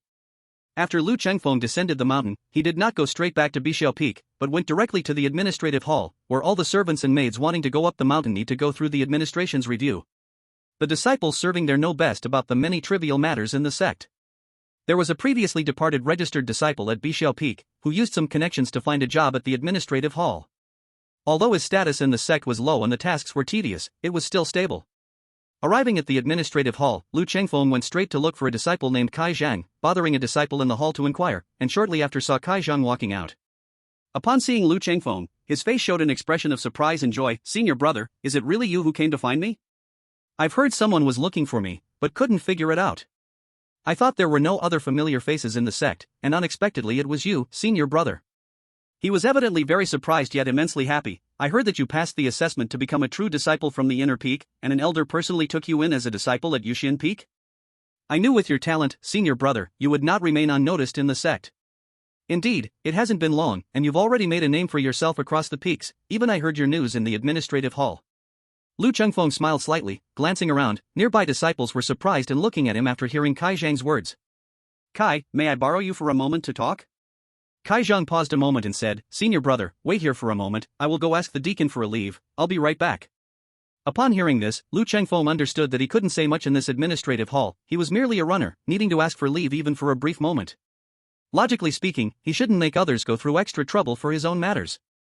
But this matter is quite important. He could only awkwardly clasp his fists and say, Junior brother, I'm troubling you. Kai Zhang had spent a few years with him and knew the character of his senior brother. Understanding that this pretentious act must mean there was something urgent, he quickly replied, Senior brother, you are being too polite, we are all brothers, no need for such formalities. You wait here for a moment, I will be right back. After saying that, he hurriedly turned and left. Lu Chengfeng initially thought it would take quite some time, but not long after, he saw Kai Zhang come out of the back hall with a middle-aged steward, pointing in his direction from afar and saying something. Lu Chengfeng did not dare to approach rashly, so he merely clasped his fists in greeting. The middle-aged steward returned the gesture and said a few words to Kai Zhang, who then ran over with a big smile. "Senior brother, it's all settled, let's go." Once they exited the administrative hall, Kai Zhang smiled and said, "The steward in charge of me is notoriously slick and good at currying favor, often harsh on disciples without backgrounds. I have suffered his difficulties in the past. It was originally not easy to request leave, I would have to offer some benefits, but today I only mentioned your name, and he immediately granted me half a day off without even deducting my wages. This is all thanks to you, senior brother. Now I can borrow your prestige, huh?" Lu Chengfeng couldn't help but smile. He didn't expect this little twist earlier, and said with a laugh, "After all, we share the same master. Junior brother, if you ever suffer injustice or need help in the future, don't hesitate to come to me. Then I will take you up on that, huh?" Kai Zhang had indeed matured after his time in the administrative hall. Previously a quiet person, now he casually climbed the social ladder with the conversation. "In the future, when I come to visit you, senior brother, you better not think of me as a nuisance. You really are different after just a few days apart, much more open than before," Lu Chengfeng couldn't help but compliment. As the two chatted and laughed, they walked into a tea house run by the administrative hall, ordering a quiet room on the second floor. Once the tea master served the tea and left, the room fell into silence. Lu Chengfeng held the teacup, the mist surrounded his face, making it somewhat hazy. Seeing this, Kai Zhang slowly set down his cup and said seriously, "I know you must have something to tell me, senior brother. Just say it, I won't decline as long as I can do it." Lu Chengfeng didn't set down his teacup either. After a long pause, he said, "Junior brother, you have the widest sources of information in the administrative hall. Do you know if any elders have recently passed away, leaving behind wives and concubines still in the mountains?" Kai Zhang was taken aback for a moment. "Are you talking about the late elders' widows?" Before Lu Chengfeng could reply, he subconsciously thought of Luo Sodi, as his master had just passed away not long ago, and he quickly remarried his master's wife. Now, just a few days later, could it be that he had set his eyes on someone new? He felt something strange inside but could only think of Lu Chengfeng's special tastes, causing an odd expression to appear on his face. Lu Chengfeng naturally knew his thoughts but had no way to explain, and could only intentionally mislead. Coughing twice, he said, "Yes, preferably someone with stunning looks and an alluring figure." Kai Zhang initially thought it was something serious, but upon hearing this, couldn't help but burst into laughter. "Huh, senior brother, your taste is indeed unique. I truly respect you. With your talent, status, and position, what kind of beautiful women or female disciples do you want? Can't you just choose at will? Why does senior brother prefer widows instead?" He originally wanted to continue, but seeing Lu Chengfeng's threatening gaze made him retract his neck and quickly shut his mouth. "Stop talking nonsense, just say whether you know or not," Lu Chengfeng said somewhat annoyed, quickly taking a sip of tea to cover his embarrassment. Kai Zhang wanted to laugh but didn't dare. He felt that the image of his once imposing senior brother was now inexplicably vivid. He didn't want to annoy his senior brother any further, pondered for a moment, and said, "Most of the elders' wives in our sect do not meet outsiders, so I can't possibly know if they are beautiful or ugly. However, there are indeed a few deceased elders in the sect who require the affairs hall to arrange their living and daily needs every month. I do know a little about this. One of them is elderly Yunfeng from the Black Eagle Gorge, who died fighting 3 years ago in the martial world, leaving behind a pair of children and an old wife. Then there is Elder Yunyan from Tianhaifeng, who is known alongside Elderly Muge as the twin pillars of the Outer Peak, skilled in combined sword techniques. The two made a great name for themselves in the martial world, admired by everyone as a couple of immortal lovers. It's a pity that Elderly Muge has been possessed by his practice for 10 years now, and Elder Yunyan has been living alone on Tianhaifeng, rarely seen by outsiders." Lu Chengfeng listened silently, while Kai Zhang mentioned a few more examples, but they were all elders from the Outer Peak. Although their strengths varied, they were not his first choice. Seeing that Kai Zhang was getting dry-mouthed from talking, Lu Chengfeng proactively poured him more tea and casually said, "Have any Inner Peak elders left behind widows?" "Inner Peak?" Kai Zhang was taken aback, then realized that his senior brother might have another purpose. A variety of thoughts whirled in his mind. He wondered if his senior brother was eyeing the widow's wealth. After all, a legacy from an Inner Peak elder would certainly incite greed in many. But just as he thought this, he felt it was unlike his senior brother's character. Kai Zhang hesitated and said, "The family situations of Inner Peak elders are supposed to be confidential within the sect. The affairs hall has repeatedly stated that we must not disclose them to outsiders." Before Lu Chengfeng could speak, he continued, "However, since it's you asking, I won't hide it, though you must remember not to speak of it outside, or there could be significant trouble." Seeing Kai Zhang's worried face, Lu Chengfeng calmly said, "Junior brother, rest assured. Our conversation today will leave your mouth and enter my ears, no one else will know." Kai Zhang took the tea Lu Chengfeng offered, took a few sips to moisten his throat, and then said, to my knowledge, there are 7 family members of Inner Peak elders that the affairs hall is responsible for caring for. Whenever an elder falls, their descendants are cared for by the sect for 30 years. If any show talent, they will be prioritized for selection and training, if not, they will be expelled from Yunsong after 30 years. Hearing this, Lu Chengfeng felt a jolt. 7 elders had died in 30 years. He knew each of them was a powerful figure in the martial world, capable of great deeds. It seems the sect is not very peaceful. Thinking of the thunderous beast roars, the soaring sword energy, and the shadowy figure in the sect, he could not help but fall into deeper silence. Of these 7 elders, I only know about 3, the other 4 are managed by other officials in the affairs hall and were not assigned to us. The 3 elders I know are Elder Chuyin from Huanglong Peak, Elder Li Guan from Xuanhe Peak, and Elder Qinfeng from Xuanhe Peak. Lu Chengfeng's pupils suddenly constricted. 2 of them are from Xuanhe Peak? Kai Zhang nodded, lowering his voice and cautiously saying, I heard from others in the hall that both of these elders died on the same day, and at that time, a great matter arose in the sect, causing the higher-ups to be furious. Even the families of these 2 elders were almost implicated. Lu Chengfeng felt his heart race. Subconsciously, he thought of the young sect master Sun Shuijing, who had been robbed unexpectedly, and also the husband of his dear master, renowned for creating the extraordinary 5 elements returning to Origin Sword Classic. He instinctively asked, Junior brother, do you know how long it has been since those 2 elders passed away? Kai Zhang pondered for a moment before replying, I only heard other disciples mention it, I don't know much about the details, but it should be about 20 years. Lu Chengfeng felt as if a thunderclap had exploded in his mind. Sun Shuijing had died 20 years ago. If there was no connection, that would be a joke. He sensed that he had touched upon some deeply hidden secrets within the sect, and that Zhu Yushan must play a crucial role in this. I'm just a small pawn now, I cannot rashly get involved, or it would be asking for death. Lu Chengfeng suppressed his curiosity and instead asked, among the legacies of these 3 elders, is there anyone beautiful? No matter the age, as long as her figure is enchanting and her appearance outstanding, the rest doesn't matter. Kai Zhang immediately squinted at him, grinning as he said, I don't know much about the families of the other 2 elders, but Elder Li Guan took a young concubine just a month before he passed. At that time, she was only 16. Now, after 20 years, she would only be about 36 or 37. I once helped deliver supplies and saw her by chance. She was indeed enchanting and full of charm, a sight to behold. Although she has aged a bit, her grace remains, making her unforgettable. Upon hearing this, Lu Chengfeng felt delighted. As long as he married her, how could his martial arts not advance by leaps and bounds? Especially since he had just obtained the Mystic Crane Thousand Shadows sword techniques from Zhu Yushan. Even if his skills improved rapidly, that was still due to his own talent for swordsmanship. Who would have thought of this connection? Good brother, quickly tell me more about this elder's legacy. Lu Chengfeng eagerly pulled Kai Zhang. Kai Zhang couldn't help but laugh at Lu Chengfeng's impatience. Why are you in such a hurry, senior brother? That woman, although she is the elder's widow, is merely a concubine, and moreover, she has no children. These years in the sect have not been easy for her. Although there is support from the auxiliary hall, they barely get by, managing only basic needs, with no hope for luxury or fine clothing. There are people in the sect who have had their eye on her, but after all, she is the elder's widow, and no one wants to harm their reputation.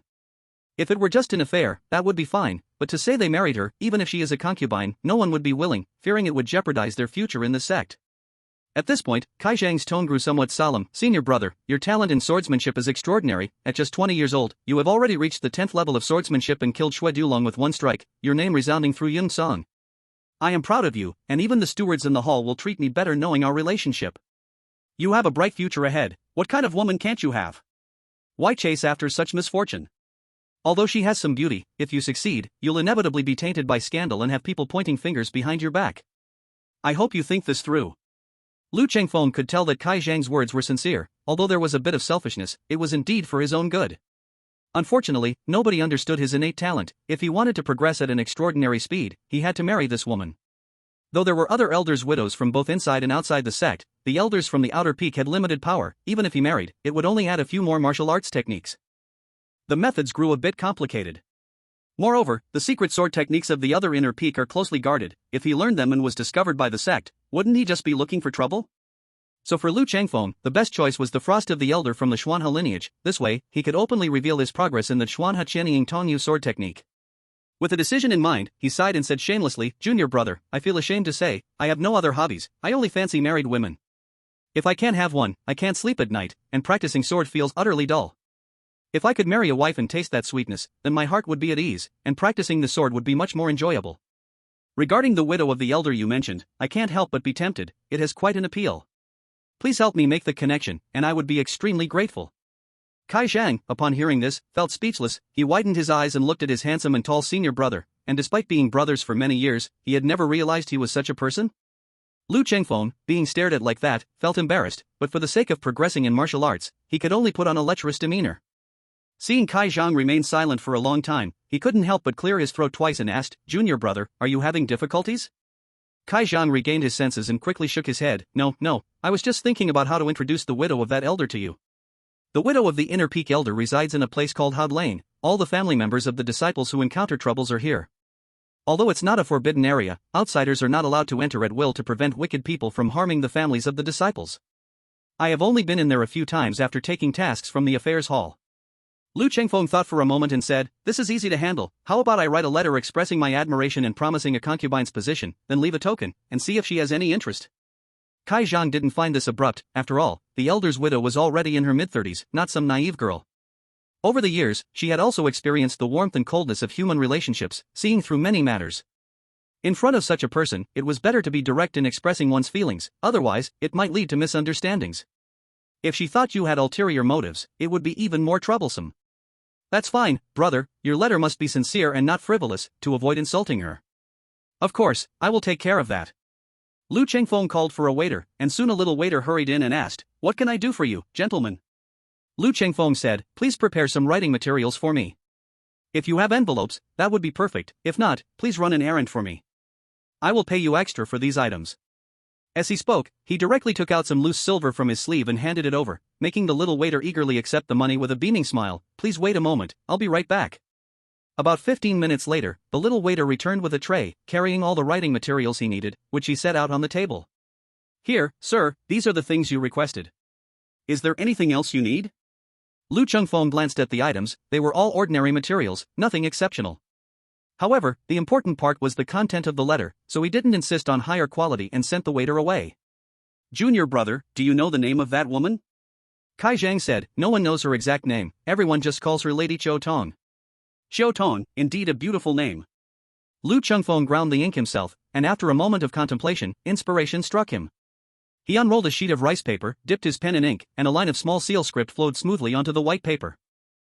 In this world, the written characters are called seal script, with distinctions between large seal and small seal. Large seal is often used for rituals, inscriptions, and plaques, while small seal is for daily letters and records. Lu Chengfeng had made some achievements in both internal and external skills, masterfully controlling his strength, and his calligraphy was naturally not poor, with his strokes conveying a sense of spiritedness and freedom, making it clear to anyone that the owner was a young man. After writing a full sheet, Lu Chengfeng finally stopped his hand, waiting until the ink dried before carefully folding the letter and placing it in an envelope. The waiter was attentive and even prepared a clay seal. Lu Chengfeng stamped it with his fingerprint, then thought for a moment and took a jade tassel off his sword hilt, giving it to Kai Zhang as well. "Junior brother, I entrust this matter to you," Lu Chengfeng said solemnly. "If that Madame Qiutong has any questions or wants to inquire about me, you can just tell her the truth, no need to hide anything. It would be even better if there's a chance to meet her in person and express my affection."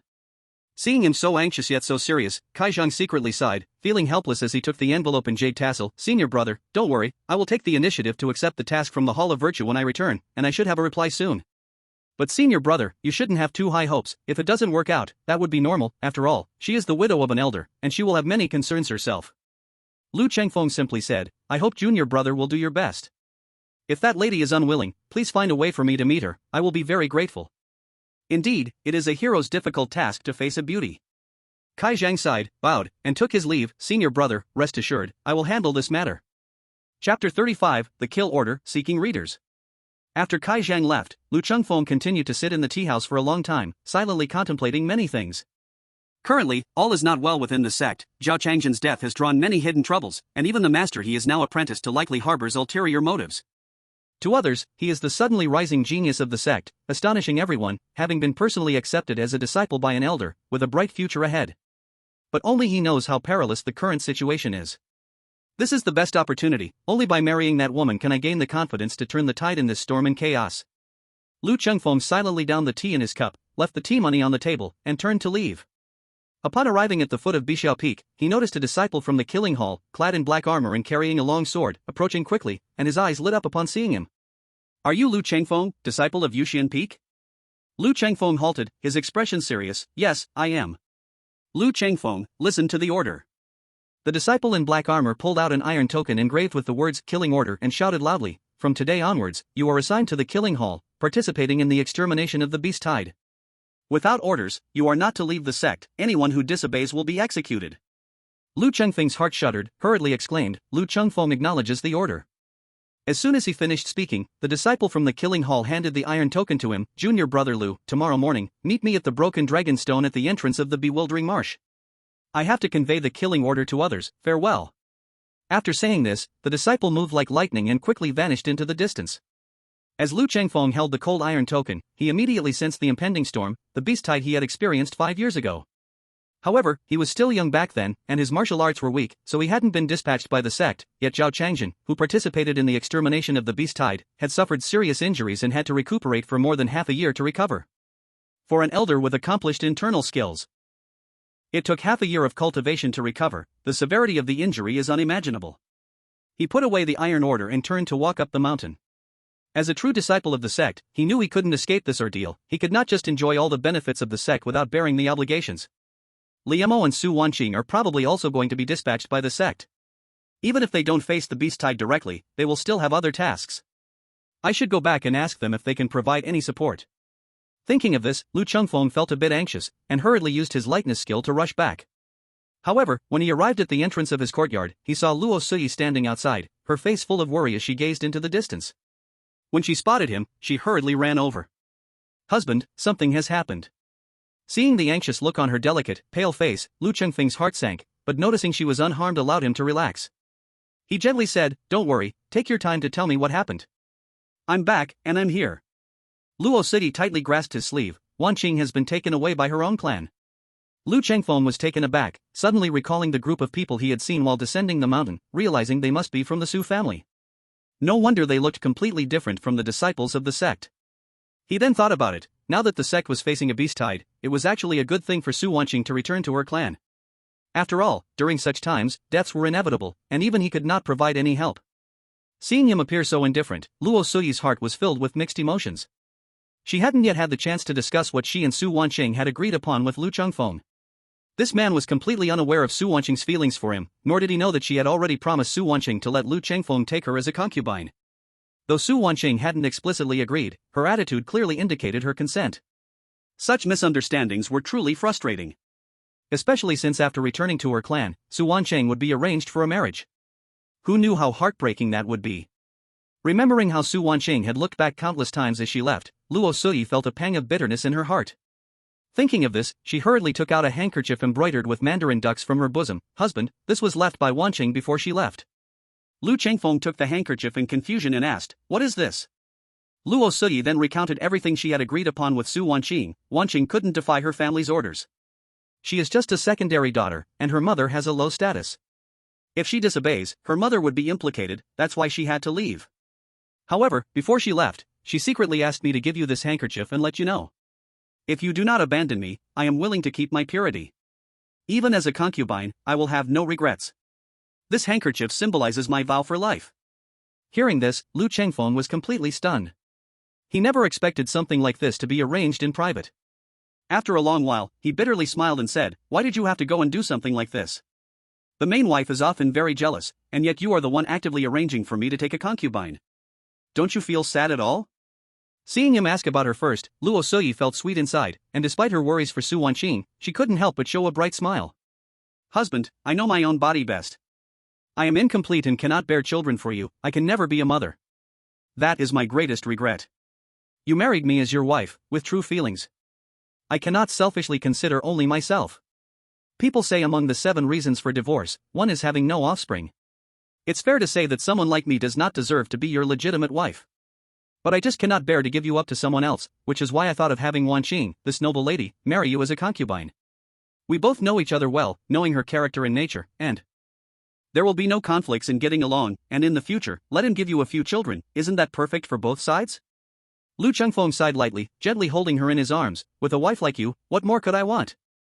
As for Wanqing, I'm afraid we are fated to be no more." Luo Suyi was instantly surprised and looked up, asking, "What does my husband mean? Do you really not want Wanqing anymore?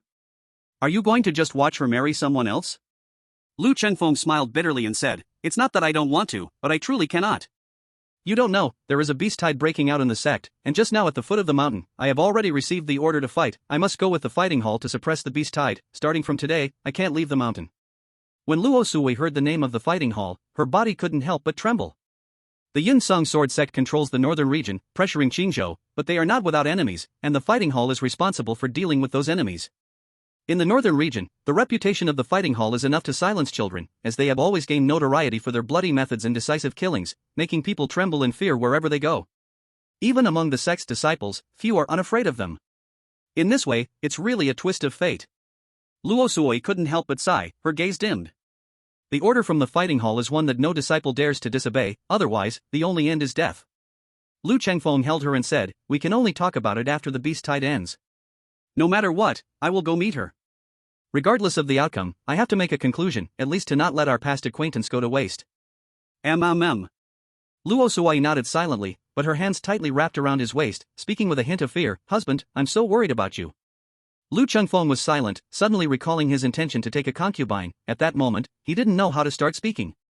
Let's return to the house first. In such circumstances, we can only go with the flow and preserve ourselves for now. Lu Chengfeng sighed and pulled Luo Sui inside. After comforting her for a while, he finally managed to ease her worries temporarily and instructed the maid to call Li Mo and Luo Yang over. "Starting tomorrow, the whole Yun Song will be hunting down the beast tide, and you will surely be dispatched, but I'm not sure where you will be assigned. If you are with me, it will be even more dangerous. You two are outer disciples, the tasks you'll be given will at most be tiring and laborious. There will be dangers, but it can't compare to the inner disciples.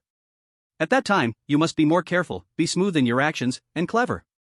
Even if you are bullied, keep your head down first, prioritizing your life.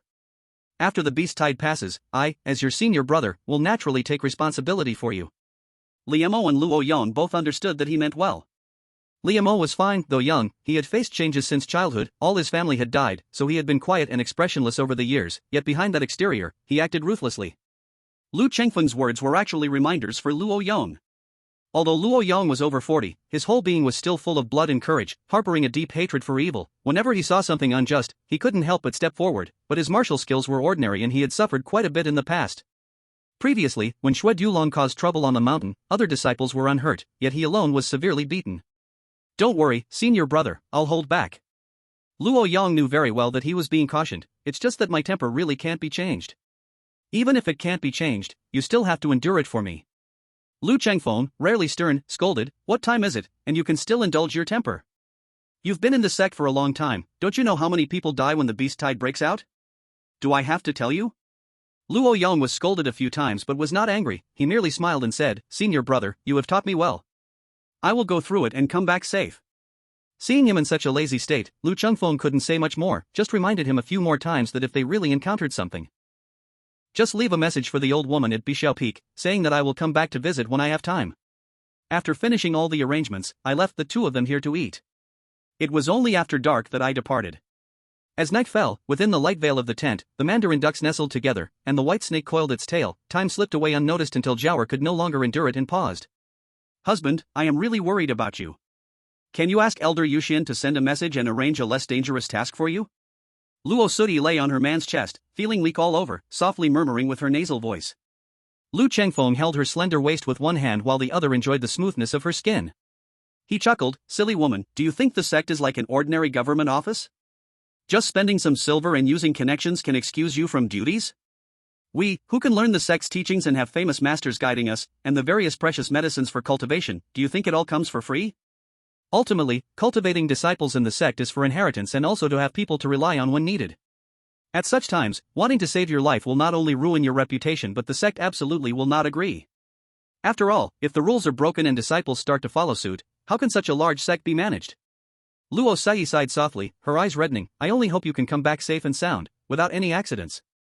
Lu Chengfeng patted her plump bottom. "My sword skills have reached an advanced level, and with your help, my inner strength has increased significantly. With such martial prowess, there won't be any problems. You can rest assured. But there is one thing I don't know how to bring up. As husband and wife, what is there that we can't talk about? Just tell me directly." Luo Sudi raised her delicate face, unsure what he found so difficult to say. Lu Chengfeng considered various excuses in his mind but ultimately decided to speak the truth, as the matter of taking a concubine would inevitably arise in the future, and he wouldn't have any other excuses then.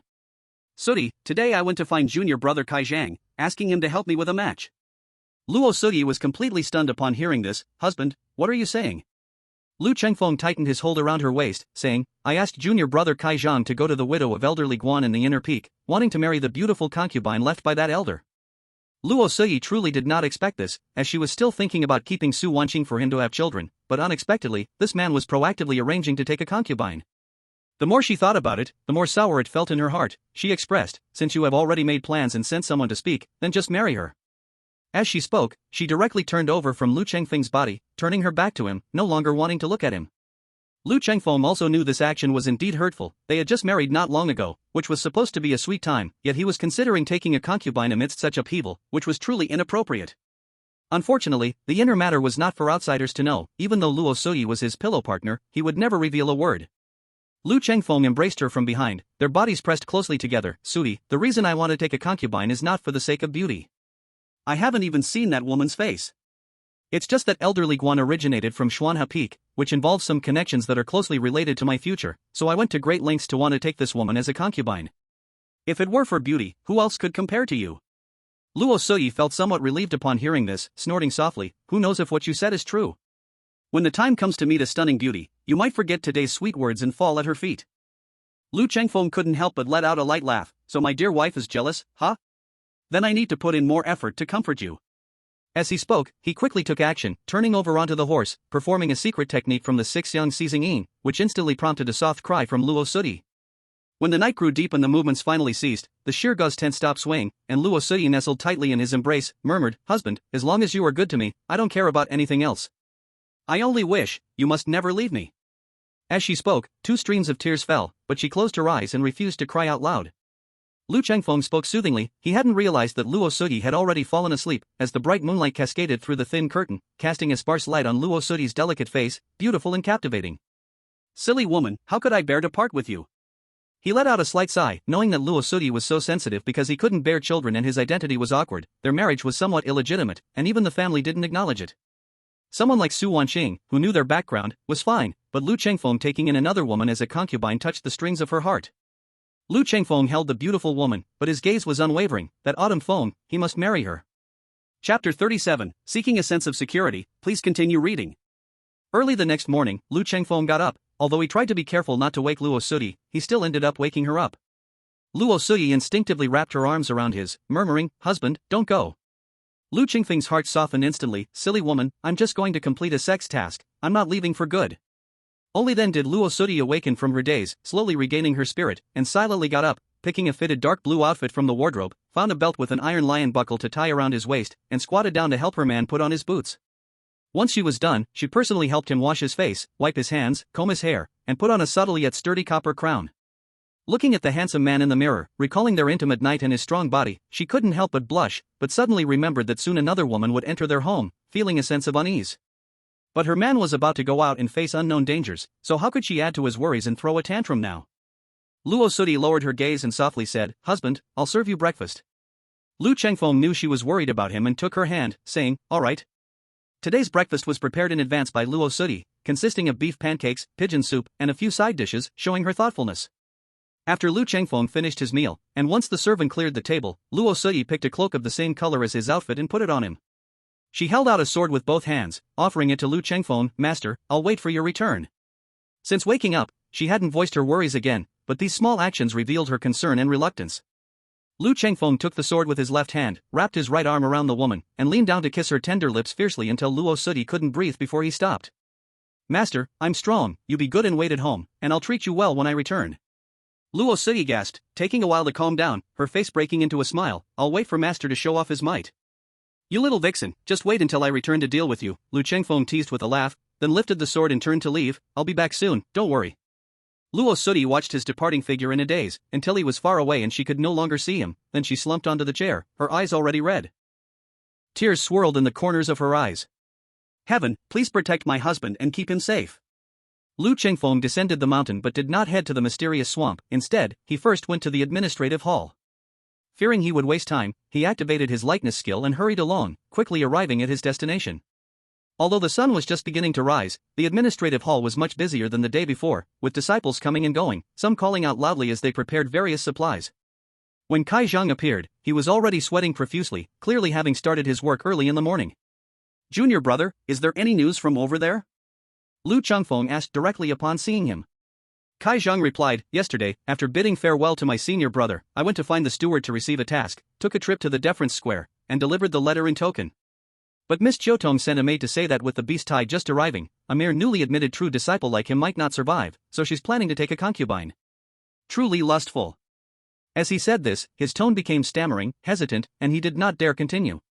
Lu Chengfeng said, "Junior brother, there's no need to hide anything. Just speak the truth about what she said." Kai Zhang recalled being reprimanded by that fierce maid yesterday, his face showing distress. "Senior brother, if I say it, please don't be angry. That maid of Miss Jiutong really has a sharp tongue. She scolded me harshly. She said that it was uncertain whether my senior brother could survive this beast tide, and if something happened, wouldn't it mean that her mistress would have to mourn again? What if people spread rumors that she brought misfortune to her husband? What about her reputation? Even if he doesn't die, what if he ends up disabled or blind? How would he live then? If she truly cared, she would wait until after this disaster to discuss legitimate marriage, instead of being so casual. Isn't that just bullying?" Lu Chengfeng was left speechless by this, yet what he said did indeed have its reasons. After all, she was a widow for 20 years, and a widow's reputation often faced much scrutiny and concern, making her thoughts more intricate than his. However, he had no idea when the beast tide would end, and he always felt an underlying sense of crisis, believing Elder Shou of Tsanglong Peak would not easily let go.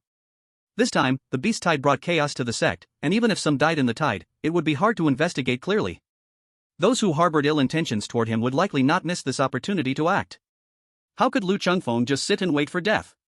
After a moment's thought, he suddenly said, "Junior brother, I know the administrative hall is busy these days, but this matter is crucial for me, so I kindly ask you to help me once more."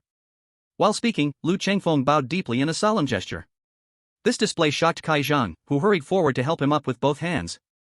"Senior brother, what are you doing? Since you have ordered me, I will not refuse." "But..." He showed a troubled expression. "The steward in the hall is not easy to deal with, especially since they have started dealing with the beast tide again today. Everyone is so busy, he probably won't give me any consideration." Lu Chengfeng said, "Then I will personally plead for a favor. I just need you to pass on a message, saying that Lu Chengfeng sincerely seeks to marry and would not dare treat this lightly. I am willing to offer 1,000 taels of silver as a betrothal gift, only asking that Miss Jiutong agrees to be my concubine, and if my wish is fulfilled, I will cherish and love her. If any mishap occurs during the beast tide, then the 1,000 taels will be regarded as our fate of acquaintances, and I will give it to her. If after the beast tide she has second thoughts for any reason, the silver will still belong to her, she won't need to move in with me, and I won't speak of this outside, treating it as if it never happened." Kai Zhang listened, stunned. "Then senior brother, what do you seek by this?" Lu Chengfeng said, "I only seek for Miss Jiutong to agree to be my concubine at this moment. As long as she sends me a letter or gives me a token, it counts as a promise of this marriage. Everything else can wait until after the beast tide. If she changes her mind or has other conditions, I can agree to them. Let's treat this as a joyful occasion before the disaster of the beast tide. It's a way to seek peace of mind. Of course, this last sentence, you must never tell Lady Jiutong, otherwise, if you anger her, this marriage may not happen." Seeing this, Kai Zhang could only agree and said, "If that's the case, then I will make another trip. Senior brother, you can come with me to see the steward. With your status, he should not refuse." Lu Chengfeng nodded and said, "That sounds good. Let's go, you and I will visit him together." Chapter 38, The Bewitching Swamp, seeking more readers. About a quarter of an hour later, Lu Chengfeng walked out warmly sent off by the steward of the administrative hall, and then without delay, he quickly headed towards the bewitching swamp. "I have done what I can, whether this marriage can be accomplished now depends on fate." If it were not for the outbreak of the beast tide, he could have used other ways to win the woman's heart, but in the current situation, there was no time to spare.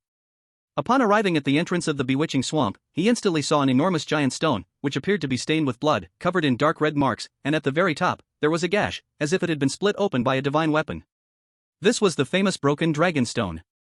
It was said that there was an underground river linking the trapped dragon abyss of the 5 inner peaks directly to the bewitching swamp. That underground river was filled with venomous gas, which, over the years, had caused this swamp to teem with countless poisonous insects, snakes, and ants, while the air was thick with hallucinatory miasma, posing great danger. Usually, the trapped dragon abyss was suppressed by the 5 peaks, but once the abyss rebelled, countless beasts would emerge through the underground river, appearing in the bewitching swamp. The bewitching swamp was surrounded by mountains and originally had no exit. It was said that thousands of years ago, a poisonous dragon burst out from the underground river, spraying terrible venom that corroded a narrow passage through the mountain, with its head poking out to escape the swamp. At the critical moment, the current master of the Yuntsang sect unleashed the Great Five Elements Destruction Divine Lightsword, and with one strike, he cut off the dragon's head, not only severing it but also cleaving apart the mountain that had been corroded by venom. And this broken dragonstone is the very spot where the dragon's head was severed. Whether the legends from thousands of years ago are true or false, no one knows if dragons really existed in this world, but the thunderous roars of beasts from the trapped dragon abyss and the beast tides that occur periodically lead many disciples to believe that a true dragon is sealed beneath the abyss. When Lu Chengfeng arrived, it was already bustling. Many core disciples registered at the broken dragonstone and were given a set of black iron armor and a sky thunder, then donned their armor and formed into teams to enter the swamp. This black iron armor must be worn properly. Inside it is a special phoenix blood velvet from our sect, which can stop bleeding quickly when injured and also helps avoid erosion from the swamp's poisonous miasma. Perhaps recognizing Lu Chengfeng or seeing his name on the list, the disciple handing out supplies specifically reminded him. The sky thunder is to be used when you encounter danger. Activate it with your internal force and throw it into the sky. It will serve as a distress signal, clearly visible for miles around. Thank you for the reminder, senior brother. Lu Chengfeng accepted the items and thanked him before stepping aside to put on his armor. At that moment, a burly man with a beard and a bald head called out to him, "Junior brother Lu, we've been waiting for you." Upon hearing this, Lu Chengfeng walked over and saw 4 people, including the bald man, looking at him. "My name is Tan Xiong, a disciple of Huanglong Peak," the bald man introduced himself. "We core disciples are going on a mission, and most of the time, the disciples of the 5 peaks cooperate, forming groups of 5. The 3 beside me are Lu Lingxi from Qingyun Peak, Su Changge from Baihong Peak, and Duanli from Qishao Peak." Lu Chengfeng greeted each of them, calling them senior brothers and sisters, being the youngest among everyone present. Lu Lingxi was a delicate woman in her late 20s, dressed in a long blue robe, slender and tall. At this moment, wearing black armor that completely concealed her beautiful curves, her hair styled in twin buns was also hidden beneath an iron cap. In the marsh, toxic miasma lingered, and poisonous insects were everywhere. Long hair was a burden in critical moments, so before entering the swamp, they would tie their hair completely with iron caps for ease of movement. Su Changge from Baihong Peak and Duanli from Qishao Peak were quite recognizable. One wore a white robe with a sword at his waist and held a folding fan in hand, while the other was dressed in bright red brocade, with a face as beautiful as jade but eyebrows oddly red. "Junior brother, I have long heard of your great name, and today I finally get to know you. What a fortunate occasion," Su Changge said with a grin. "I truly admire your skills. If you have the time later, I would like to seek your guidance." Seeing Su Changge's winking expression, Lu Chengfeng immediately understood he was referring to the matter of him marrying the master's wife, and his face darkened slightly, quickly changing the subject. "Dear senior brothers and sisters, this is my first time participating in the beast tide. I have no experience at all. If there are any difficulties, please guide me." The usually reticent Duanli simply said, "Just draw your sword and kill. Aside from fellow disciples, everyone else is an enemy." Tan Xiong, a burly man with a fierce aura, spoke very cautiously, "Junior brother, you have just entered the inner peak. You probably haven't trained in the miasma swamp. The environment here is complex, with treacherous terrain and many poisonous creatures. I think we should first familiarize ourselves with the surroundings and build some teamwork and coordination before we venture deeper. What do you all think?" Lu Lingxi replied, "What Tan senior brother said is the most prudent." Su Changge agreed, "That sounds good." Duanli remained silent but did not refuse. Tan Xiong said, "Then it's decided. Among us 5, I am the oldest, and my sword skills have reached the 18th level. Once we enter the swamp, I will take the lead. Any objections?" Su Changge laughed, "Senior brother, you are one of the 7 heroes of our sect. Although we each have some skills, how can we compete with you? It's only natural for you to lead us into the swamp. I only obey senior brother." Lu Lingxi had a somewhat cool personality. Her tone was also calm, showing some respect for Tan Xiong. Duanli snorted coldly, "Don't get too proud. Someday I will surpass you. For now, I will let you lead." Lu Chengfeng also said, "I have no objections. Please guide us, senior brother." With everyone agreeing, Lu Chengfeng adjusted his dark armor, tucked his chasing thunder blade into his waist pouch, held his sword in his left hand, and entered the swamp with the others. After walking not far, they saw a gray mist hanging in the air, and the ground was damp, with soft soil beneath their feet. Lu Chengfeng looked around and noticed that the trees in the swamp were very tall, many trunks entwined with fine vines, and many green moss grew at the roots, some even glimmering with blue light, indicating deadly poison. Besides that, centipedes, scorpions, and long snakes were increasingly numerous, and the air was hot and humid, with no birds in sight. Occasionally, some beast shadows flashed through the woods. They were wolves, sensing the presence of humans, prowling back and forth around them. "Junior brother, demon beasts are different from ordinary wild beasts. They possess intelligence, are extremely cunning, and can use demon arts, making them quite troublesome. Demon beasts are born differently, you will know once you see them. More importantly, they can command wild beasts to attack, and that is how the beast tide comes about. The root lies within those monster beasts." Tan Xiong held a copper rod, clearing the path ahead. Lu Chengfeng followed close behind on the left, with Lu Lingxi on the right, while Su Changde and Duan Li brought up the rear. As they entered the swamp, the expressions of the group grew cautious, carefully observing the surroundings for any movement. Chapter 39, Monsters, You Shall Die, Subscription Needed. The Bewitching Swamp. The battle came faster than Lu Chengfeng had imagined. As the shadows of beasts darted through the trees, a putrid stench filled the air. Roar! A beastly roar came from nowhere, and dozens of jungle carrion wolves charged out, howling and attacking from all directions. Kill! Tan Xiong shouted fiercely, smashing his copper rod, crushing a wolf's skull. Then, swinging the rod, he sent 7 or 8 wolves flying, their skin ripped and blood oozing as they whimpered, unable to rise. Su Changde and Duan Li seemed to have experience working together, one fighting like water and the other like fire. They swiftly dealt death to several wolves in the blink of an eye, leaving a scene of bodies and blood scattered across the ground. Lu Chengfeng and Lu Lingxi were not idle either, drawing their swords with a clang. Their sword techniques Lu Chengfeng suddenly understood that this team distribution was not arbitrary, there were many considerations behind it. As the few talked, their actions grew faster, the surrounding grass and trees flashing by. Lu Chengfeng gradually felt something was off. Tan Xiong was not progressing casually, but seemed to have found a target and was quickly pursuing it. Pooh! Pooh! Pooh! In their progress, the blocking beasts grew more and more numerous. Wolves, tigers, leopards, and even black bears charged out. These wild beasts that should never appear here went wild, their eyes red with madness. It was Lu Chengfeng's first time witnessing the strength of Tan Xiong. With a strong copper rod in hand, no matter what beast, just a brush would lead to death, a clash would mean shattering. There was no enemy that could stand against it. He and the other 3 only needed to be mindful of their surroundings to prevent enemies from approaching Tan Xiong's back. With Tan Xiong's overwhelming presence, those blocking beasts did not slow down their speed but instead made them go faster.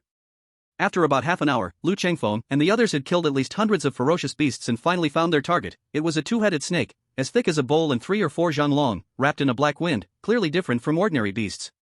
This was also Lu Chengfeng's first encounter with a demon beast. He finally understood what a demon was. Something strange, something abnormal was indeed a demon, so whenever he saw a demon beast, he could tell it was different at a glance. This creature has iron scales, impervious to blades and guns, immune to water and fire, and can spit out toxic mist. I will be the main attacker later, you provide support for me, using sword energy to strike, swift battles, never let it escape.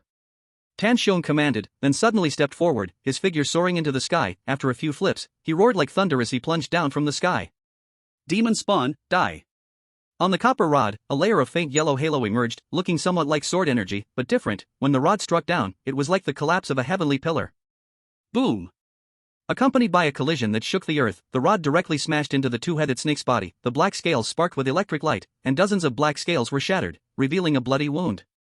The demon snake cried out in pain, immediately letting out a piercing shriek. Half of its snake body stood upright from the ground, both heads roaring at the sky, simultaneously spewing out black toxic mist towards Tan Xiong. Let's go! Su Changde called out decisively, teaming up with Duan Li to attack. The 2 sword energies burst forth, stretching 2 feet long, striking towards the end of the demon snake's tail. Chengfeng, let's flank Tan Xiong from the side to support him. Lu Lingxi said, then immediately drew her sword and charged forward, a cold light shining from the sword blade, reaching 3 feet long. At this moment, Lu Chengfeng realized that among the companions, aside from Tan Xiong, Lu Lingxi actually had the highest cultivation level. Her sword skills had reached over 16 levels. Truly, the inner disciples are extraordinary. These young disciples have such profound sword skills. If not for my gifted talent, I would not stand a chance. Lu Chengfeng marveled and also drew his sword energy emerging a foot long, positioning himself to the left and right of Tan Xiong, not getting too close, only attacking with sword energy. Faced with the demon snake's toxic mist, Tan Xiong did not move away but suddenly roared, "Fight!" An invisible sound wave spread out, dissipating the gathered toxic mist, leaving only thin, willow-like smoke lingering in the air. However, Lu Chengfeng's pupils suddenly shrank. Within that smoke-like cloud, there was actually a dense layer of poisonous insects, falling from the sky with poo-poo sounds. No wonder Tan Xiong's roar could disperse the toxic mist, it contained so many poisonous insects. Seeing the dense corpses of poisonous insects on the ground made him feel utterly horrified. Only by pushing his swordsmanship to the extreme could he strike with sword chi to kill. But when the sword chi struck the black scales, it only caused a spark of electricity, and the serpent demon, though in pain, was unable to be injured. Lu Chengfeng's expression darkened slightly, realizing that the gap between him and Tan Xiong was far greater than he had imagined. Chapter 40, It's Not Impossible, please continue reading. Boom! Tan Xiong struck the snake demon with his staff, sending it flying backward, rolling 7 or 8 yards on the ground before finally stopping. Su Changde and Duan Li had long been waiting for the opportunity to act, and at this moment, they decisively moved. Their twin swords crossed, and with a ripping sound, the black scales were torn open, and blood splattered. The two long swords were driven like nails, pinning its tail to the ground. The snake demon screeched in pain, its two heads opening their large bloody mouths and spewing poisonous mist. Its tail violently shook, and the two heads suddenly lunged backward to strike. The snake demon's skin was tough, its strength immense. This sudden violent movement nearly freed its tail, but Su Chang'e and Duanli gritted their teeth, desperately holding onto the sword hilts, their blood surging, heat rising from their heads, their faces turning crimson. As the snake demon turned to attack, they stubbornly held their ground, refusing to retreat, determined to keep the long swords pinned in its tail. "Stay still." Lu Lingxi moved swiftly, her body swaying like a gust of wind. The sword flashed like a streak of lightning, and in an instant, it precisely stabbed into the snake demon's open bloody mouth. The snake demon was in the middle of releasing poisonous mist, and with the sword's thrust, 3 feet of sword chi burst forth, piercing through its upper jaw and into its brain, then twisting sharply. The snake demon immediately suffered a backlash, and half of its head exploded, blood and brain matter flying everywhere. Though it was his first time working together with the others, Lu Qingfeng's battle experience was vast. As soon as he saw Lu Lingxi heading for the right head of the snake demon, he did not hesitate, drawing his sword and striking at the left head. Lu Lingxi's 3 feet of sword chi, with its exceptional skill and bravery, pierced the snake demon's mouth with incredible precision, passing through its skull. But with only 1 foot of sword chi, Lu Changfeng couldn't perform such a maneuver. With a flash of thought, Lu Changfeng had a plan, almost moving a moment later than Lu Lingxi. His Hanshan sword shot through the air like a white rainbow and instantly pierced the left head of the snake demon in the eye. Put. The eye, being the weakest part, gave Lu Changfeng the illusion of piercing stone. He didn't dare to hesitate for a moment, forcefully activating the sword chi, twisting his wrist to make the sword chi twist violently inside the eye socket. Boom! Boom! Boom! The snake demon, having suffered successive injuries, exploded with all its might. Its tail swung powerfully, ripping a bloody hole and breaking free from the 2 long swords, the right head drooping weakly, blood pouring incessantly. The left head, now blind in one eye, howled in rage, spraying poisonous mist. The black wind surrounding it went wild, causing the ground beneath to be scraped clean. With the massive creature's explosion, the trees in the forest were snapped in chunks by its tail. The poisonous mist spread, withering the grass and plants. Coupled with the piercing shriek, the area instantly became a perilous place. Boom! Boom! Boom! Su Chang'e and Duan Li's long swords were sent flying. Their palms were torn open, and their bodies were hurled several yards, narrowly avoiding crashing into a tree by flipping midair and using the momentum to stop. Lu Lingxi, having successfully struck, immediately withdrew, her iron armor and green robes dripping blood but remaining untainted, floating like a celestial being. Lu Changfeng, however, was in a much more sorry state. After piercing the snake demon's pupil, this enormous creature began to rage.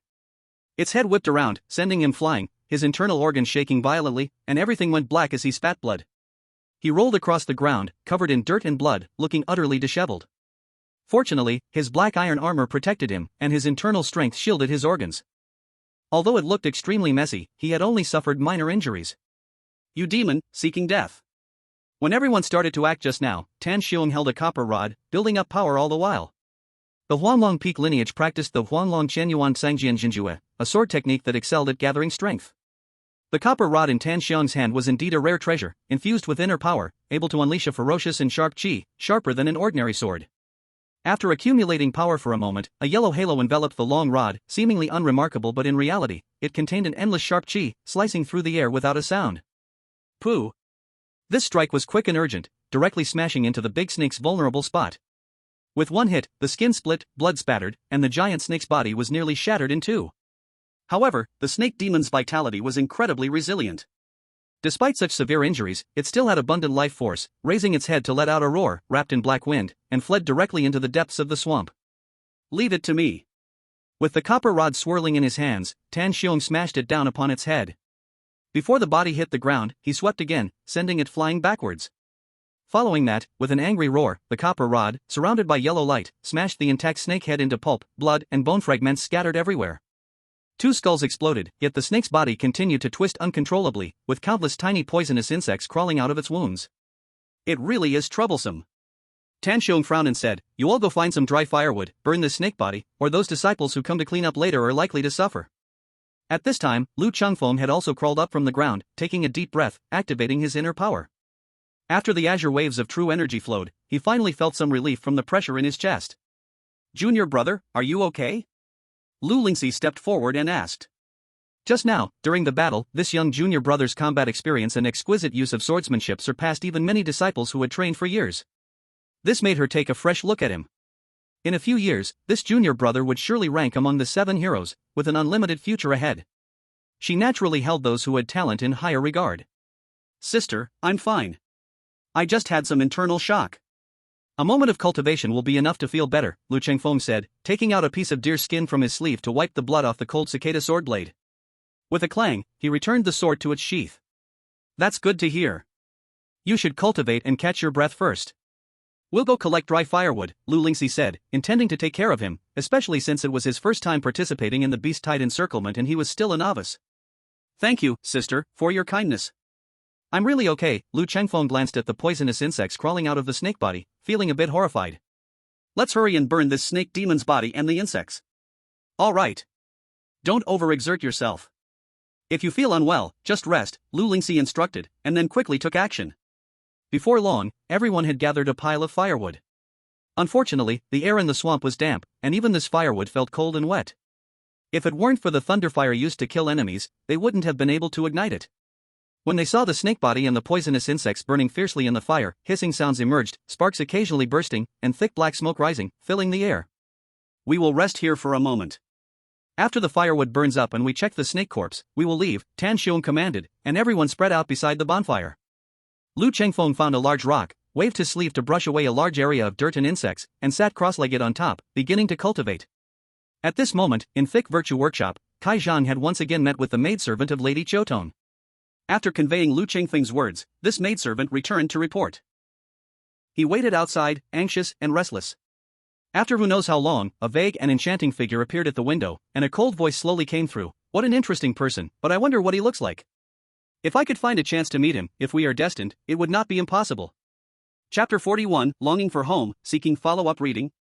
Lu Chengfeng had regulated his breathing for about an hour, feeling warmth in his chest, as if soaking in a hot spring, his whole body relaxed, the previous light injury was no longer a problem. He slowly finished his practice and stood up, raising his eyes to see that the pile of firewood had already burned out, and the huge snake body was reduced to a pile of scales, a torn snakeskin, and a few venomous fangs.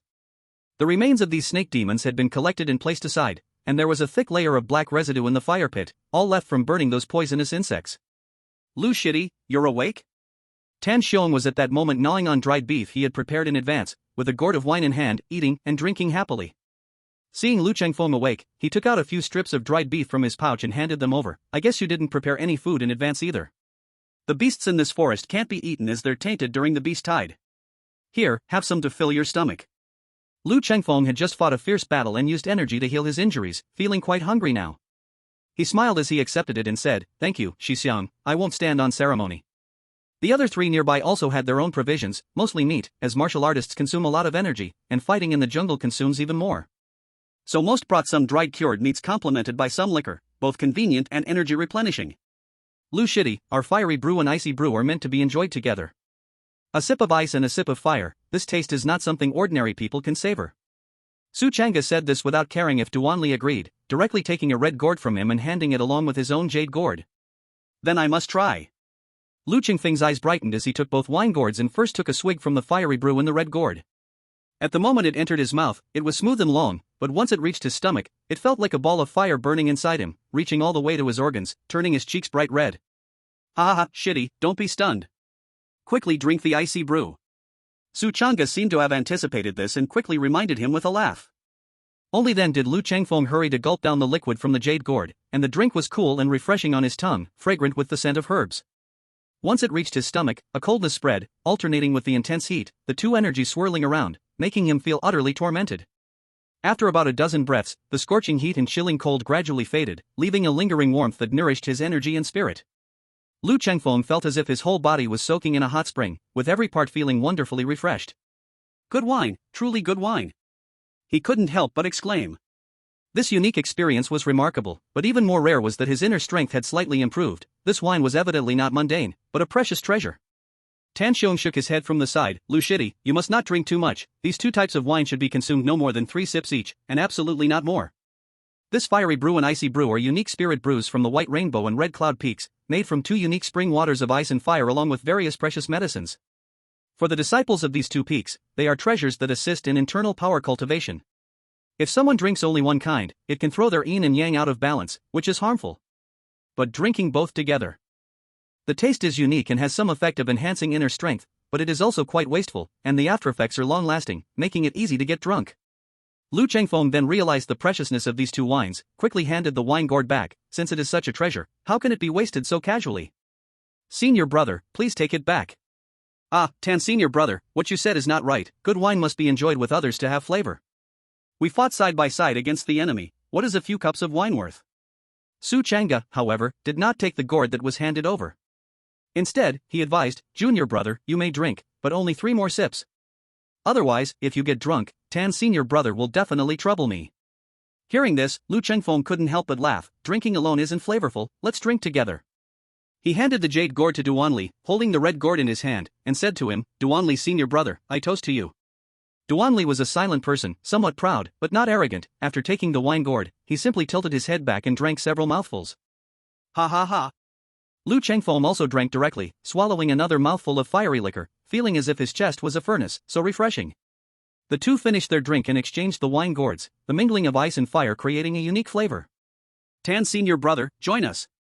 Su Chang'e laughed as he snatched the wine gourd from Lu Chengfeng, gulping down a few mouthfuls. The few of them joked and exchanged wine, having just experienced a fierce battle together, and they instantly felt much closer. However, Lu Lingxi did not drink with them. Her nature was cool, and she only ate a few pieces of the pastry she had brought and drank some water, then sat aside meditating and cultivating, not participating. After the group rested, they packaged the remains of the monster snake. Tan Xiong said, this monster's remains are also rare treasures, they can be used to make soft armor and weapons. Plus, we just killed a snake demon, and its body is tainted with demonic energy, so other demons and wild beasts will not dare approach. We'll return first and hand these items over to the sect, there will naturally be merits assigned later. Lu Chengfeng knew this was an explanation given to him. He was somewhat surprised and asked, are we returning now? Isn't it a bit too early? Su Chang'e laughed, Junior brother Lu, do you really think other teams can slay demons as quickly as we did? If not for Tan senior brother, we often have to fend off dozens of waves of beast tides, spending days and nights tracking them down to lock onto the demon beast's trail. You saw how terrifying that snake demon was. If not for Tan senior brother, we would only have been able to form a sword formation, constantly pursuing until its injuries grew heavier before exhausting it to death. Usually, it takes at least 3 to 5 days, or at most 10 days or half a month to have any gains in hunting demon beasts. Hearing this, Lu Chengfeng couldn't help but be stunned for a moment, but then thought of the snake demon's strength and realized this was the norm. If those demon beasts were easy to kill, all the true disciples wouldn't be mobilized for the hunt. This time we were just lucky to encounter a demon at the edge of the marsh. Moreover, I caught its breath, that's why we could lock onto its location directly. Otherwise, it wouldn't have been so smooth. Tan Xiong said, let's head back first. Junior brother Lu, remember to wash yourself clean with soap and sulfur after returning, to wash away the tainted demonic energy. Tomorrow morning at the hour of the rabbit, we will meet at Duanlong Stone, and take advantage of this beast tide to kill some more demon beasts and accumulate merits. Lu Chengfeng naturally had no objections, but thinking of the beautiful lady at home who must be worrying, he felt a strong eagerness to return. Chapter 42, Bold and Generous, Fond of Married Women, please continue reading. After Lu Chengfeng and Tan Xiong bid farewell to each other, they quickly made their way towards Bisho Peak. Although it had not been long since their marriage, he had unknowingly started to feel a sense of longing. The woman's every smile and frown, her joy, anger, sorrow, and happiness, made him deeply concerned. However, just as he arrived at the halfway point of the mountain, he bumped into Kai Zhang, who was rushing down from above. Upon seeing Lu Chengfeng, a look of surprise blossomed on his face. Elder brother, you're back? Lu Chengfeng's heart skipped a beat. Junior brother, do you have news? Yes. Kai Zhang nodded, I thought you wouldn't be back so soon, so I went up the mountain to leave a message for the old lady, and unexpectedly ran into you. Lu Chengfeng took a deep breath, suppressing his excitement and anxiety. Junior brother, what did Lady Chiotong say? Kai Zhang smiled, the lady said she wants to meet and see if there's any connection.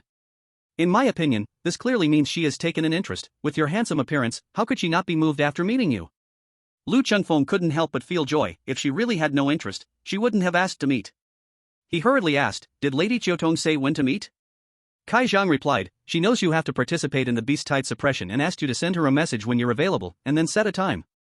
Thinking of the strength demonstrated by the 4 true disciples in the bewildering marsh today, Lu Chengfeng couldn't sit still. He was somewhat impatient and said, if that's the case, there's no day like today, let's go meet her now. Ah, elder brother, you really are anxious. Kai Zhang could finally hold back his laughter. You've even arrived at the doorstep and don't want to go inside to take a look, let alone change into clean clothes, and just want to meet a lady in armor. Lu Chengfeng finally regained his senses, but he looked at the already dim sky. If he went back for a change, by the time he reached Hao Square, it would surely be dark. After all, Lady Chotong is a woman and a widow, meeting a man late at night would surely cause gossip. It's unlikely she would come out. But if he went now, he might still get to see her. If they could settle things, it would be a success. Various thoughts flashed through Lu Qingfeng's mind, and he immediately made up his mind, pulling Kai Zhang's sleeve and heading down the mountain. Junior brother, don't laugh at me. I really can't wait. As long as I can get a promise from the beauty, what does it matter if I don't step inside the house? Quick, follow me. Kai Zhang had never seen his elder brother like this, he found it amusing. As he was being pulled along, he laughed, so elder brother really likes married women. I originally didn't believe it, but now I have to. What's so bad about a man loving a woman? Lu Chengfeng, feeling a bit embarrassed by his laughter, stubbornly replied, I only like widows, not married women. I'm open and honest. Ha ha ha. Kai Zhang suddenly stopped, laughing so hard he couldn't stand up straight. Indeed, you are my elder brother, a role model among men. I can't compare. Open and honest, loving married women, I admire you. Lu Chengfeng frowned, stop talking nonsense, hurry and follow me. If I miss Lady Chotong, I'll make you regret it. Kai Zhang promptly raised his hands in surrender. Elder brother, you haven't crossed the river yet but want to break the bridge. You haven't even gotten the lady, and you want to deal with the matchmaker? Lu Chengfeng helplessly rubbed his forehead, realizing he had never noticed how talkative this junior brother was. He placed his right hand on Kai Zhang's arm and pulled him swiftly forward. Due to the sudden increase in speed, Kai Zhang was caught off guard and was hit by a mouthful of wind. Elder brother, is this revenge? Once things are settled, I will give you 3 Bai Bo pills. Really? Kai Zhang couldn't help but feel excited, his eyes wide open. How can I accept that? The Bai Bo pills were superior medicine that aided in cultivating the Bai Hai Qing Tian skill. The materials for making a furnace of elixirs cost over 1,000 taels of silver, and each furnace can produce at most 9 pills. These elixirs have always been valuable but hard to find. Only Zhao Changzhen and Bishou Peak personally opened the furnace to refine elixirs, occasionally granting 1 or 2, while even Lu Chengfeng, after 7 years, only received 3. There is no need to mention someone like Kai Zhang, a named disciple. Lu Chengfeng looked at him, wanting to refuse while pretending to hesitate, almost rolling his eyes. If you don't want it, then forget it. I want. Since it's a gift from senior brother, how can a junior brother refuse? Thank you, senior brother, for the great gift. As he spoke, he couldn't help but laugh. Lu Chengfeng shook his head. Among Zhao Changzhen's possessions, there were 12 Bibo pills, and at that time, he had divided 3 with Zhao Linger, Su Wanqing, and Liu Mo, which he had not yet used.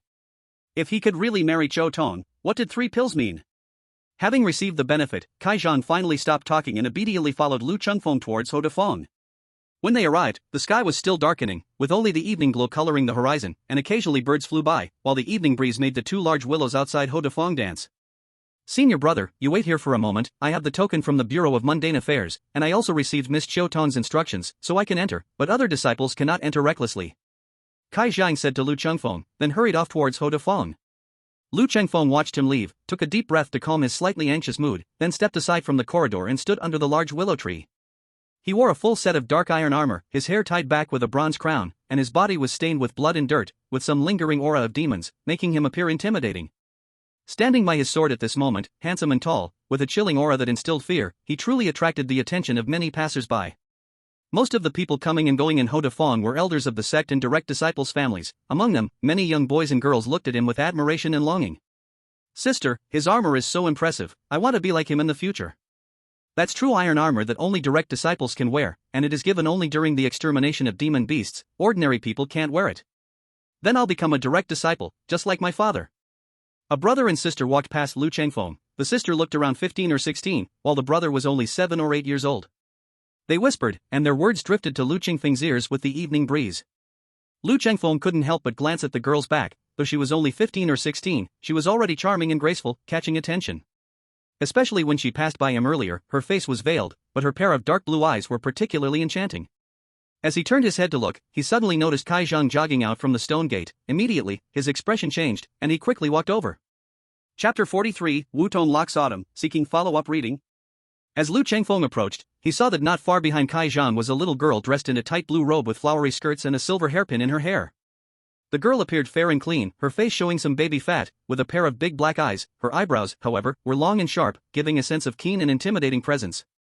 Seeing Lu Chengfeng, Kai Zhang looked like he had found a savior. With a pained expression said to the little girl behind him, Miss Dai, this is my senior brother Lu Chengfeng.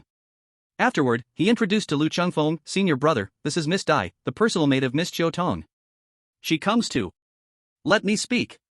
Although Miss Dai was petite and charming, she was very capable in her speech and actions, directly interrupting Kai Zhang, stepping forward a couple of steps. After carefully examining Lu Chengfeng, they finally spoke. "Are you Lu Chengfeng? My lady asked me to tell you that she just took a distant glance at you from the window, and indeed, you are dignified and impressive. Seeing you still in your armor, covered in dust and blood, coming to thick Virtue Square, it truly shows your sincerity." At this point, Lu Chengfeng felt a surge of joy and couldn't help but get a bit excited, but in the next moment, his expression froze.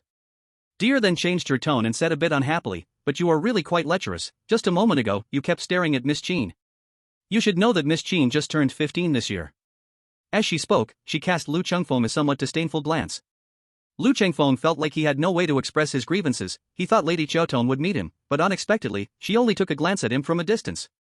But unfortunately, it just happened that she saw him staring at that passing young girl, which was indeed a huge misunderstanding.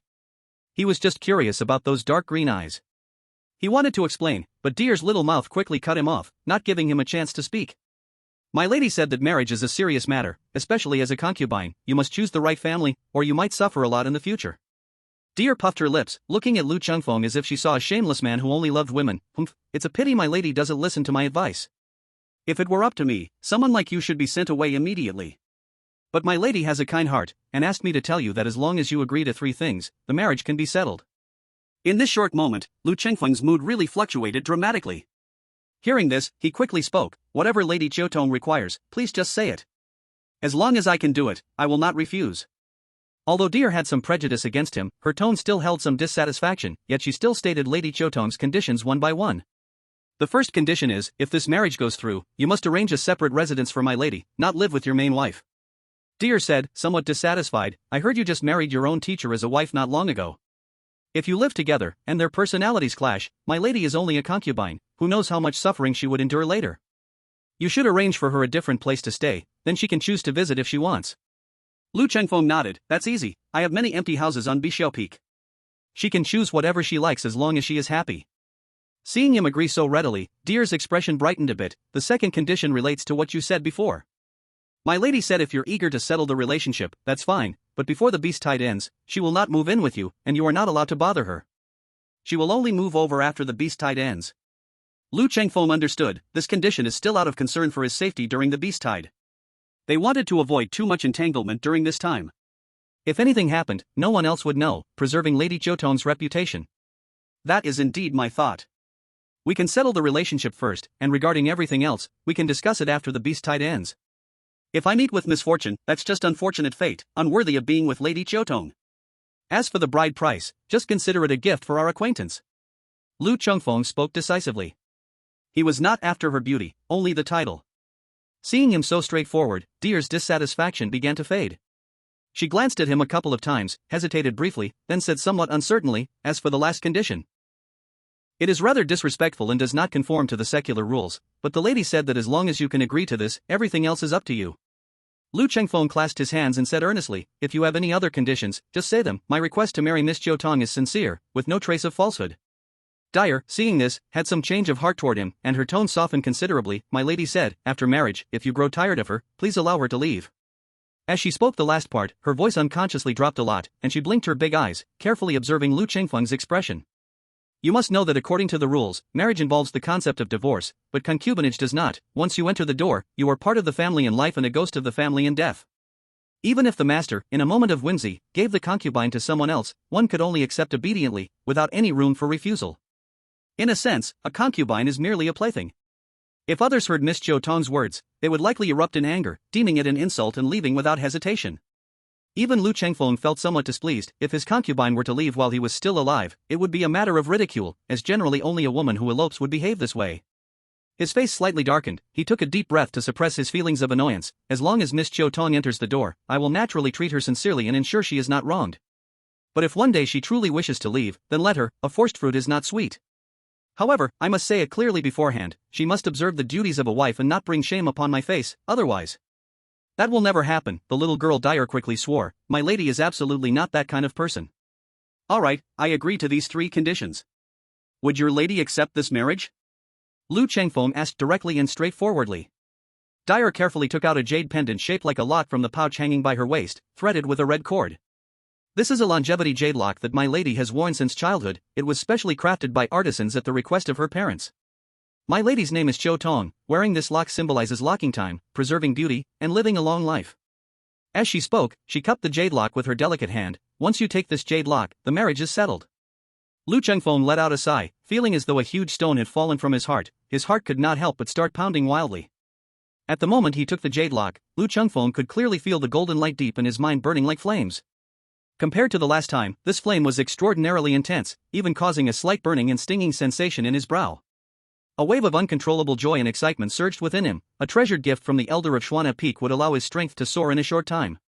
With the three heroes in the door, their strengths already reaching the elder level, it won't be long before I am not inferior to any one of my peers. Though there were many trials, he finally saw the moon through the clouds. Lu Chengfeng felt as though he were drinking sweet rain, and no smile could cover his face.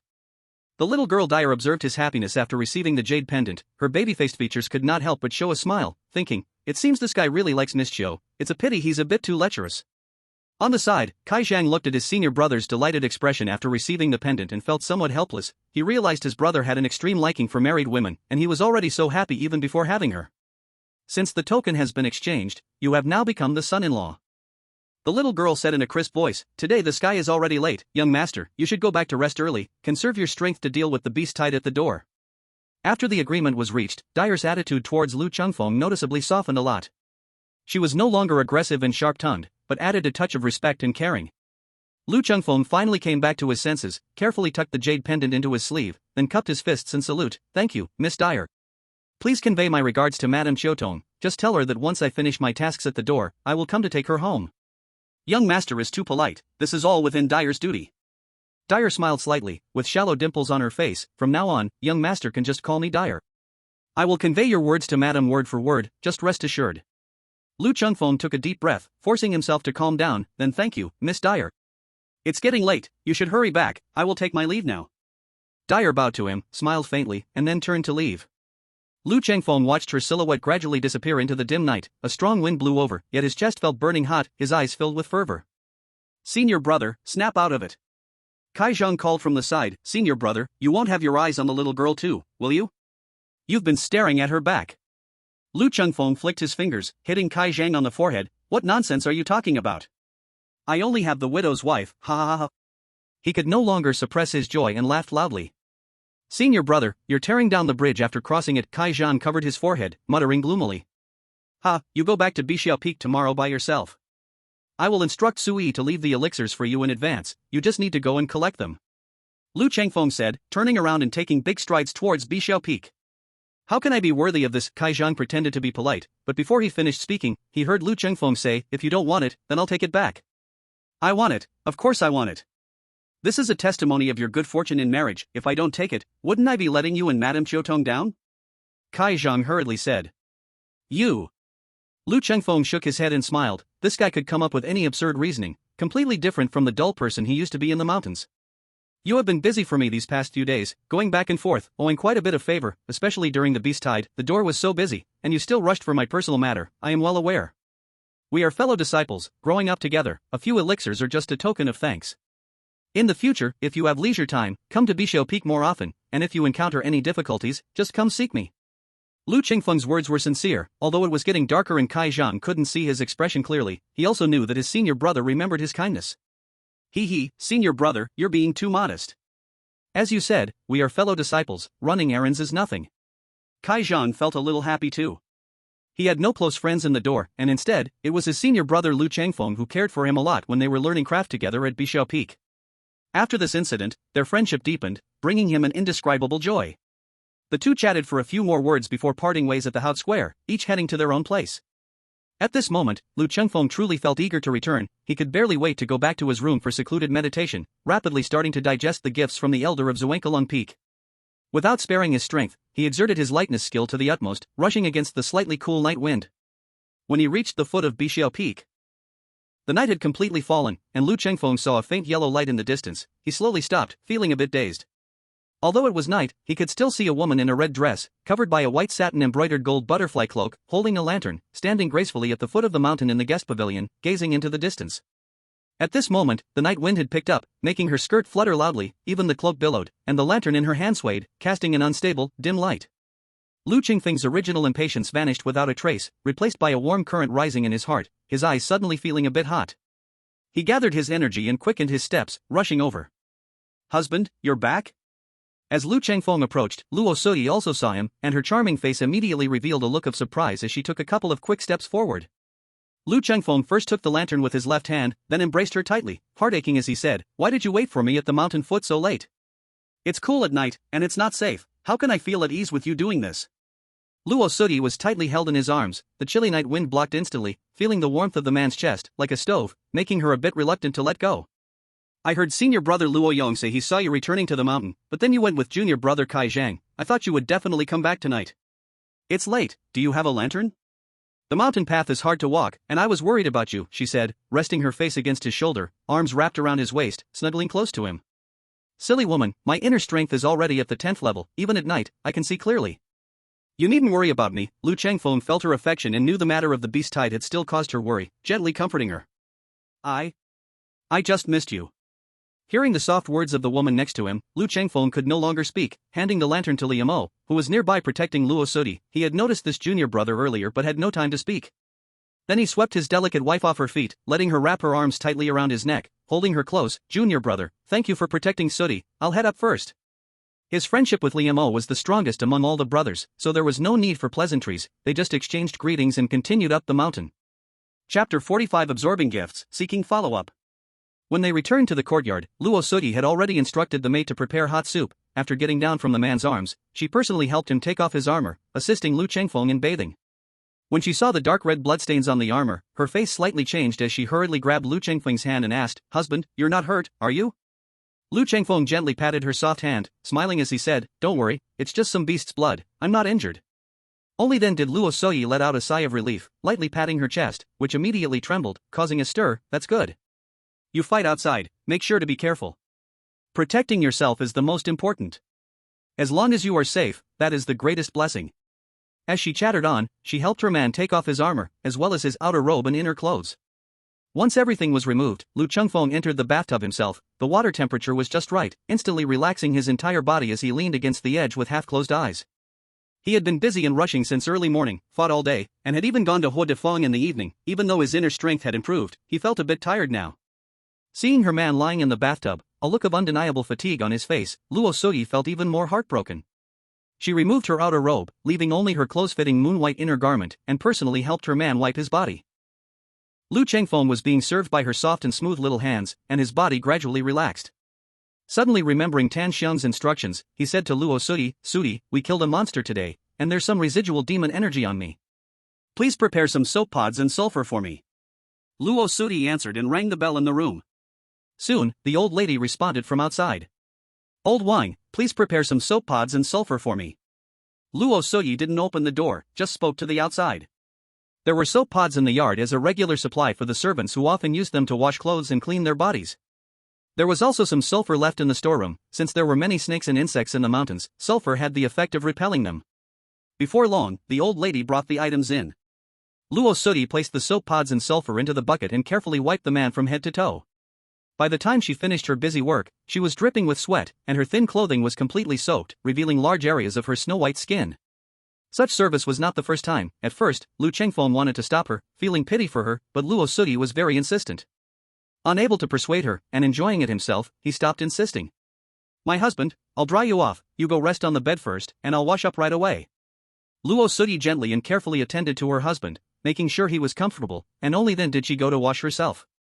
On ordinary days, after bathing, Lu Chengfeng would undoubtedly play in the water with Luo Sodi, or let her lean over the edge of the wooden tub, enjoying indescribable pleasures. But at this moment, Lu Chengfeng had no such thoughts.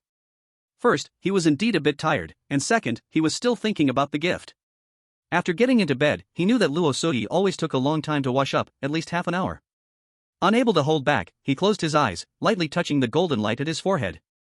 In a daze, he seemed to see the golden light at his forehead burning fiercely like flames.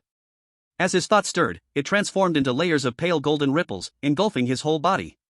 At the same time, countless memories surged in his mind, and his forehead suddenly ached, as if a spike was stabbing him hard.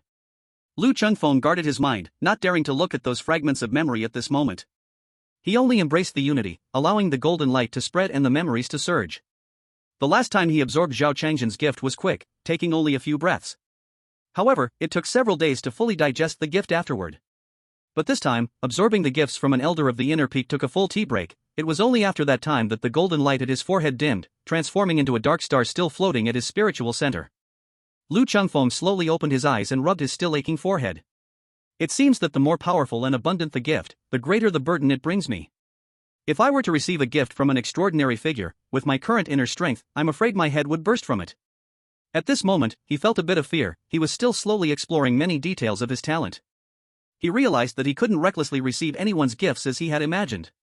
However, with my mere 10th level of inner strength, I have already been able to smoothly absorb the gifts from the elder of the inner peak. Such talent is indeed astonishing.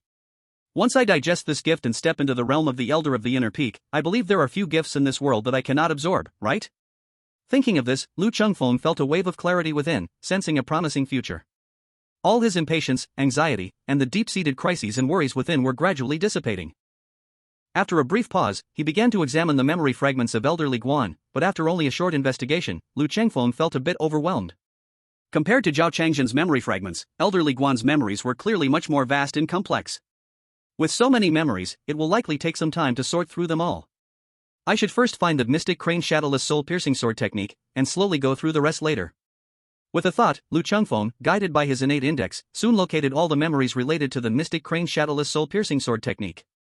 He wasn't greedy, he just sorted out the memories of this technique, and before he knew it, a long time had passed. As soon as he had arranged these memories, Lu Chengfeng felt the corner of his blanket lifted, and a smooth, tender body entwined itself around him. He opened his eyes and saw Luo Sui had already crawled into his arms, her eyes a little wet, her face flushed with embarrassment, but exuding an indescribable charm. "Husband. I want." As she spoke, Luo Sui's earlobes turned bright red, her whole body so embarrassed she couldn't control herself, letting out a soft whimper, burying her head in his chest, unwilling to come out. Lu Chengfeng couldn't withstand such seduction. All other thoughts were cast aside, and with one hand holding the beauty's bottom and the other around her tiny waist, he whispered in her ear, "You little enchantress, how dare you tempt me, watch how I deal with you." Before his words had even finished, he had already flipped over, taking charge. Soon, waves of passion were crashing, the beauty's black hair scattered across the bed, her pale, delicate hands tightly holding onto his back, her nails digging deeply into his skin as time passed. Outside, the bright moon hung high in the sky, and the night wind gently blew, scattering even the few wisps of clouds. The trees on the mountain swayed in the wind, making a rustling sound that harmonized with the captivating, winding melody of her soft singing, making the moonlight even more enchanting. Chapter 46, Mystic Crane's Soul-Piercing, Power Surge. Please continue reading. The beauty slept soundly in his arms, and Lu Chengfeng kept his eyes closed, silently digesting all the memories of the Mystic Crane Thousand Shadows Soul-Piercing Sword technique. He didn't want to waste a single moment. As the memories of this sword technique were gradually absorbed, Lu Chengfeng began to gain a deep understanding of this ultimate skill from Xuanhe Peak. The Mystic Crane Thousand Shadows Soul-Piercing Sword technique was a complete martial arts inheritance, including inner power cultivation, sword techniques, body techniques, and more, encompassing everything, profound and vast. If it were placed in the martial world, this single technique could establish a major sect. This cultivation method was mainly made up of three parts: the Xuanhe Heart method, Thousand Shadows body technique, and soul-piercing sword technique. The inner force cultivated by the Xuanhe Heart method allows one to become light as a crane, agile and energetic, and even has the effect of prolonging life. The Thousand Shadows body technique is known for its mystery, transformation, and speed. Combined with the Xuanhe Heart method, it can elevate one's lightness skill to an extremely terrifying level. Of the 5 inner peaks, Xuanhe Peak has the most remarkable lightness skill. As for the soul-piercing sword technique, it is a sword method that seeks the great way between life and death, focusing on separating life and death with a single strike. The victory or defeat, life or death, all lies in the sword, and it is an unparalleled fast sword technique with a great reputation in the martial world. Lu Chengfeng silently comprehended elderly Guan's understanding of this sword technique, and the essence of the swordsmanship, cultivated by the elder for 60 years, was being absorbed at an incredibly terrifying speed. This elder from Xuanhe Peak has already refined his sword skills to the 24th level, comprehending the soul-piercing sword intent. His spirit, energy, and mind have become one, transforming into true qi, capable of killing someone with a thought, without a trace. Swordsmanship cultivation moves from sword moves, sword qi, to sword intent. Every step in the path of sword cultivation has 9 levels, and the higher you go, the more difficult it becomes. Breaking through from sword moves to sword qi has trapped countless individuals with insufficient talent. Without enough aptitude, no matter how much effort you put in. It was just practicing the sword moves until they became familiar, it was impossible to unleash the sword's aura. And sword aura stepping into sword intent, 99% of people would be kept at bay. Without extraordinary talent and insight, the 18 layers of swordsmanship is the limit. If there were no gifted talents, it would be very hard for me to comprehend sword intent. Just with a slight understanding, Lu Chengfeng deeply felt the complexity and obscurity of the mystical crane thousand shadows penetrating ghost sword art. If he were to figure it out by himself, it would take at least half a year, and he wouldn't even be able to enter the door.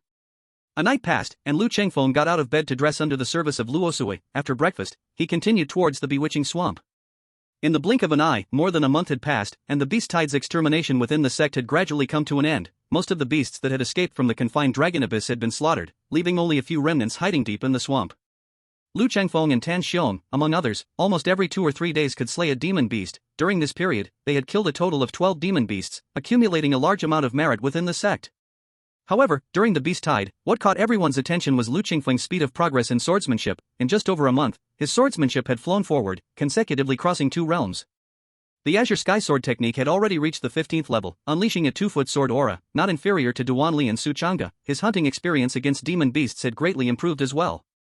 In the eyes of the other 3, Lu Chengfeng was almost like a monster, with visible improvement in abilities every day. By now, he was already on par with true disciples who were at least 7 or 8 years older than him. This speed of progress shocked everyone. At this moment, their hunting in the bewitching swamp was nearing its end. Tan Xiong had locked onto a winged tiger, which had horns on its head and could control demonic winds, making it very troublesome. The group had been continuously chasing for 3 days and nights, finally cornering it in this small canyon, sealing off the exit, leaving it with no way to escape. Tan Xiong charged first, wielding a copper stick that made a muffled thunderous sound in the air, strong and domineering, smashing heavily towards the tiger demon's head. Duanli and Su Chang'e attacked the tiger demon's tail, not allowing it to care for its front and back. Lu Chengfeng and Lu Lingxi waited on the side, ready to strike. During this time, they had already become accustomed to this coordination and had developed a mutual understanding. Roar! The tiger demon was entirely pitch black, with many wounds on its fur, thick black blood flowing out from the wounds, dripping onto the ground and making sizzling sounds, corroding the earth into a grimy mark. 3 days and nights of pursuit not only left the tiger demon severely injured but also exhausted. At this moment, it was merely hanging on by a thread. It possessed intellect not inferior to humans. Seeing itself at the end of the road, it suddenly flared up the demonic wind, its speed increasing enormously, and it pounced suddenly to the left, completely unconcerned about Tan Xiong's descending stick. Demonic beasts are inherently ferocious. It is common for them to counterattack when close to death. Many true disciples have suffered heavy injuries or even fallen under the dying strike of a demon beast. At this moment, Lu Chengfeng watched helplessly as the demon tiger pounced towards him, the demonic wind carrying a strong stench, its gaping maw revealing menacing fangs. However, he appeared extremely calm and composed. His body just slightly flashed, effortlessly avoiding the tiger demon's desperate attack, letting its sharp claws swipe at empty air. Then he slightly turned and stepped, and with a crisp sound, the cold cicada sword produced an incredibly clear humming sound, like a cold cicada flapping its wings, sweeping across a beam of cold light in the air. Put! The sword blade plunged directly into the tiger demon's right ear, sharply. A great splash of blood erupted, a whole piece of flesh was torn apart. Roar! The tiger demon let out an incredibly painful and furious roar, dark golden eyes streaming with blood. In its pupils was an indescribable hatred. Ignoring its injuries, it recklessly charged at Lu Chengfeng. Demon spawn seeking death. At this moment, Tan Xiong's bronze staff had arrived, carrying immense power, hitting the tiger demon's spine hard. With a crisp crack, half of the demon's body instantly went limp, crashing to the ground with a thud, a large splash of dirt flying. Buzz! Lu Chengfeng seized the opportunity, thrusting his sword, like a comet striking the moon. A cold gleam precisely pierced through the tiger demon's pupil. Poochie! Half of the sword sank in, deep into the demon's brain. Lu Chengfeng activated his inner strength, sword energy burst from the blade, then twisted the sword hilt, giving it a fierce twist. Roar! The tiger demon let out a frantic roar, its massive body and head shaking violently. It took a full quarter of an hour before it weakly stopped, losing all vitality. And Lu Chengfeng had already drawn back his sword, standing at a distance, waiting until the demon took its last breath. What precise swordsmanship, what terrifying judgment, what strong confidence! Tan Xiong did not even glance at the tiger demon, turning to look at Lu Chengfeng, his eyes filled with undisguised shock. Junior brother Lu, your sword skill, lightness skill, and combat skills are truly exceptional. If I had not seen it with my own eyes, I would not dare to believe you had just hunted a demon for the first time a month ago. Such a terrifying rate of improvement, it probably won't be long before you catch up to me. The other 3 also gathered around, their gazes towards Lu Chengfeng appearing somewhat complicated. Who could become an inner sect true disciple if not a genius? Who did not have pride? Yet, in front of Lu Chengfeng, they appeared so ordinary. This stark contrast was somewhat difficult to accept. Chapter 47, The Dragon Hides in the Abyss. The sword returns to its sheath, seeking continued reading. Lu Chengfeng wiped the sword blade clean with deer skin. With a clang he sheathed his sword. Thank you for the compliments, brothers. I have never before been in contact with the true disciples of the inner sect, and I have no experience battling demons. Over this past month, I have been fortunate to receive the generous guidance of all of you senior brothers and sisters, along with the life and death battles, which have led to some small progress. Reaching such a level of cultivation, the past accumulation has been exhausted. From now on it will only be a gradual process.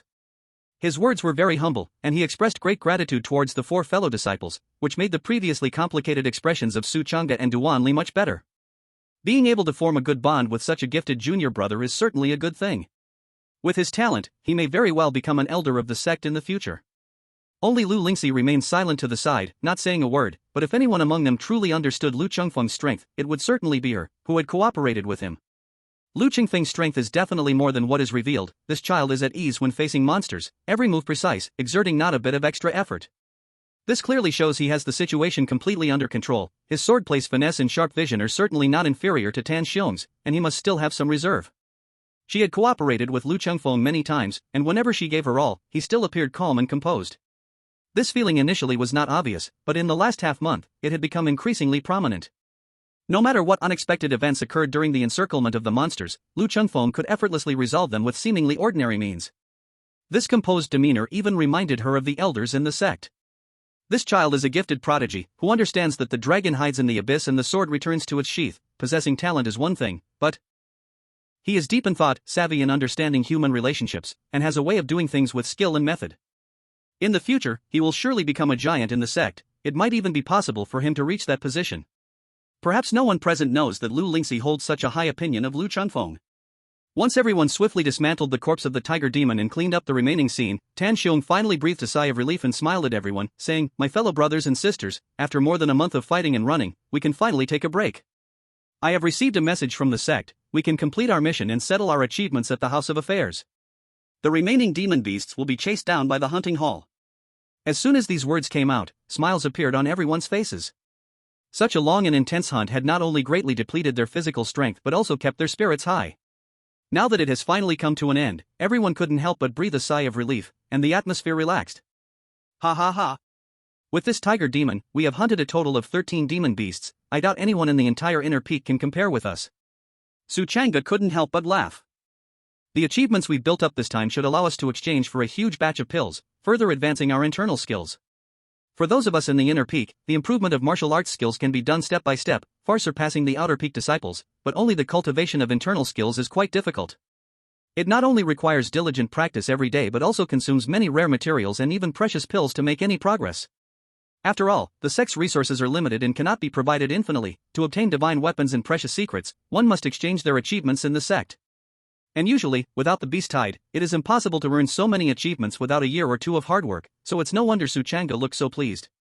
At this moment, Lu Lingxi lightly said, "I heard that those 3 in the sect entered the marsh alone and killed a big demon." As soon as these words came out, the relaxed atmosphere suddenly turned a bit awkward and stiff. Tan Xiong couldn't help but change his expression. Those 3 geniuses in the sect towered like mountains above all the disciples, making it hard to breathe. Others say there are 3 heroes and 7 elites, but only Tan Xiong knows that while the distance to those 3 is a mere line, it is worlds apart. Even though they are now called 7 elites and are famous in the sect, the number of those who can successfully break through that barrier is probably not even half. The sword path technique has 18 levels, also known as the Pinnacle of skills, the earthly limit. Advancing further would be a transformation and ascension of life. Therefore, this barrier is also known as the heavenly barrier. To condense the true meaning of swordsmanship and break through the heavenly barrier with one sword, thus stepping onto the path to heaven. Success means becoming a giant in the martial world, a ruler. Failure means returning to the mundane world, mingling for decades, dying on a sickbed. Tan Xiong knows very well that compared to those 3 geniuses, their strength and status are vastly different, and cannot be compared at all. The sword intent. He couldn't help but sigh. His hand gripping the copper rod tightened a little. Even with his talent, he still struggles to touch the mysteries of sword intent by now. Su Chang'e and Duan Li have not yet touched the heavenly barrier. Although many have spoken about its difficulty to break, being young and ambitious, they naturally feel they can break through. Duan Li said coldly, "We may not be weaker than others. As long as we practice hard, one day we will be able to break the heavenly barrier with one sword. Why envy others?" Su Chang'e also laughed heartily and said, "That's true. With Brother Tan's talent and foundation, it shouldn't take long for him to break through as well." Tan Xiong forced a bitter smile and shook his head, having no mind to speak more on this matter with them. Only by touching the heavenly barrier could one truly understand how despairing it was. Then I will take your good words, junior brother. Since our mission here is finished, we should return quickly. The sky was already getting dark, so the group stopped lingering and hurriedly headed towards the misty swamp exit. Lu Chengfeng appeared to be calm, but he had already listened closely to everyone's words. Among those present, only he could truly comprehend Tan Xiong's thoughts. Because, in just this short month, he had already reached the 18th layer perfection in the soothing sword technique and the Thousand Shadows body technique, mastering martial arts with skill that rivaled the 7 heroes of the sect. Especially in performance under pressure in swordplay, after receiving a gift from an elder of the inner peak, he was on a completely different level, surpassing others considerably. Such a speed of cultivation was astonishing. Although Lu Chengfeng hadn't focused much on the Azure Sky Sword manual, through related studying, he had naturally also reached the 15th layer in this sword technique. If his real strength were exposed, it would immediately cause a sensation in Yunsan, drawing everyone's attention. Yet, Lu Chengfeng was not a person who loved to show off or boast. He only revealed the Azure Sky Sword manual, keeping the mysterious Thousand Shadows soothing sword technique hidden from others. Now that the beast tide has calmed down, it's time to settle a certain matter, he said, his eyelids drooping slightly, a cold glimmer of killing intent flashing in his eyes. At that moment, Lu Lingxi, who was accompanying him, suddenly spoke, "Junior brother Lu, if you have free time in the future, may I seek you out to discuss sword techniques?" Lu Chengfeng was taken aback for a moment and replied with a smile, "If senior sister is willing to come, then I naturally can't ask for anything more." Lu Lingxi nodded and fell silent. "In my opinion, we might as well set a date to meet again for drinks, what do you think?" Su Chang'e suggested. After more than a month together, they had built some camaraderie, and naturally, they didn't want it to fade away, so they arranged for another meeting. Exchanges between different inner peak disciples greatly benefit their own cultivation, and cooperation between 5 peaks disciples is also inevitable during training. Lu Chengfeng was naturally happy about this, his connections in the inner peak were thin, he only recognized Zhou Tong, and making friends with other true successors was undoubtedly a good thing. Hearing this, Tan Xiong glanced at Lu Chengfeng and said, "That's fine, but after we go back this time, I assume everyone will exchange for pills and retreat for cultivation. We don't know when we'll come out.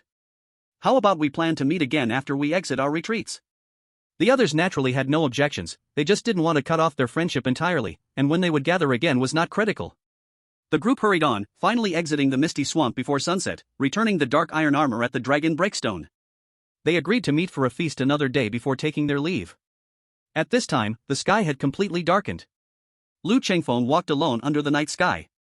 Having removed his armor, he now wore black clothes, and he had taken off the copper crown on his head, letting his long hair fall freely. He did not go directly back to Bixia Peak, but instead took a slight detour to another outer peak not far from Bixia Peak, Sanglong Peak.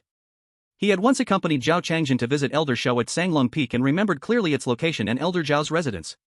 Halfway there, a light rain suddenly began to fall from the sky, a layer of dark clouds obscured the heavens, even the moonlight was hidden, and the night deepened to the point that one could barely see one's fingers.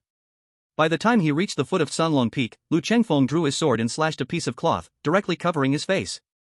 Employing the Thousand Shadows body technique, he moved swiftly through the night like a ghost.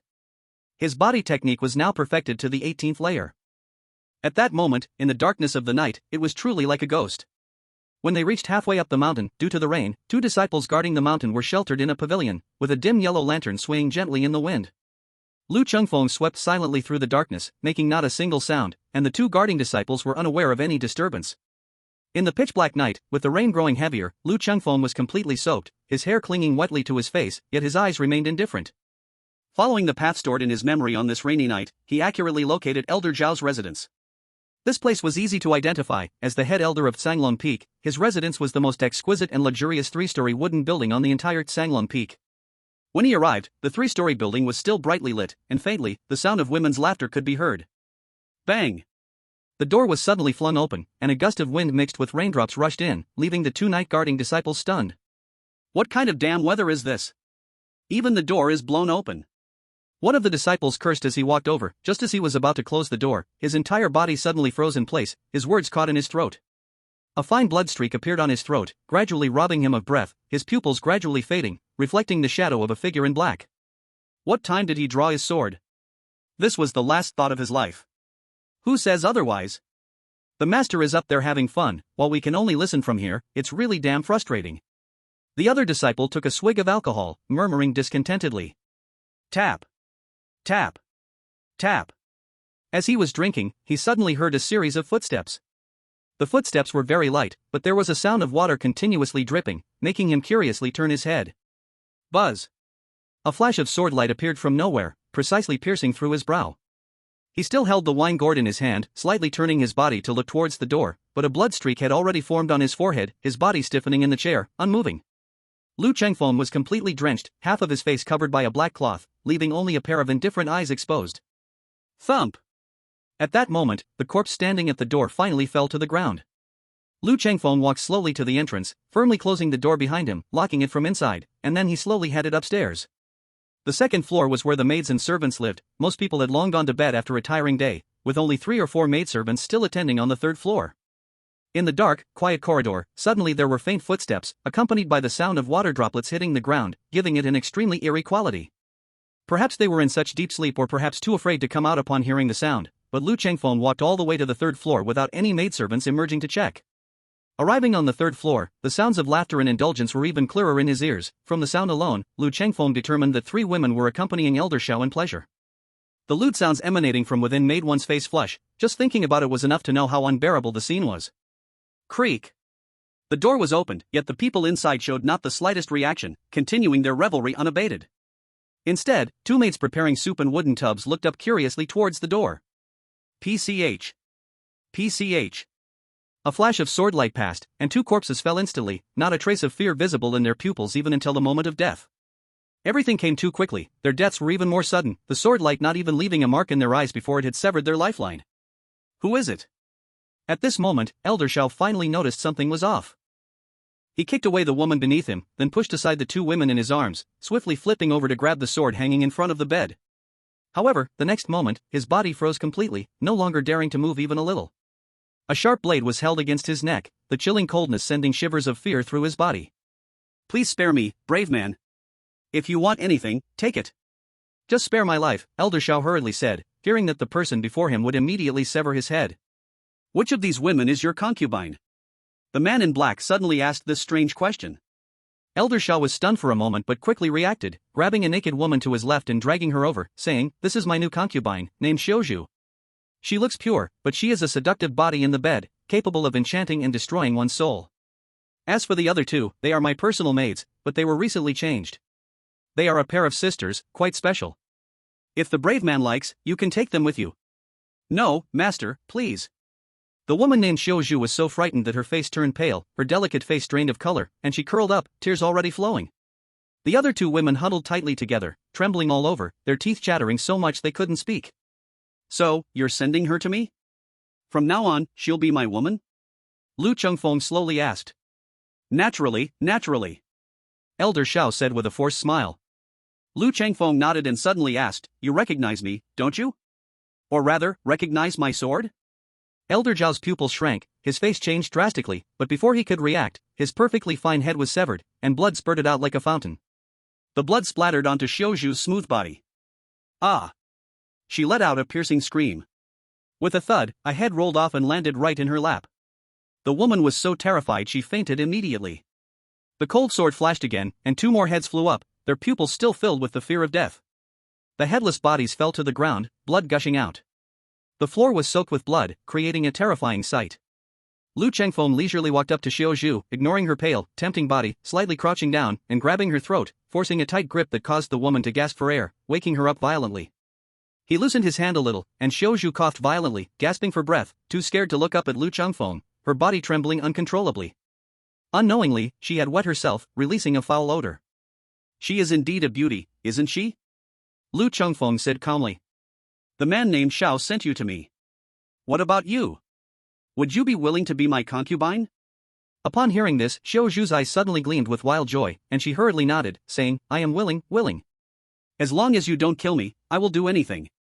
As soon as she spoke, Lu Chengfeng felt golden light flare at the center of his brow, as if a flame had ignited. "In that case, you can die now." With a swish, the sword sliced through, blood spattering as another body fell, landing in a pool of blood. "It's a pity it's a rainy night, otherwise, I would burn this building down, making everything clean." Lu Chengfeng knew very well that he had left many traces at the scene: footprints, handprints, and sword marks on the people, some of which were rare martial arts techniques that could greatly enhance one's sense of smell, allowing others to track his traces through the lingering scents in the room. But he didn't care at all. The death of Zhao Changjin earlier had made him clearly see the rules of the sect. The so-called 108 outer peaks of Yunsong. Although they are also called disciples of the Yung Song sect, in reality, they are more like hired guests and thugs. Maintaining order on the surface is already not easy, but underneath, the killings, betrayals, and scheming are countless, and the 108 outer peaks have long become a sieve, infiltrated by many spies and traitors from other forces. Zhao Changjin has been dead for so long, yet the sect has not given any explanation, only following the rules to distribute condolence payments and promising to investigate the truth, which is already considered quite good. This is the world of Jianghu, the rule is survival of the fittest. The weak must follow the rules, while the strong break the rules and establish their own. Lu Chengfeng casually pulled the blanket from the bed, wiping the thick bloodstains from his sword clean, and then with a clang, sheathed his sword. When he eradicated the Black Wind stronghold back then, his methods were even more brutal and vicious than now, but unfortunately, no one had seen it. Only Liu Mo had seen a bit of it, and when he was young, he was so scared that he woke up from nightmares for several days and nights. Lu Chengfeng had stayed by his bedside for 3 days and nights, and had even called a doctor to feed him medicine, which gradually helped him recover. Who would know that at just 20 years old, looking handsome and sunny, he still had such a ruthless and cruel side. Lu Chengfeng dragged the bodies of everyone together, threw on some easily flammable bedding and clothes, and then lit them with a fire starter. When he saw the flames roaring higher and higher, growing fiercer and fiercer, and even the wooden floor of the small building starting to burn, he finally opened the window, leaped out into the fierce wind and cold rain. In the moment of leaping out of the window, he didn't forget to strike back with a sword, using the scabbard to firmly close the window again. Facing the wind and rain, he turned in midair several times, and then lightly floated down. Lu Chengfeng rushed in the night, swiftly descending the mountain. Behind him, the flames of the 3-story building grew fiercer and fiercer, until they were finally noticed by the servants below, and someone screamed in panic, "Water's coming, water's coming." But Lu Qingfeng's figure had already disappeared into the vast night. However, he did not directly return to Bixiao Peak, but instead traveled overnight to a nearby pond not far from Sanglong Peak, leaping into it directly, and large patches of blood spread in the water. Lu Chengfeng stripped off his clothes completely, washed himself clean from head to toe in the water, and then swam along the pond's current for a distance, emerging from another small creek. He climbed onto the shore, completely naked, and retrieved a set of clothes he had prepared in a hidden stone crevice, then chuckled lightly, grabbed his sword, and headed home. After this encounter, most of the traces were destroyed, and the clue was cut off at that pond. Even if someone in the sect suspected him, he was now an inner peak true disciple, and the death of an outer peak elder was nothing. Without solid evidence, they didn't even have the right to summon him. This is the difference between the inner and outer sects.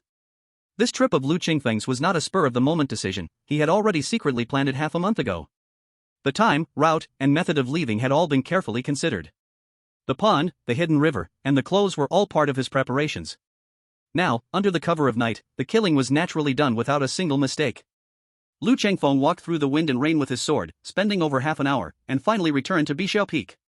When he reached the yard, the window was still glowing with warm yellow light. Lu Chengfeng felt a slight warmth in his heart, knowing that Luo Sudi had been waiting for him. He turned his head and sniffed his own scent. Although he was drenched in rain, there was no trace of blood, so he relaxed and walked to the door. "Sudi, I'm back." The door opened with a click.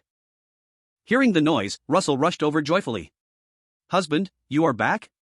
Upon seeing Lu Chengfeng drenched from the rain, she couldn't help but complain, "It's raining so heavily. Why did you come back in the rain like this?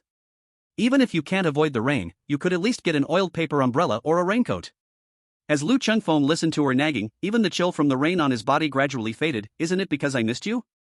Hearing this, Russell knew he was just flattering her, yet she couldn't help but feel happy, her face breaking into a smile. "Quickly take off these wet clothes, take a hot bath, and drink a bowl of ginger soup. Be careful not to catch a cold." Lu Chengfeng let her arrange everything, though his internal power was strong enough that he couldn't catch a cold. This thoughtful care was something he cherished. Outside, the wind and rain grew stronger, and the young couple chatted and laughed under the dim light, busy for a long time before finally lying down in bed together. Russell lay in her husband's arms, held tightly, feeling warmth and security. She placed her hand on her husband's chest and asked dependently, "Husband, do you have to leave early tomorrow? When will the task be over?" "I'm not leaving, this time I'm back for good. The task given to me by the door is finished." Lu Chengfeng moved his big hand, enjoying the soft skin of the woman in his arms. "Really?" Russell couldn't help but show a look of surprise. "That's great. Of course it's true. Would I lie to you?" Lu Chengfeng gave her a light slap on her round backside, making her let out a whimper, her eyes misty. Russell couldn't help but stick out her tongue and lick his chest, causing Lu Chengfeng to shiver. She tilted her head slightly, looking at her husband with a sticky tone and said, "Husband." Lu Chengfeng simply couldn't refuse her charming act. The longer he spent with her, the more he felt she was a little enchantress. "Go, lay down." He gave her a pat on the backside and commanded. Russell obediently complied. The rain poured heavily until it gradually stopped at dawn. Lu Chengfeng didn't rush to accept Elder Zhao's gift that night. The killings lately had left him physically and mentally exhausted. After releasing with Russell, he embraced his beloved wife and fell into a deep sleep, waking up only by noon the next day. "Husband, you are awake?" Russell had already gotten up without knowing when, and seeing him awake, she hurried over to serve him. "I was just thinking whether I should wake you.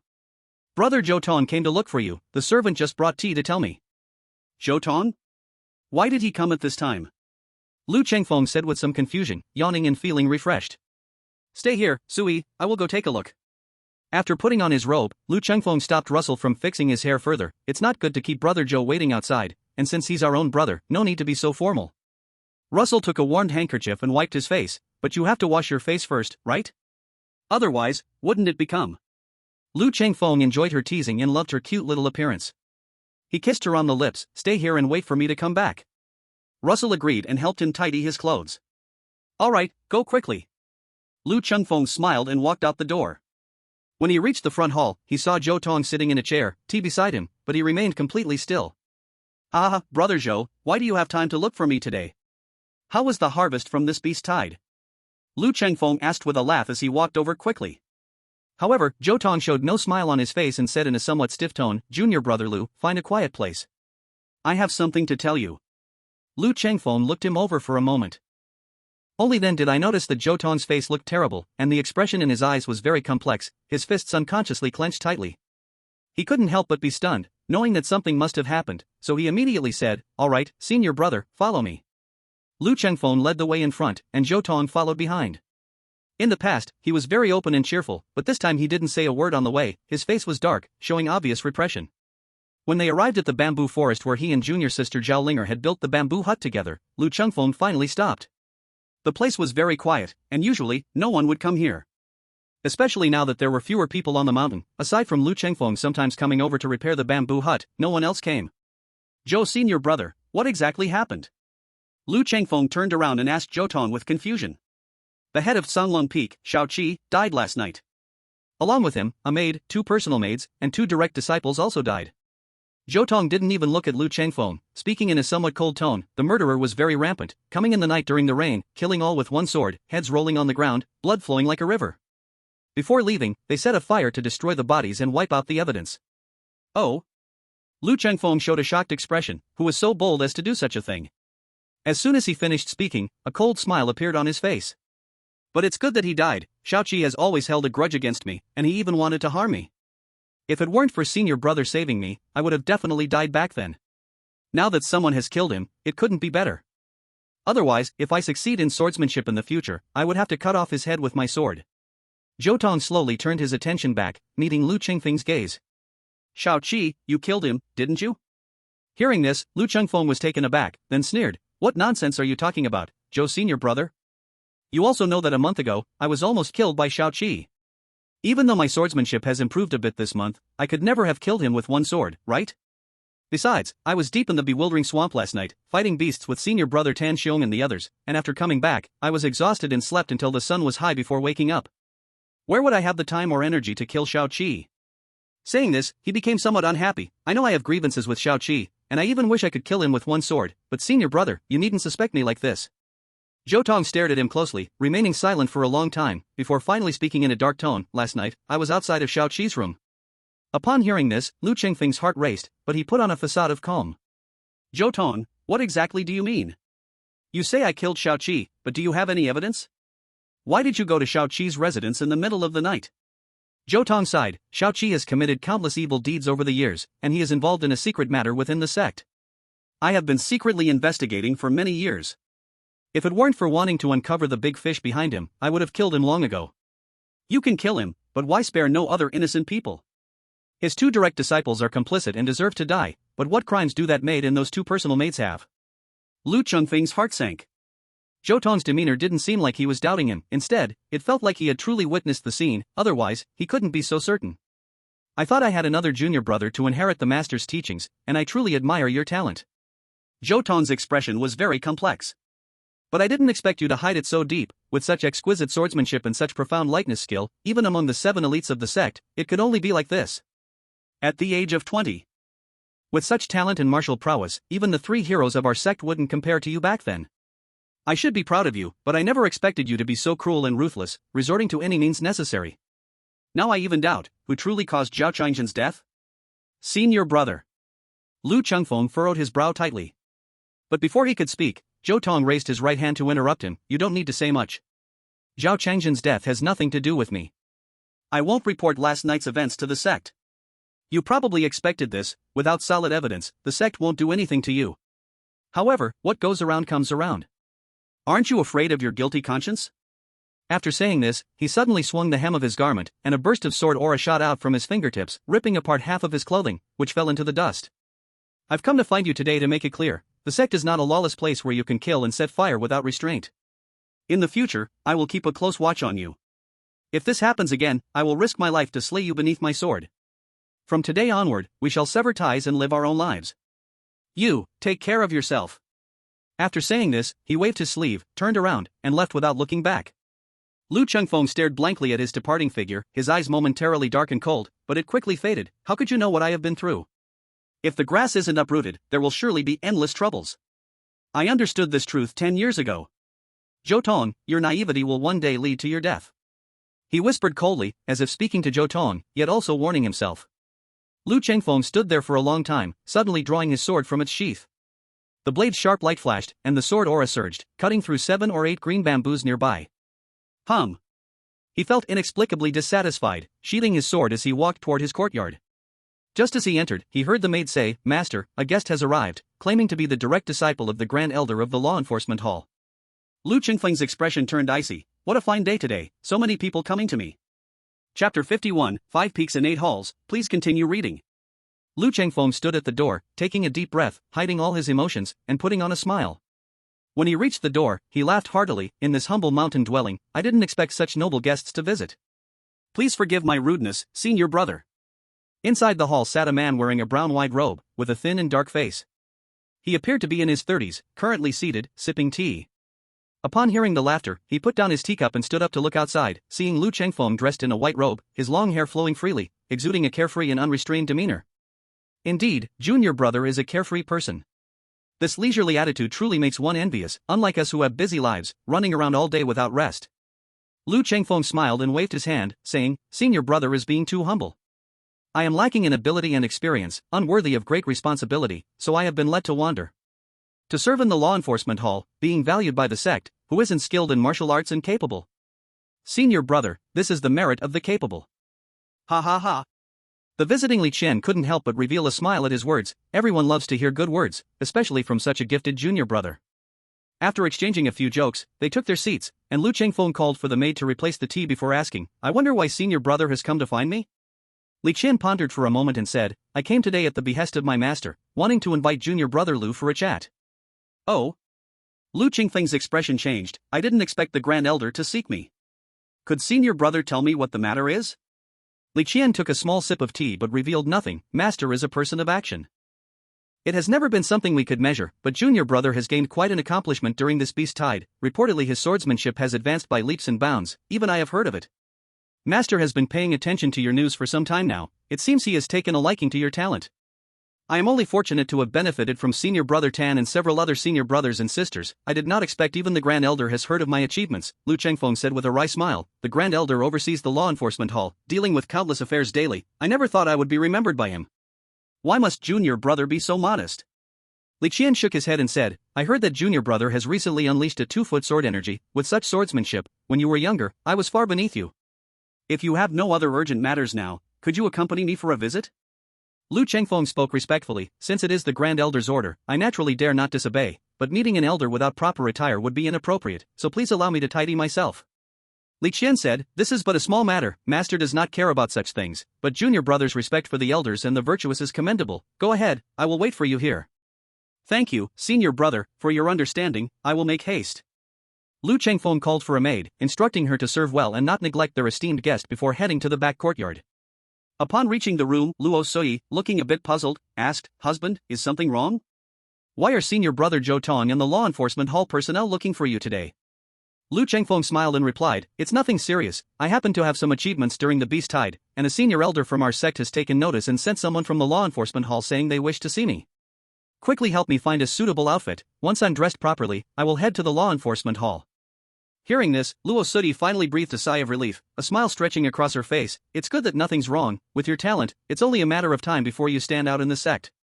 As she spoke, she picked out several outfits from the wardrobe and ultimately chose a blue brocade robe, draping an embroidered outer robe adorned with ink bamboo on him.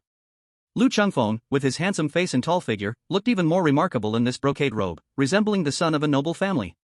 My husband looks so handsome, Luo Sudi said, while tying his jade crown, gazing at the man's handsome face in the bronze mirror, a little entranced.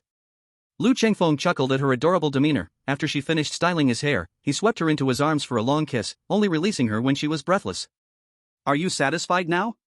Luo Sudi's eyes danced, unable to resist the man's flirtation. Snapping back to reality, she hurriedly struggled to rise. You must go now, don't keep them waiting.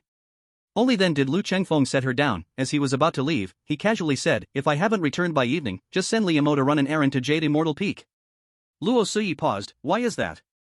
Lu Chengfeng replied, if the Grand Elder has any orders, as a disciple, I can't easily refuse. It's just that Wanqing has gone down the mountain more than a month ago, and I have no idea how she's doing now. I had planned to head down the mountain to check on her, but if the Grand Elder gives other instructions, that wouldn't do. Even if I think like a petty person estimating a gentleman's mind, I should come up with an excuse in advance, to have the people from Jade Immortal Peak help me out. Luo Sudi, not suspicious of him, smiled. You really are clever, but you make a good point. It's been so long since junior sister Wanqing went down. I wonder how she is now? Her mother's status in the family is low. This return was meant for a marriage alliance. I hope nothing bad happens. Lu Chengfeng hugged her and said, don't worry, I will handle everything, let me check on her first. After comforting Luo Sudi, Lu Chengfeng stepped out, but in the moment he turned, his expression was incredibly grave. The Yunsong Sword Sect, besides the 108 outer peaks, is fundamentally comprised of 5 peaks and 8 halls. Below the sect master, the 5 peak masters and 8 hall masters, these 13 people are the true powerful figures within the sect. The 5 peak masters are also known as the first seat, while the 8 hall masters, distinguished from other elders, are referred to as great elders.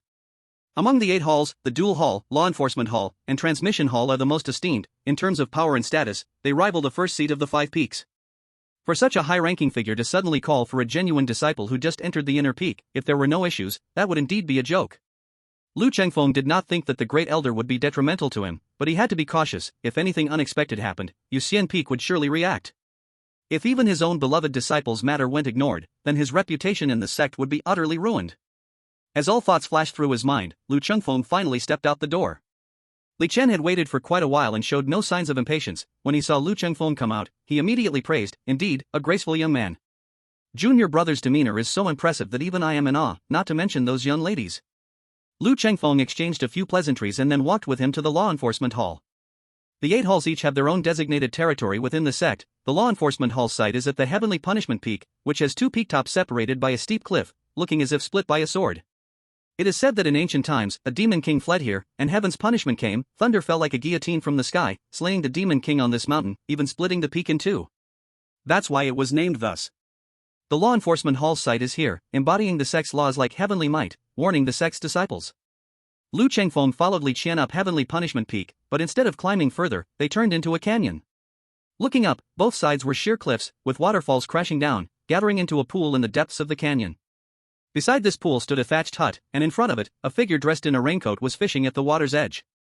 At this moment, the sun was just right, and the waterfall roared down the cliff like thunder, splashing waves, yet the person remained still by the bank, as if asleep. Li Chen brought Lu Chengfeng close to that person, respectfully clasping his fists and bowing, Master, I have brought junior brother Lu Chengfeng to you. Disciple pays respects to the great elder. Lu Chengfeng took the initiative to salute. The person, however, remained unfazed, speaking in a somewhat lazy tone, Xianer, you may step back, let this child accompany me here. Li Qian bowed and quietly withdrew. Only then did the great elder turn his head to look at Lu Chengfeng, whose appearance was shockingly youthful and handsome, seemingly a 17 or 18-year-old youth, yet his silver hair hanging to his shoulders added a certain ghostly charm. Lu Chengfeng was momentarily stunned, mainly because he did not expect the great elder of the law enforcement hall would look like this. Sit down, child, if you don't mind. Why don't you fish with this old man in this cold pond by the waterfall for a while? The great elder spoke, his voice gentle, lacking any trace of age. Disciple obeys. Lu Chengfeng did not stand on ceremony. Noticing a set of prepared raincoats nearby, he directly put one on and then sat on the ground. He casually picked up a fishing rod placed beside him, noticed it had no hook and no bait, but he paid no mind and simply cast the line into the pool, pretending to fish. Ha ha ha, you child are quite interesting. The great elder couldn't help but laugh. Do you think I am just pretending here? As we speak, a big fish is coming. Let me show you my harvest. As he spoke, he exerted a slight force with his palm, and the fishing rod was instantly lifted, revealing a large fish more than 2 feet long, its body covered in silvery scales, yet it had a bright red tail. Cold scale firetail fish, ha, today you are in for a treat. The elder skillfully flicked the fishing rod, and the large fish landed accurately in the basket beside him. The water in this pool beneath the waterfall is extraordinary, it is a naturally cold pool. It is said that in ancient times, a demon king fell here, and one of its rib bones remains deep in the water, causing the waterfall's water to become incredibly cold upon falling into the pool. The firetail of this cold-scale firetail fish is said to have been nurtured by the demon king's blood. Not only does it have a unique flavor, but it also has many benefits for inner strength practice, making it extremely rare. Lu Chengfeng suddenly narrowed his pupils at the words spoken, as the elder's fishing rod also lacked a hook, yet true qi emerged from the line, forming a translucent hook. This kind of unbelievable true qi cultivation left one speechless. Sword qi and true qi penetrating the body are two completely different realms.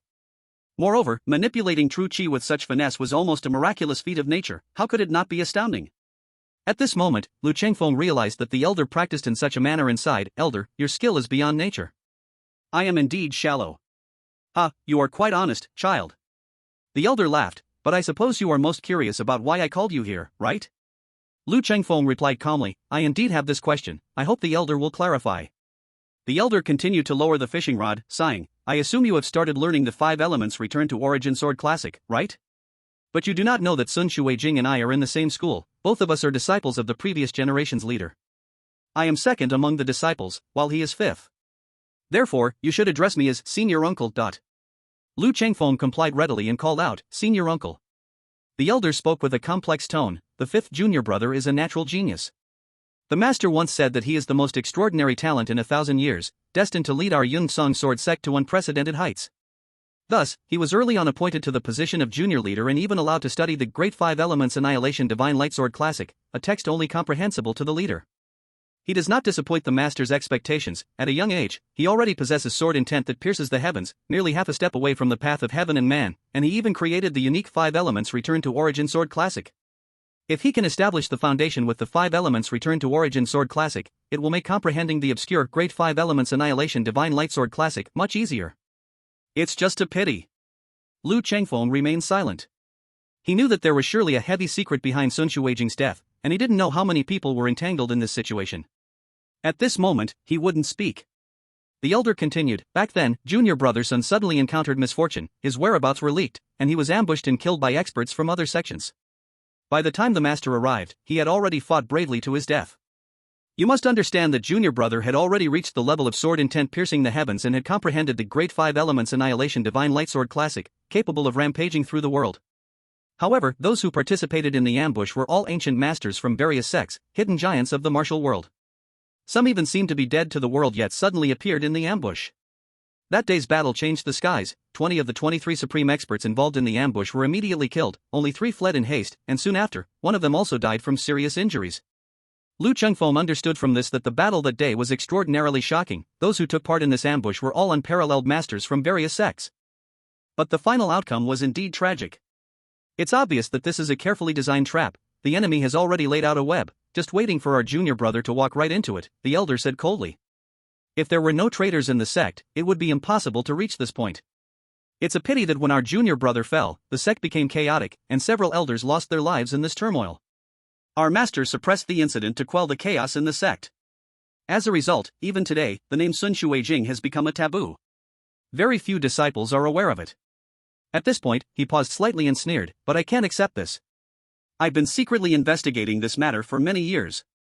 Although the enemy is cunning, they cannot possibly leave no traces. I have long suspected the identity of the murderer, but I have not found solid evidence, and I can only watch the murderer go unpunished. Just like you, even if you killed Xiaoqi, as long as there is no solid proof, what can others do? What can the law enforcement hall do? Lu Chengfeng's heart surged with shock, creating a storm within, but he maintained his calm outwardly. If it were only about Xiaoqi, it would not have caused the elder of the law enforcement hall to see him. He had already guessed that the other party's intentions were far from simple. Chapter 53, The Disciple Dares Not Disobey, seeking to continue reading. Lu Chengfeng feigned confusion and asked, Elder, why do you say this? I have heard my senior brother Zhou Tong mention Xiaoqi's death, but this matter is indeed unrelated to me. I hope the elder sees clearly. The elder only smiled at his words, allowing the waterfall to fall into the pool, creating endless ripples, while his hand holding the fishing rod remained motionless. In the sect, we need to speak of rules and evidence. But similarly, there are times when we, as people of the martial world, do not need any evidence. Just like I firmly believe that Zhu Yuxian must have been involved in the harm against my junior brother's son. This sentence truly struck like thunder, causing Lu Chengfeng, a person of considerable depth, to change his expression dramatically, his heart surging with waves, and he blurted out, "How could this be possible?" Yes, how could this be possible? The elder sighed languidly. Those two are deeply in love, and being a married couple, if junior brother's son became the sect master, she would be the sect master's wife. No one would suspect that she would participate in plotting against her own husband. Back then, to uncover the schism within the sect, 2 elders from Xuanha Peak died because of it, but in the end, they obtained nothing. Back then, no one dared to continue the investigation. If it really involved her, Zhu Yuxian, it would be a huge scandal, not only bringing shame to the sect but also causing greater chaos even if they dealt with her. After all, she is the wife of the young sect master. The young sect master just passed away, and to have his wife driven to death as well, how would the disciples view this?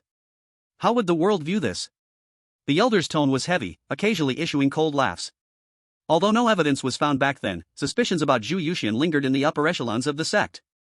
Due to various concerns, this matter could only be temporarily suppressed. For so many years, I have been secretly investigating, and finally, I found some traces. At this moment, Lu Chengfeng wished he could instantly cover his ears and turn around to escape. Entangled in the secrets and struggles of the sect's upper ranks, as a mere true disciple, he would only be torn to pieces in this whirlpool. Moreover, this elder suddenly summoned him and casually mentioned such secret matters. What could this mean? Just the thought of it sent chills down his spine. Various thoughts spun in his mind, and suddenly he resolutely stood up and said firmly, "Elder, please allow the disciple to take my leave. I do not know the truth of this matter, nor do I intend to pursue it. Zhu Shi is my master, so no matter what, I shouldn't trust others' slander against my master. Today, I'll treat this matter as if I never heard it. Goodbye." It must be said, Lu Qingfeng's actions were extremely decisive, and his reasoning was sound. Seeing the situation was not good, he immediately withdrew. Unfortunately, since the elder summoned him personally, how could he just let him leave so easily? "You little rascal, you really are slippery, and you show some cleverness. But this matter is serious, and you are a talent in the sect. I do not want you to lose your life in confusion, which is why I called you here. Don't fail to recognize my good intentions." Lu Chengfeng was about to leave when he felt an invisible pressure enveloping his body, making it nearly impossible to move even slightly. However, this pressure was just fleeting, clearly just a warning. His expression fluctuated, but in the end, he merely chuckled awkwardly, turned around and sat down again, then said, "Then I will just consider today as listening to a story, and forget everything after today." The elder couldn't help but let out a few laughs and scolded, "You really are a slippery one, but it's up to you. Once you know some things, it's up to you how to choose." Lu Chengfeng did not respond, then I would respectfully obey and continue to listen to the elder's story. The elder smiled, his eyes gazing into the bottomless pool. The waterfall crashing down from the cliff clashed with the cold pool, creating a thunderous roar that echoed all around. I initially couldn't make sense of this matter at all. Zhu Yuxian had no reason to betray Sun Shidi or the sect. So for many years, I remained half convinced. Until not long ago, I finally made a new discovery. At this point, he paused slightly, his tone turning chilly. If Zhu Yuxian is indeed a spy for another sect, then everything makes sense. Upon hearing this, Lu Chengfeng truly felt his scalp tingle and his heart race, wanting only to escape, yet he could only continue to listen. He couldn't help but curse inwardly, "Damn old man, why must you drag me into your old people's affairs? Truly unforgivable." At this moment, the fishing rod in the elder's hand suddenly trembled, as if another big fish had been hooked. He flexed his wrist and naturally raised the fishing rod, and indeed, another 2-foot-long cold-scaled fire-tailed fish was lifted up. Today is really lucky, catching 2 cold-scaled fire-tailed fish in a row. It seems you little rascal have good fortune. The elder tossed the catch into the fish basket, his face involuntarily showing a smile. This is all the elder's skill, what does it have to do with the disciple? Lu Chengfeng was more than eager for him to change the topic, quickly complimenting, "If it weren't for the elder's rare talent, how could such big fish be caught from this cold pool?" The elder only smiled in response, "I know you've always had doubts about the sudden conclusion of your master Zhao Changzhen's death without explanation. The reason is simple, because his death may very well be the doing of Zhu Yuxian." Lu Chengfeng took a deep breath, finally wiping the smile off his face, turned to look at the elder, and asked with a somewhat stiff tone, "Does the elder have evidence for this?" "Evidence?" The elder's expression was intriguing, but he continued, "I have been secretly investigating for years, but only recently discovered that Zhu Yuxian had covert contact with Zhao Changzhen. And Zhao Changzhen's identity is even more interesting. He and Xiao Qi are both disciples of the Yuzhou Tiangue sect, and they infiltrated the sect 20 years ago, starting from Outer Peak disciples, eventually becoming an elder of the Outer Peak. I was just about to follow the clues to uncover more details and leads, but at that moment, Zhao Changzhen was suddenly silenced. Who did this?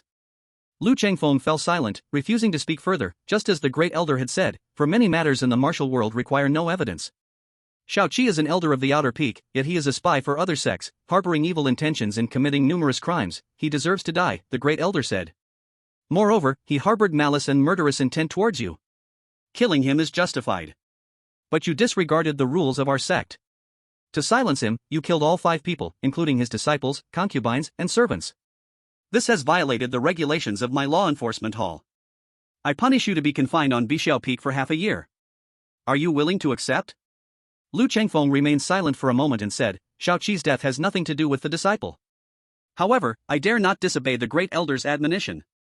I willingly accept confinement for half a year to gain insight. Upon hearing this, the great elder couldn't help but smile. Truly, a child worthy of teaching. Go ahead. Chapter 54, Complex and Mysterious, Seeking Readers. Just as Lu Chengfeng was about to turn and leave, the great elder called him back, pointing to a nearby fish basket and saying, You can't leave empty-handed. Thanks to you, I've caught these 2 fish. Take them with you. Lu Chengfeng, not being polite, gladly accepted the fish basket. These cold-scaled fiery-tailed fish were rare treasures that greatly benefited internal martial arts cultivation, exactly what he urgently needed. He cheerfully took the basket, saying, Then I won't be polite. Thank you, great elder, for your generous gift. You little rascal, the great elder laughed. Before you face the wall, remember to visit the administrative hall to exchange your merits so you won't delay your cultivation. Understood. Lu Chengfeng replied, respectfully bowing before taking his leave. Upon exiting Tianfa Peak, his expression turned grim. The great elder had summoned him, first slapping him, then offering him a sweet reward, even laying bare the sect's secrets. What is this person's true purpose? Lu Chengfeng would not naively think he was loved by all. That old coot had suppressed the law enforcement hall for so long, encountering countless talents and prodigies, and experienced countless storms. His own displayed strength did not warrant such serious attention. Earlier on Tianfa Peak, he hadn't considered this deeply, but now, the more he thought about it, he felt that the other party's intentions were not simple. Perhaps it's aimed at Zhu Yuxian. He doesn't even fear me knowing his purpose. Lu Chengfeng vaguely began to understand some of the other party's thoughts. Some things, once known, become a thorn that plays a crucial role at key moments. Since even I know, then, what about Zhou Tong? He mentioned earlier that he was investigating some matters in secret. Thinking of this, he suddenly felt a sense of alertness. Zhou Tong's master is Sun Xueijing. If he is indeed investigating Zhu Yuxian. Lu Chengfeng didn't know the full picture, but he sensed a finely woven net closing in on Zhu Yuxian. His gaze flickered, he did not waste time and quickly returned to Bixiao Peak. Once back on the mountain, Lu Chengfeng immediately summoned Liu Mo and Luo Yang. Liu Mo, you go down the mountain now and visit the Su family. Check how your second senior sister is doing. If she is truly unhappy, let her find a way to delay for half a year. I will help her then. Yes, senior brother. Liu Mo replied, asking no further questions, and directly grabbed his sword, turning to leave. Luo Yang, you go to the administrative hall and take my identity token.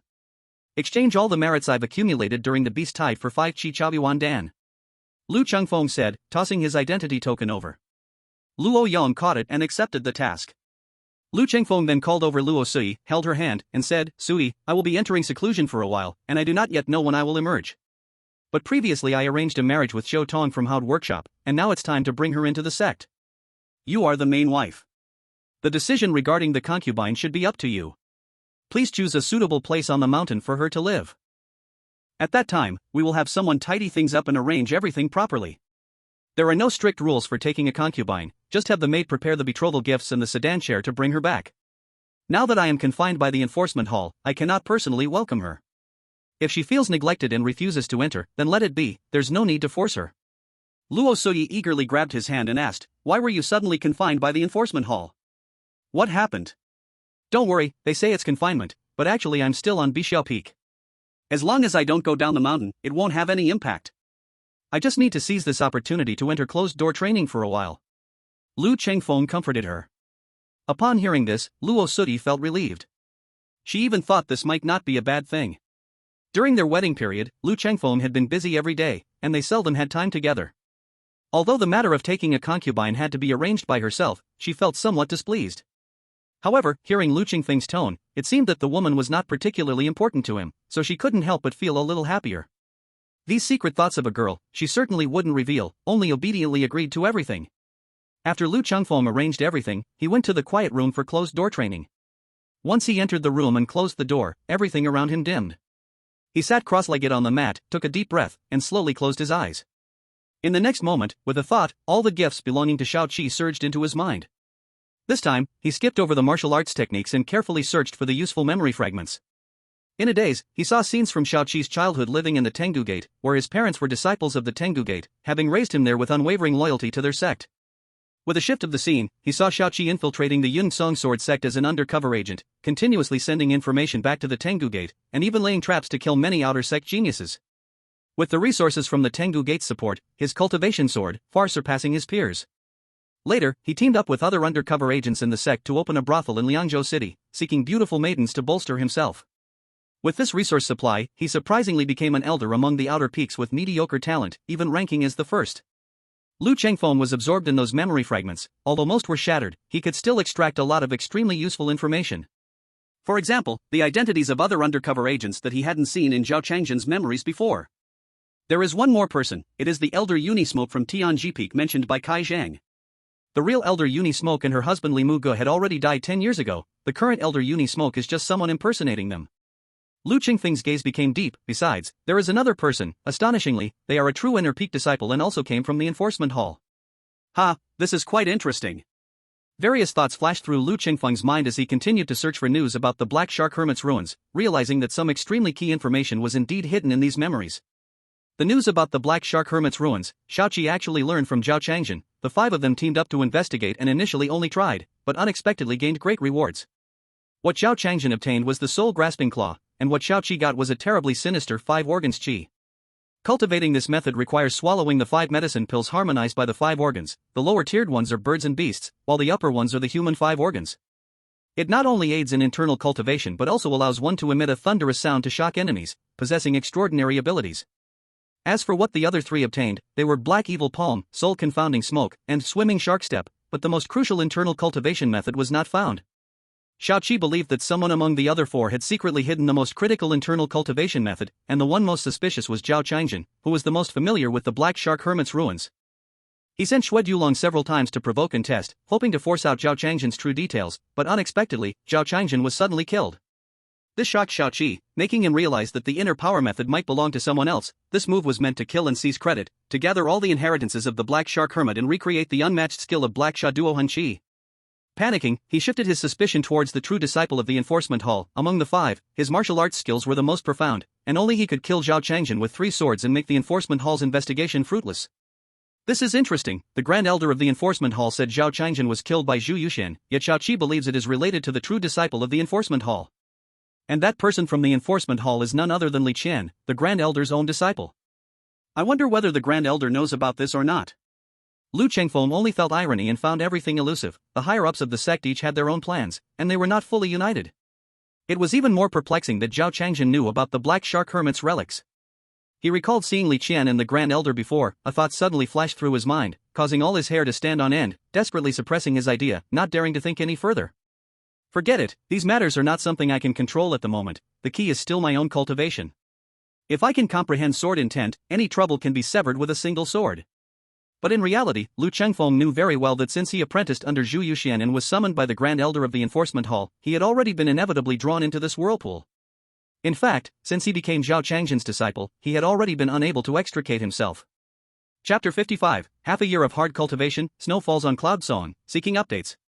After closing himself off, Lu Qingfeng only let Luo Sodi bring him 3 meals a day, without seeing any outsiders, and he didn't return to his bedroom at night. During the day, he swallowed the 5 Qi Morning Origin pill exchanged with military merits from Luo Yon. This item was refined from numerous treasures of the 5 elements, extremely precious, and swallowing one could equal a month of hard cultivation. Lu Qingfeng had gained considerable military merit during the Beast Tide, altogether exchanging for 18 5 Qi Morning Origin pills, which could save him over a year of hard practice. Coupled with the gifts from the Inner Peak Elder in his internal martial arts, his gains were much greater than others. Since refining the gifts from Inner Peak Elder Li Guan, Lu Qingfeng's swordsmanship and body technique have advanced rapidly, but his progress in internal strength was less satisfactory. Simply converting the blue wave internal power into the Xian crane mine method took over half a month, with too much loss in the process, so the Xian crane mine method was only barely cultivated to the 10th level. The Xian crane Thousand Shadows Passing Through the Void Sword technique is composed of the Void Passing Sword technique, Thousand Shadows Body technique, and Xian crane mine method, swordsmanship, body technique, and internal power cooperate with one another, achieving a perfect blend, making it a top-notch skill. Elderly Guan of Xian Crane Peak had cultivated this method to the 24th level, comprehending the void-passing sword intent, uniting essence, spirit, and mind, transforming into true energy that could kill people invisibly with a thought. With his gifts, Lu Chengfeng should have smoothly refined his sword intent without any bottlenecks.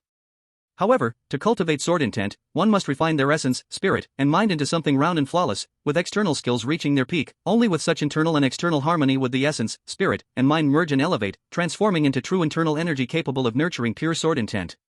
Lu Qingfeng's void-passing sword technique and Thousand Shadows body technique had both reached the 18th level, only the Xian crane mine method delayed his progress, preventing him from achieving the void-passing sword intent in one go. The essence of internal martial arts lies in harmonizing the essence, spirit, and mind through visualization, supplemented by various treasures beneficial to the human body, so that one's essence, spirit, and mind become round, flawless, full, and overflowing, thus birthing internal energy. This is a painstaking effort, concerning life and death. Even if one receives gifts from high places, mastering visualization and operating internal energy requires unparalleled purity. But ultimately, one must walk step by step on the path of cultivation. Only by cultivating internal energy to the 18th level, with one's essence, energy, and spirit perfect and unblemished, can one naturally attain the sword intent. Lu Chengfeng was not anxious, considering his age, his martial skills were already exceptional, yet internal cultivation could not be rushed. The more one was in a hurry, the easier it was to go astray. Every 3 days, he took a 5-qi morning pill, which dissolved instantly in his mouth, nourishing his organs like fine nectar, warming his spirit, causing his essence to overflow, and his internal power to rise like water with the tide. At this moment, Lu Chengfeng visualized a dark crane, standing 8 feet tall, with wings that spread out 10 feet. Its entire body was dark-feathered, shining like bronze cast in iron, flowing with luster, and its iron claws sparkled coldly, capable of tearing through gold and iron. However, the feathers on its head were white, emitting a halo that enveloped its body, resembling the divine birds of mythology. But in this visualization, the dark crane had no eyes. This art of eye dotting was the essence of internal energy cultivation. Using his own essence, energy, and spirit as ink, he infused it into the image, dotting the dark crane's eyes. One day, when the dark crane opened its eyes, his essence, energy, and spirit would merge with it, and the crane would enter his body, harmonizing with him, thus achieving the 18th level, reaching the pinnacle of the mundane world. A martial artist reaching this level of internal cultivation would be free from illness and disaster, prolonging their life. The longest lived among them could reach 200 years before peacefully passing away. Lu Chengfeng was unhurried, visualizing the dark crane and refining the pill, unaware of the passage of time. Thanks to the generosity of the elder from Inner Peak, he had already mastered the heart method of the dark crane, and one portion of the pill's power could yield 3 portions of effect, enabling his cultivation progress to be exceptionally rapid. In addition to cultivating internal energy, he had set aside swordsmanship and movement techniques during this time, focusing day and night on the sword intent from the gift he received, making great strides with each insight gained. Whenever his energy ran low, he would look through the fragmented memories of the 3 individuals, searching for memories useful to him. Time slowly passed, and half a year went by without him noticing. During this time, Luo Suyi had come to inform him that Lady Chiotong had settled at Bisho Peak with her little maid, Dyer. Although Dyer privately complained about Lu Chengfeng's prolonged absence, Lady Chiotong remained at home, tending to flowers and brewing tea, content and carefree. Lu Chengfeng did not mind much. This woman was merely seeking protection and stability through his identity, while he was just looking for benefits. They had never met from the beginning, nor was there any affection. It was best to coexist peacefully. However, Liu Mo returned after several months, bringing news that Su Wanqing's situation in the Su family was not good. Her mother was originally a maid, and her husband treated her, the illegitimate daughter, with indifference. The family had decided to marry her off as a concubine to an elder of the wealthy Li family in the capital. At this time, the world was not unified. The northern regions of Yu, Yan, Yun, Liang, and Chang were occupied by various sects and families, each ruling their territory. While the southern regions of Xiang, Chu, Wu, Yu, Han, Yang, and Nan were dominated by the 3 kings of Chu, Han, and Wu fighting for supremacy, barring the densely forested and miasma-ridden Nanman region. Only the central plains were vast and resource-rich, with a large population and many famous sects gathered, forming alliances that deterred thieves and lowly scoundrels, allowing it to thrive increasingly. In the current world, the 13 states regarded Central Plains as the most treasured, with its capital known as the Divine Capital, and its citizens took pride in being from the Divine Capital. The Li family was a noble family from the Divine Capital, while the Su family sought to strengthen ties with them by marrying their illegitimate daughter to the elder of the Li family as a concubine, which was quite normal. Such occurrences were not rare among noble families. When Liu Mo returned, he brought back a jade hairpin from Su Wancheng. Yet, this item had been broken into two pieces, causing Lu Chengfeng to fall silent upon seeing it. The second senior sister gave this to the senior brother as a sign that she would rather be shattered like jade. Not worth the intention of safeguarding. Liu Mo only said this one sentence before retreating. After all, she was his senior sister, and how could he bear to see her driven to the brink of destruction? That was why he spoke up to remind her. Lu Chengfeng was also speechless. He could only put away the broken jade hairpin and, after pondering for a long time, arranged for Liu Mo to descend the mountain once more. Besides these two matters, Lu Chengfeng ignored all other trivial things, focusing solely on hard practice on the mountain. When the heavy snow fell and the cold winter arrived, he finally reaped the rewards of his cultivation and broke through his barriers. Half a year's cultivation allowed him to break through 5 levels, enough to match the hard work of others for 7 to 8 years, and his gains were significant. However, all the 5 Qi Chaoyuan pills were completely consumed, and both tails of the cold scales firetail fish were entirely devoured. The memories of Zhao Changjin, Shao Qi, and Li Guan were also fully absorbed. With everything he had obtained now digested, continuing to close himself off would not yield any more benefits. Thus, he stepped out of the place where he had been in seclusion for half a year. When Lu Chengfeng emerged from his retreat, the wind and snow were fierce, and the northern wind howled. Especially on the mountain, the cold wind was sharp as a knife, stinging his face painfully. He wore a thin white robe, and his long hair fell casually around him. He had grown a faint stubble on his chin, adding to his sense of maturity. At this time, he did not use his internal power to protect himself, nor did he employ any lightness skill. He let the snowflakes fall on his body, on his forehead, while his boots crunched in the snow, making a squeaky sound. The world is a vast expanse of white, but it cannot conceal the impurities of this world. Lu Chengfeng stretched out his palm, feeling the cold snowflakes melt in his hand, cool as they touched him, just like the chill he felt in his heart as he looked at the boundless Sangshan Mountains. During his half-year retreat, great changes had taken place in his sect, with shocking news igniting both internal and external peaks, causing countless disciples to come out from the mountains. By now, who knew how many people still remained at the sect's gate?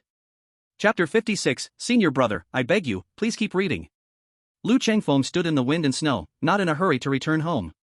After 6 months of hard cultivation, he had gained much, greatly advancing his skills and more importantly, fully digesting the gifts from the 3 men, allowing him to have a clearer understanding of the situation within the sect. Back then, due to the death of Sun Xuejing, the previous sect leader was furious. They spared no effort to investigate, and Elder Li Guan from Xuanhe Peak and Qinfeng were both involved.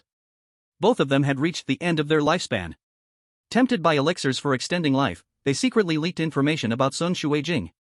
Such matters naturally lack solid evidence, but the previous sect leader forcibly sent both of them to Abyss of Confined Dragons, and they never returned afterward. Lu Chengfeng recalled the fragments of memory, and a chill ran through him at the thought of the colossal creature seen by Li Guan in the Abyss of Confined Dragons, an instinctive shudder from the soul, stemming from lineage and life itself. Just by seeing it in his memory, he already felt terror and horror. Fortunately, it has been sleeping all this time, otherwise, the entire Sanshan would likely be destroyed. Those so-called monsters are merely born from its aura, and they already possess incomprehensible powers, putting immense pressure on the sect. How could such a terrifying existence exist in this world? Lu Chengfeng shook his head. Had he not seen it with his own eyes in the fragments of memory, he would not dare to believe that the beings from myths and legends truly existed in this world. The entire Sangshan sword sect seemed to be built on a volcano. Once it erupts one day, all the members within the sect would turn to ashes. Compared to the existence beneath the Abyss of Confined Dragons, the petty squabbles within the sect are truly insignificant. They are merely the despicable tactics of those chasing after decaying flesh, clinging to life.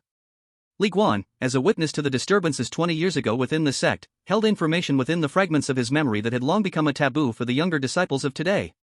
Who could know of the infighting and undercurrents among the high ranks of the sect? Lu Chengfeng integrated the memories of Li Guan, Zhao Changjin, and Shao Qi. Although somewhat incomplete, he could clearly see the current situation at the door. If I am not mistaken, then it's no surprise that Zhu Yuxian met Zhao Changjin back then. Zhao Changjin's death is even more justified. He let out a slight sigh, turned, and walked along a quiet little path, leaving only a thin layer of footprints in the snow, which quickly got covered as the heavy snow fell. Lu Chengfeng walked for about a quarter of an hour, entering a canyon on Bishou Peak. This place was quiet and serene, with few signs of life, only scattered tombstones standing here and there. He walked directly to a tombstone buried under thick snow, personally brushing off all the snowflakes, revealing the inscription beneath. Tomb of my kind father Zhao Changjin, erected by his daughter Zhao Linger. There were no extra words, not even birth and death years, just simple and even somewhat crude. Lu Chengfeng cleared the snow and removed the weeds beside the tombstone before kneeling before it. Zhao Changjin was a man who committed heinous acts, murdering beautiful women and taking Luo Sudi as a concubine, betraying the Yuntsung sword sect, with his hands stained in blood and innocent souls. It could be said he was a villain deserving of death. But to Lu Chengfeng, he was truly good, showing genuine kindness, not only saving Lu Qingfeng's life back then but also imparting the martial arts of Bixiao Peak to him. Others may condemn Zhao Changjin, but Lu Chengfeng could not. Master, I will always remember the year I was 13 when my father, working in the government office, showed mercy for a moment and released an imprisoned 6-year-old orphan. That girl somehow obtained a deadly poison and threw it into our well, causing my entire Lu family, 17 people, to perish. At that time, I cut my wrist and bled, barely surviving, and it was you, Master, who saved me from disaster. Lu Chengfeng bowed respectfully. Master's life-saving grace, I can never repay in this lifetime. After you saved me, you took me to the government office with a sword, placing it on the head of the city lord, forcing him to send someone to find that orphan, and I personally killed her, avenging the blood feud. Had it not been for you, Master, the enemy would have long vanished into the vast sea of people, and I would have found it difficult to avenge my vendetta. You taught me martial arts, showed me the principle of cutting weeds and eliminating roots, and being ruthless. I know you are not a good man, but I don't care, because you have been good to me, and that is real. He looked at the 3 words Zhao Changjin on the tombstone, his voice a bit hoarse. Even if you forcibly made Suya your concubine back then, I was angry and pained, but there was nothing I could do.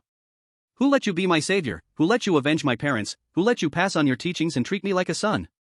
But now you are dead, and before you could enjoy the wedding chamber, you were killed by someone who barged into the mountain, dying from merely 3 swords. No matter how much wrong you may have done, I, Lu Chengfeng, owe you this vengeance in this life, and I must avenge you, otherwise how could I face you? How could I face my own conscience? Lu Chengfeng recalled the scenes from his childhood, following Zhao Changjin's side as a 13-year-old boy, with his parents brutally murdered, feeling lonely and helpless. It was Zhao Changjin who taught him to practice the sword hand in hand, giving him the courage and strength to live on. But why was he the one who killed you? Lu Chengfeng's tone was dark and suppressed. I never wanted him dead, but why did he have to kill you? Master, I owe you a great gratitude. This feud must be avenged. I will find a suitable opportunity and kill him with one sword. To avenge you. Senior brother. At some point, a figure in a red dress appeared behind Lu Chengfeng. Her flawless, delicate face was already covered in tears, her eyes puffy, and her right hand tightly clutched her sword. Tell me, who exactly killed my father? Lu Chengfeng did not turn around. With his current level of martial arts, he had already sensed Zhao Linger's presence the moment she appeared. Junior sister, you don't need to concern yourself with this. I will definitely take revenge for Master. Senior brother. Zhao Linger knelt in front of the tombstone, first bowing 3 times. The snow and mud on the ground stained her smooth forehead, yet she didn't care at all. She just turned to the side, staring at Lu Chengfeng with red, swollen eyes. Today is father's birthday. In past years, we would always celebrate together, and he would prepare gifts for you and me. No other senior brothers and sisters have it, only you and I are favored by father. I woke up early today, yet I couldn't eat a single bite or drink a drop of water, and before I realized it, I arrived here. Senior brother, I no longer have a father. My father has died, he has died. Zhao Linger was in tears, yet she forcefully pushed away Lu Qingfeng's hand which reached out to help her, and sharply asked, do you want me to not even know who my father's murderer is? The fierce wind howled, and heavy snow fell. Zhao Linger's frail figure trembled lightly, her tears had already blurred her vision. Senior brother, I beg you. As she spoke, she suddenly knocked her head to the ground. Lu Chengfeng looked at Zhao Linger kneeling in the snowstorm, feeling only pity in his heart. Zhao Changjin had done wrong all his life, and the chance of producing offspring through dual cultivation was very low. Zhao Linger's birth mother was a woman who was captured for his dual cultivation, but she unexpectedly became pregnant. Yet she was harmed by the cultivation and died in childbirth due to severe blood loss. Lu Qingfeng's reason for saying those words after her appearance was not out of a desire to use her. He slowly approached, regardless of Zhao Linger's struggle, lifting her from the snow. Linger, do you trust me? Zhao Linger stared blankly at him, her body swaying, unable to stand steady. Your enemy is powerful, far beyond your capacity to confront. Since I have vowed to avenge him before our master's grave today, I will never go back on my word, Lu Chengfeng said firmly. The reason I haven't revealed that person's name is that I fear you might impulsively seek him out if you knew. You just need to focus on your cultivation, leave everything else to me. I will definitely bring that person's head to our master's grave. Senior brother Zhao Lin. Do you want me? Lu Qingfeng's body stiffened, then he hugged her tightly. Linger, please stay, okay? Let me take care of you for a lifetime. He. Zhao Linger seemed to regain her usual playfulness and liveliness. Indeed, it's still my senior brother who understands me the best. I didn't even have to say it, and you knew. But I refuse to. I don't want to stay beneath Master Sister at Bixiao Peak. You were supposed to be mine, but she got ahead. I want you to always remember me, always think of me. Even if I'm not by your side, I must become that person in your heart that you can never forget. Senior brother, want me? Zhao Linger slowly sat up, delicately untying her belt, her hands slowly parting her clothing, revealing the well-developed curves beneath, a faint maidenly fragrance wafting in the air. Even in the dark, Lu Chengfeng could see clearly. He cupped the girl's face in his hands and said with a bit of tenderness, "Silly girl, why do you have to do this?"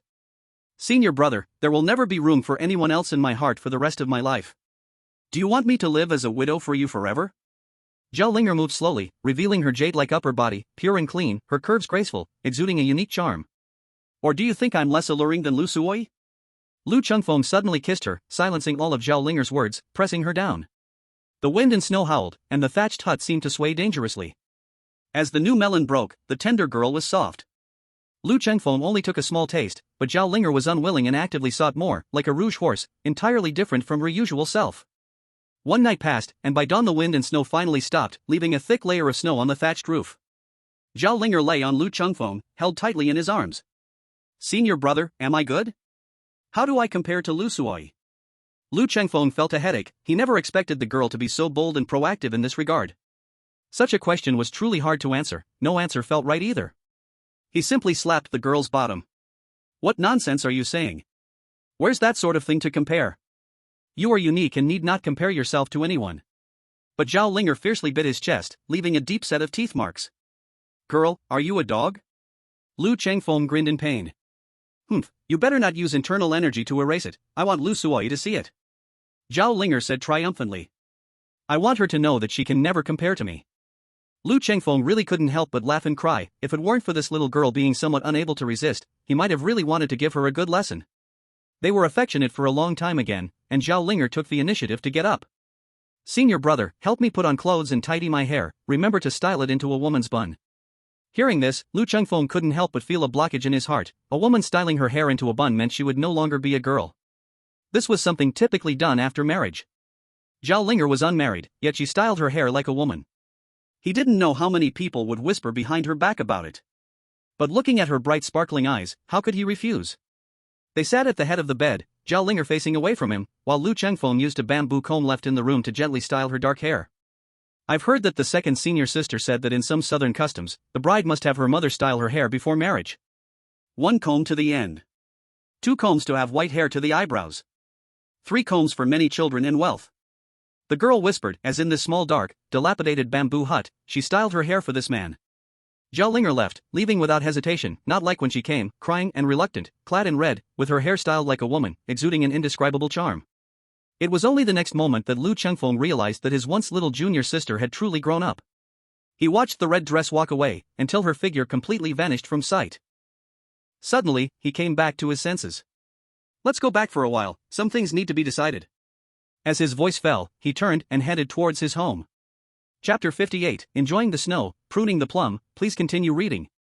Every day, Luo Sui brought meals to the secluded room and naturally knew that Lu Chengfeng had not returned all night.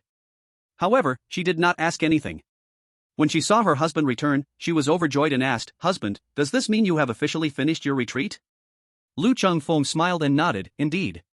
As they talked, Luo Sui removed his snow-covered outer robe and brought hot water for him to wash his face. "Husband, it's cold outside, drink some hot soup first. Granny Wang just made lava porridge, simmering all night, it's just right." Lu Chengfeng had unconsciously gotten used to being served by her, having his clothes brought and food prepared. It truly was a pleasure. After the meal, the maid cleared everything away, and Luo Sui said to him, "Since Qiu Tong climbed the mountain, she hasn't left the house. If she lacks anything, she says nothing and just sends a maid to the town below to buy it." "I've been thinking about what she might need and sent someone to deliver a few times. She didn't refuse, but otherwise, there hasn't been much contact." "But since she is newly married into your family, you should still go check on her." Lu Chengfeng nodded, "I understand, I'll go visit her shortly." Luo Suyi's hand paused slightly, and her expression darkened a bit. Lu Chengfeng immediately noticed her mood was down. He laughed lightly and wrapped her in his arms. "Are you feeling jealous?" "No," Luo Sui quickly denied, "I just feel a bit uncomfortable for no reason." "But you can go, she is quite pitiful, all alone, newly brought into the house and left by you for half a year." "Alright, don't think too much about others." Lu Chengfeng held her and said, "You shouldn't worry, you are different from others, you should know." He leaned closer to Luo Suyi's ear and whispered, "You are my dear teacher's wife." Luo Suyi's body softened entirely. A good half-year had passed since their marriage, when they were like glue, suddenly feeling empty again. Now, how could she withstand his teasing? Husband. Her voice was soft and sweet, almost like a seductive fairy. Lu Chengfeng took a deep breath, barely calming himself, but his body involuntarily reacted. He bit his teeth slightly and said, "You are truly my dear teacher's wife. See how I deal with you when I come back tonight. If it weren't for needing to hurry to Yuxian Peak, I would let you enjoy the snow at the window." Luo Sui thought about the scene where this guy pressed her against the window, and couldn't help herself. Her pretty face flushed red as she disregarded her shyness and actively wrapped her arms around his neck, pressing her chest close. "I don't care. I want." At this point, how could Lu Chengfeng refuse? He smack. Lu Chengfeng stepped forward and knocked on the door knocker. Before long, he heard the voice of the maid, Dyer, from inside. "Who is it?" Lu Chengfeng replied, "It's me, Lu Chengfeng." Before long, the courtyard door was opened, and a small maid named Dizai peeked out. Seeing it was indeed Lu Chengfeng, a slight smile unwittingly appeared on her face, but her mouth said, "You actually know how to come. Where have you seen a husband like you?" "Humph. It's just that my wife is soft-hearted and easy to bully.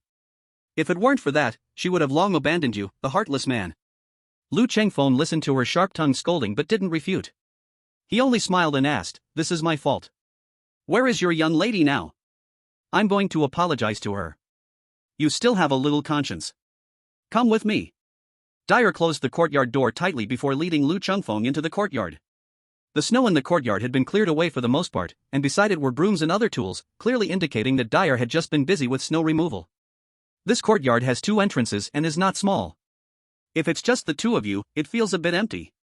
Why not arrange for 2 more maids to come, to handle cleaning and cooking duties for you? Lu Chengfeng casually suggested. These words were originally unnecessary to explain to the maid, but Dyer, despite her sharp tongue, was loyal and diligent, and it seemed she regularly worked hard, having cleaned the snow out of the outer courtyard by herself. That's why he said a bit more. Dyer replied, "It's quite comfortable for the 2 of us to live together. If outsiders come, it could be troublesome. But this matter isn't for me to decide alone. You can ask Madame's opinion later." Lu Chengfeng smiled at that. This little maid was also polite, not like some maids who, after being in service for a long time, thought they could make decisions for their masters. When they reached outside the door, Dyer softly called out, "Madam, the master has come to see you." A woman's voice, ethereal like a zither, floated from inside the room, "Come in." Her tone was bland, revealing no emotion. Dyer opened the door and invited Lu Chengfeng in.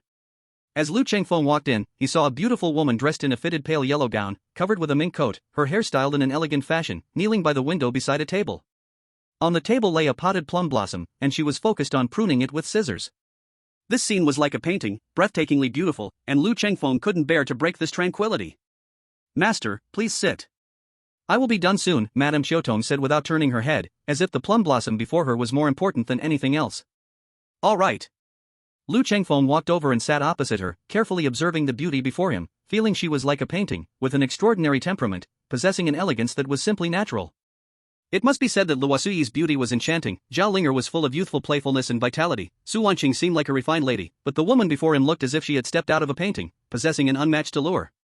Lu Chengfeng had always preferred voluptuous women, but since seeing this woman, he completely ignored her figure, feeling that just seeing her was pleasing to the eye. "Master, it's noon. Will you stay for a meal?" Dyer asked at that moment, standing by. Lu Chengfeng nodded and said, "I just came out today, and my stomach is empty. I'll stay here and eat with you." "Yes, master." Dyer was very respectful in front of Xiaotong, showing none of her sharp-tongued manner. Before long, Xiaotong finished pruning the plum blossom, set down the scissors, and turned to look at Lu Chengfeng. Her eyes were as clear as water, making one forget their worldly troubles. "Husband, Xiaotong has neglected you." Hearing the words husband, Lu Chengfeng felt joyous, as this woman clearly was not planning to leave. Such a beautiful girl, even if just to see her for a moment every day in the courtyard, would be enough. Wherever, being able to see you trim the plum blossoms is also a rare delight for the eyes. "I am a common man, a fighter. Usually, I do not have such refined interests, but I can be influenced by you." Xiaotong smiled faintly. "This skill is merely something I learned back in the brothel, meant for chatting and laughing with elegant guests." Lu Chengfeng was momentarily stunned. Brothel? Chapter 59, Seeking Master's Help. Please continue reading. Xiaotong said plainly, "I originally come from a poor family. I was sold to a brothel when I was young. Because I had a bit of beauty, I was carefully trained in qin, chess, calligraphy, and painting, as well as in flowers, birds, insects, and fish. At 16, I performed on stage and became well known. The madam elevated my status, claiming I was a courtesan who only sold my art, not my body. In just 2 years, my fame grew even greater. At that time, a wealthy man named Zheng Qianjin wanted to buy my first knight. The madam was tempted, but coincidentally, elderly Guanchang happened to be visiting and was greatly impressed by my pipa performance, wishing to redeem me. The madam treated me like a cash cow and was initially reluctant, but when elderly revealed his identity as the peak elder of the Yun Sung sword sect, she dared not refuse. Though I was taken into the household, it was only a month before elderly met with misfortune, but to be honest, I was no longer a pure maiden. This woman recounted her experiences gradually, without displaying sorrow, nor did she pretend to be refined, having no concealment about her background or past. Hearing this, Lu Chengfeng looked at her ethereal beauty and felt a sense of regret. It was a magnificent picture now tainted with ink, no longer perfect and flawless. Yet perhaps it was precisely such experiences that nurtured her tranquil temperament, like a noble scholar, undisturbed by honor or disgrace, serene and untroubled. Lu Chengfeng was suppressing many thoughts in his heart and did not intend to linger here, he only wanted to take a glance according to custom. However, after chatting with Zhou Tong for a few moments, he felt that this woman had her unique insights on people and matters, yet she seemed detached and not competitive, like clouds floating in the sky and water flowing in the stream, possessing a Taoist's attitude of non-action. Talking to her felt like drinking sweet dew, and he unknowingly lost track of time until the young maid, Dyer, called them to eat, bringing him back to his senses. Since my husband is here, you must taste Dyer's cooking. She has quite a bit of talent in the kitchen, especially with vegetarian dishes that are truly exceptional and very refreshing, Zhou Tong said. Lu Chengfeng, who usually could not enjoy a meal without meat, felt a surge of interest this time and gently stretched out his hand to help the kneeling Zhou Tong up. The beautiful woman's delicate hand rested on his, and immediately, a faint fragrance wafted over. Whether it was the scent of plum blossoms or her natural fragrance, it was soothing to the heart. Lu Chengfeng felt somewhat moved, turning his wrist to take her hand as they walked together out of the inner room. Zhou Tong did not refuse, obediently following him. The young maid Dyer, seeing the two walking out hand in hand, instantly beamed with joy. Sir, madam, come quickly to eat. I heard from Zhou Tong that Dyer, your cooking is quite good. I must truly savor it today, Lu Chengfeng replied as he and Zhou Tong sat down on either side and began to eat. It must be said that Dyer's culinary skills were indeed different. Various dishes were paired together, not greasy nor oily, yet having a unique flavor that lingered in the mouth, greatly whetting the appetite. Lu Chengfeng unknowingly ate a lot, the 7 or 8 small dishes on the table almost finished.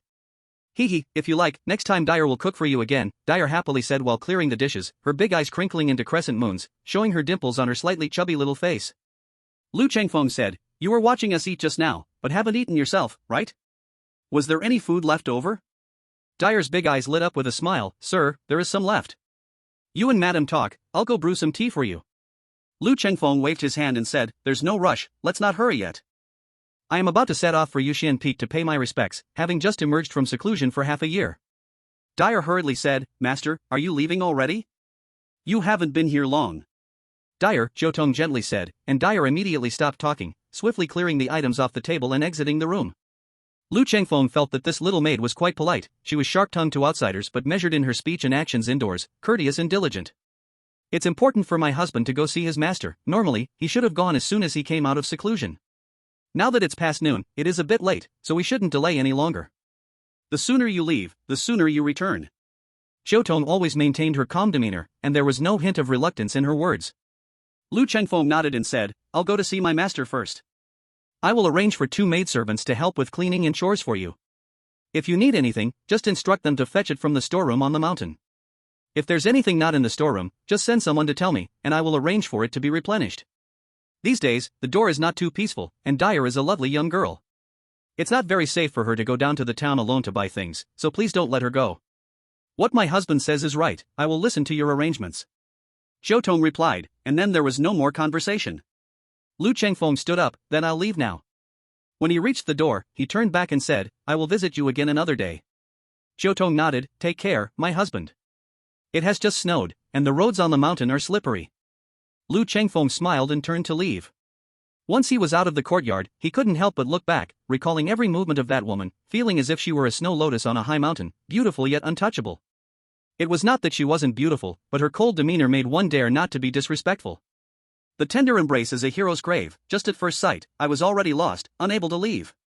He sighed deeply, placing his hand on the sword hilt, feeling the cold spread through his palm, regaining his calmness. Lu Chengfeng practiced his lightness skill, rushing ahead until he arrived at Yuxian Peak. However, this time, he did not encounter Zhou Tong. It was still Zhu Yuxian's personal maid who came to greet him. Young Master Chengfeng, why haven't you come to see your master after such a long time as a disciple? This is a bit lacking in manners. Kaixia, dressed in a new blue satin imperial outfit, looked elegant and composed, resembling a palace attendant. Upon seeing Lu Chengfeng, she spoke with some grievance. Sister Kaixia, this is truly due to unforeseen circumstances. I was locked up in the law enforcement hall for half a year, only today did I get out, and after some adjustments, I hurried to pay my respects to my master. Lu Chengfeng explained. How can this be? I heard that you made achievements during the Beast Tide. How could you be locked up for no reason? Kaixia raised her eyebrows slightly. Who dares to be so bold? Do they think there's no one at Yuxian Peak? I knew Sister Kaixia would care for me. After I pay my respects to my master, I will explain everything to you. Lu Chengfeng smiled. Only then did Kaixia realize, and she hurriedly said, then come with me, the master is having tea, and you arrived just in time. Thank you, Sister Kaixia. Lu Chengfeng expressed his gratitude. Kaixia led him to a door in the palace and quietly called inside, Master, young Master Chengfeng has come to see you. Ha ha. A cold female voice came from within, why are you here again? Why not go and pay respects to that old man in the law enforcement hall instead? Wouldn't that be better? Upon hearing this, Lu Chengfeng fell to his knees with a thud. Master, I know I was wrong. I ask for the master's mercy, otherwise, I fear for my life. Useless thing, don't you dare come in here. Zhu Yuxian's cold reprimand echoed. Lu Chengfeng hurriedly scrambled up from the ground, smiling somewhat awkwardly at the colorful clouds beside him, and quickly jogged inside.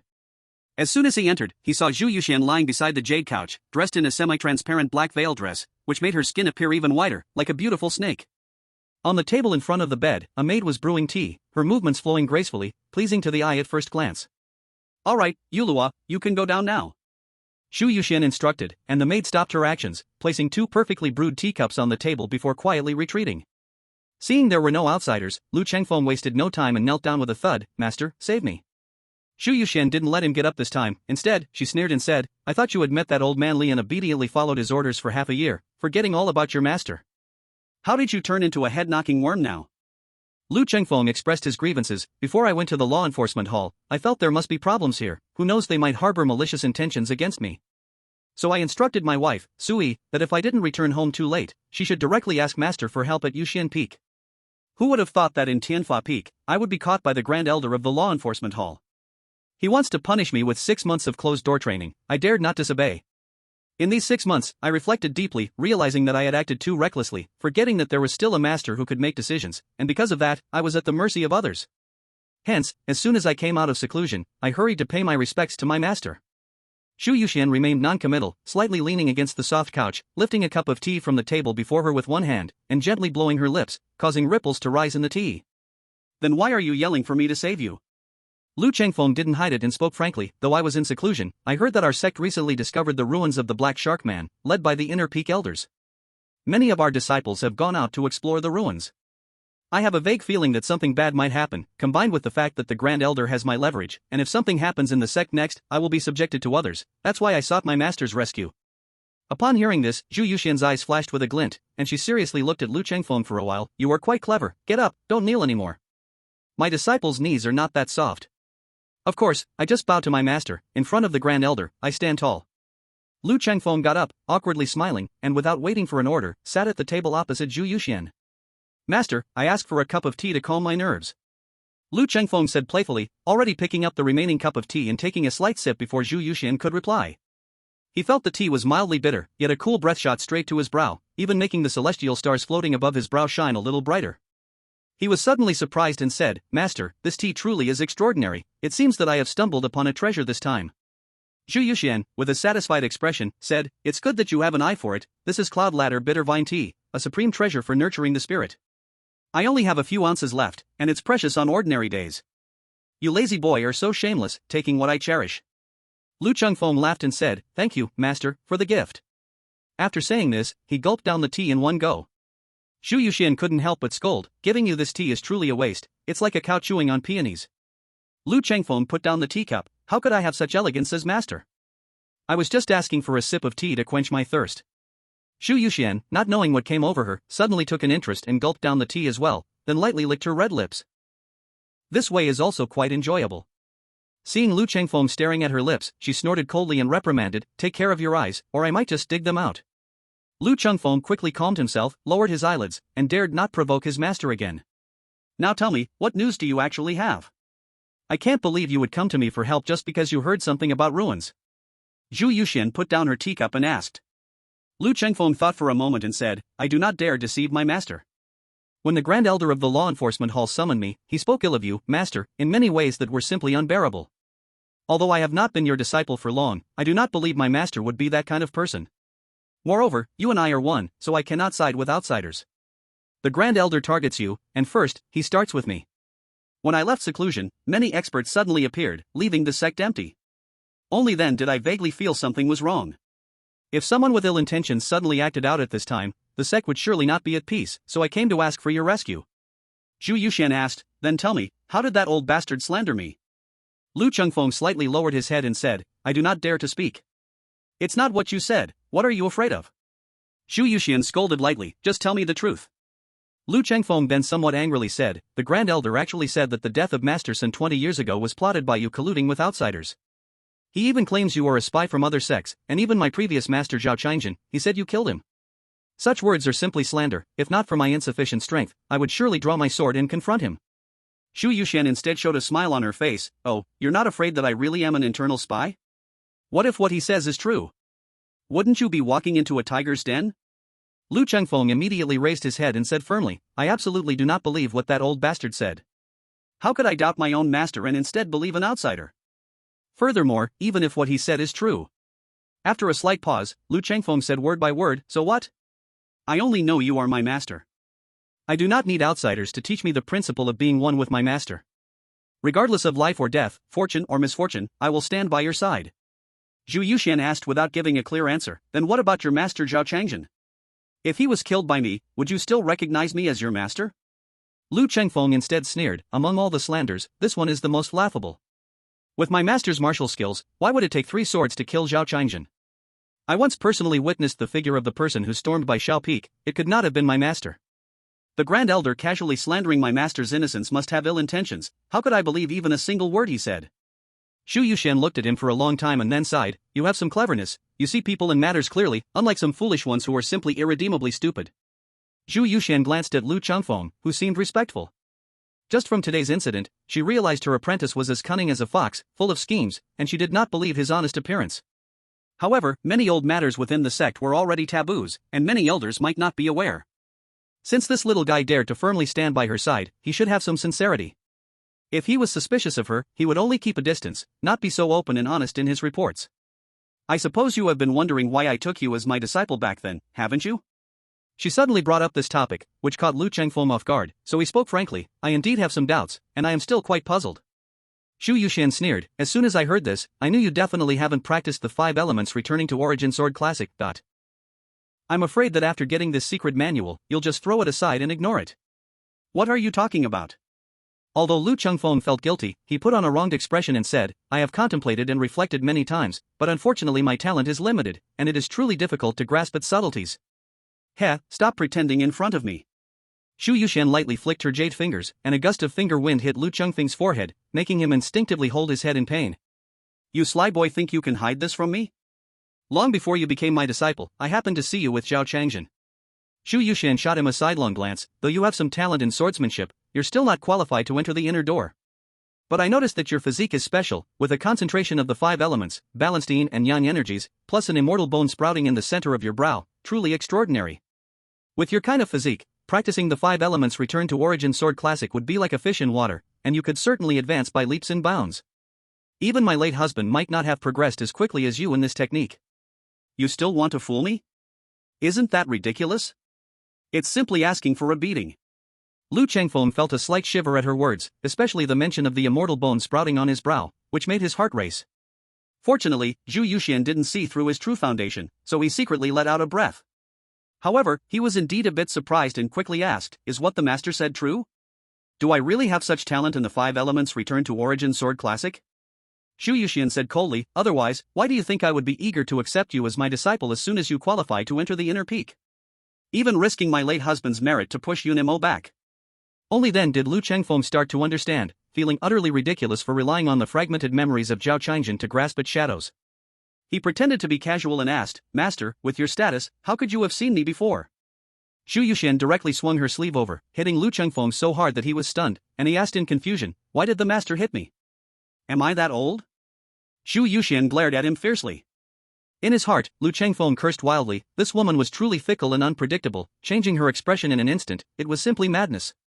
Suddenly, Zhu Yuxian raised an eyebrow and swung her sleeve at him, directly knocking Lu Chengfeng down to the ground beside the table. Do you dare to curse me? Lu Chengfeng was genuinely startled. Could this woman read minds? He quickly gathered himself, holding his energy and daring not to think wildly anymore. Master, I'm wronged. Please stop, Master. Humph, be more honest in front of me from now on, don't play your little tricks, or don't blame me for dealing with you. As Zhu Yuxian spoke, she suddenly laughed. Seeing her like this, Lu Chengfeng struggled to hold back a desire to curse her as crazy but forced himself to endure, not even daring to grumble silently. This woman's skills were profound, and who knew if she could truly touch a person's heart? Master is right, your disciple will not dare again. Zhu Yuxian laughed so much that her body shook, her chest creating waves, and after a long time, she finally sat up from the jade couch, slowly stood up, her smooth jade feet touching the floor as she walked to the window. As she opened the window, one could immediately see the distant clouds and mist, as well as the mountain peaks covered in pure white snow. From here, the world appeared vast and unique in its beauty. Lu Chengfeng climbed up from the ground with a bitter face and walked to Zhu Yuxian, saying, Master, next time can you not hit my face? Zhu Yuxian smiled, but her words were fierce. Next time you dare to be slick in front of me, let's see if I don't punch that handsome face you used to beg for food into a swollen mess. Lu Chengfeng felt helpless. This woman was truly impossible. After joking a few words, Zhu Yuxian got straight to the point. Since you came to find me today, let's talk. No matter how clever or sincere it may be, at least it was not in vain for a master and disciple encounter. I won't hide it from you, I have sought Zhao Changjin several times, asking him to do things for me. What you don't know is that he was originally an insider from the Heavenly Ghost Gate, and I had his weakness in my hands, so he dared not disobey. As for his death, it was actually self-inflicted and not worthy of sorrow. This person committed many evils and betrayed his sect, indeed he was deserving of death. Don't think too much about Zhao Changjin's death, just consider that I killed him. If you have grievances, blame me. In the future, if you gain any power and want to kill me to avenge Zhao Changjin, then that's up to you. Lu Chengfeng heard this and felt a deep bitterness in his heart. Even if he were foolish, he knew she was covering up for the murderer of Zhao Changjin. It's a pity. He already knew who the murderer was. Whether Zhao Changjin was a bad person or a traitor, to Lu Chengfeng, he had given him a life-saving grace, a nurturing grace, and a teaching grace. Such great kindness must be repaid. He had sworn in front of Zhao Changjin's grave that he must kill that person, even if Zhu Yuxian could not stop him. So Lu Chengfeng just remained silent, not saying a word. Zhu Yuxian was also silent. After a long time, she sighed. You guessed right, there will probably be chaos in the sect next. Bring your family to Yuxian Peak. From today on, stay obediently on the mountain to comprehend the 5 elements returning Origin Sword Sutra. It will greatly benefit your practice. I see you have made substantial progress in practicing the Xuan 1000 Shadows Profound Ghost Sword technique, but I advise you, if you want to go further, you absolutely cannot take this method as your foundation. Focus on sword intent, otherwise, you will regret it later. The Great 5 Elements Annihilation Divine Light Sword in the sect is the true supreme skill and is the path to the heavens. It cannot be compared to any other method. Lu Chengfeng asked with some confusion, since there is a legacy of supreme skills in the sect, why bother to seek distant things, exploring the relics of the Black Shark Wanderer? Zhu Yuxian shook her head and smiled. The Black Shark Wanderer is said to have obtained the legacy of the now perished sect, the North Sea Guanlan Pavilion, gaining a sect's treasure trove, allowing him to practice supreme skills and roam the world. He possesses many treasures, not just supreme skills. He has long been coveted by the people of the martial world. If you do not want to stay in the sect, you can go mix in that relic. But Lu Chengfeng firmly refused, stating resolutely, since there is chaos in the sect, as a disciple, I must stay by the master's side, to be the master's vanguard, awaiting the master's orders. Zhu Yuxian smiled and looked out at the sea of clouds and snow mountains, softly saying, Next, the wind will rise. Chapter 62, The Path of Celestials, Blood Flowing into Rivers, Seeking Continuation. Lu Chengfeng moved quickly. After returning to Bisho Peak, he swiftly notified Luo Sudi and Xiutong to relocate. Fortunately, there were not many people on the mountain now, so packing up was quite simple. Lu Chengfeng made an extra trip to Xiutong to explain in person, and she agreed. The party from Bisho Peak moved to Yuxian Peak that same day. There were many empty rooms in the Immortal Encounter Hall, naturally accommodating everyone's residence. Although it was not his own home and felt somewhat unfamiliar and inconvenient, Lu Chengfeng insisted, and Luo Sudi and Xiutong had no choice but to comply. Liu Mo was sent down the mountain by Lu Chengfeng to the Jiangnan Su family and had not returned yet. Luo Tong was sent by Lu Chengfeng to the town below the mountain to gather news, thus not residing in the sect. After arranging various trivial matters, Lu Chengfeng spent almost every day with Zhu Yuxian, seeking her guidance. The longer he practiced, the more confused he became. Receiving gifts from the 3 elders only led him to have more doubts and misunderstandings about the martial world, martial arts, and righteous sections. Master, the longer I practice, the more perplexed I feel. May I ask, what exactly is sword intent? Zhu Yuxian sat cross-legged, her beautiful body curves entirely hidden under the wide red silk palace robes embroidered with golden phoenixes. Dignified and magnificent, elegant and imposing. The fact that you can ask this question shows that your internal and external skills have reached a certain level, and your martial arts have reached an extraordinary state, beginning to explore the mysteries of martial arts. What is called sword intent is not merely a technique that can be cultivated just by relying on martial arts. Sword intent is the true heart of a practitioner, the great path they seek, and the truth engraved in their heart. Only by steadfastly adhering to one's true heart can the will be pure and flawless, allowing it to connect internal and external, refining essence, energy, and spirit, achieving the purest sword intent. Lu Chengfeng still asked in confusion, but as far as I know, the sword intents practiced by the elders of the five peaks vary. There are wind and thunder, water and fire, yin and yang, life and death, and the virtue of great compassion. Are these all part of the so-called true heart? Zhu Yuxian replied, the path of martial arts has a distinction between heavenly and human paths. The so-called heavenly path seeks the truth of the natural operation of all things and explores its mysteries, integrating it into one's martial arts, contemplating the ways of heaven and earth, seeking transcendence. The Taoist lineage practices this kind of cultivation. In today's world, many sects and families also largely follow this great path. Like water, fire, wind, thunder, mountains, and rivers, these natural truths, when infused into martial arts, achieve the true essence of martial arts, which is the heavenly path. At this point, she paused slightly. The essence of the five elements contained in the five elements return to origin sword scripture is also part of heavenly principles. In addition to the heavenly path, there is also the human path. The so-called human path does not rely on external pursuits but explores the treasures within the human body, seeking the realm and elevation of the mind. There are those who are timid and fearful, yet in the face of life and death crises can rise up to kill. There are those outnumbered who stand firm in battle, unlocking their potential and sweeping away their enemies. The human body has limits, but the power of the spirit is boundless. The 7 emotions and 6 desires of a person all contain unfathomable strength. Once unleashed, they can display power far beyond bodily limits. Thus, there are infatuated individuals who do not practice swordsmanship for 10 years, but when their lover dies, they unleash their sorrow. A single sword darkens the heavens, and blood rains down, slaying all enemies. There are sects that have been destroyed. Anger burns within, a fiery pursuit of the murderer for 300 miles, reducing the bones of enemies to ashes. Moreover, there exists an unparalleled demonic skill called the Great Sorrow of Yin Yang and the intersection of heaven and earth. Understanding this ultimate skill can lead to a shared sorrow between heaven and earth, often resulting in those who master it choosing to end their own lives. This is the path of humanity. Lu Chengfeng felt enlightened upon hearing this, so that's it. This means that the cultivation of sword intent is also differentiated by heavenly and human aspects, which is why there are such differences. Zhu Yuxian nodded. Blades, spears, swords, halberds, axes, hooks, forks, or even fists, palms, and claws. Martial cultivation is not limited to swords. What is refined may not necessarily be sword intent, but can be called the true essence of martial arts. Taoist practitioners also refer to the natural principles they comprehend from heaven and earth as the rhythm of the Tao. In the past, understanding the great Tao was the goal of Taoists, seeking to live beyond the world and to share longevity with heaven. But to kill in anger, to create chaos with martial power, acting with brave blood, to uphold justice, eliminate evil, and establish good, and to seek inner freedom, is the path of a warrior.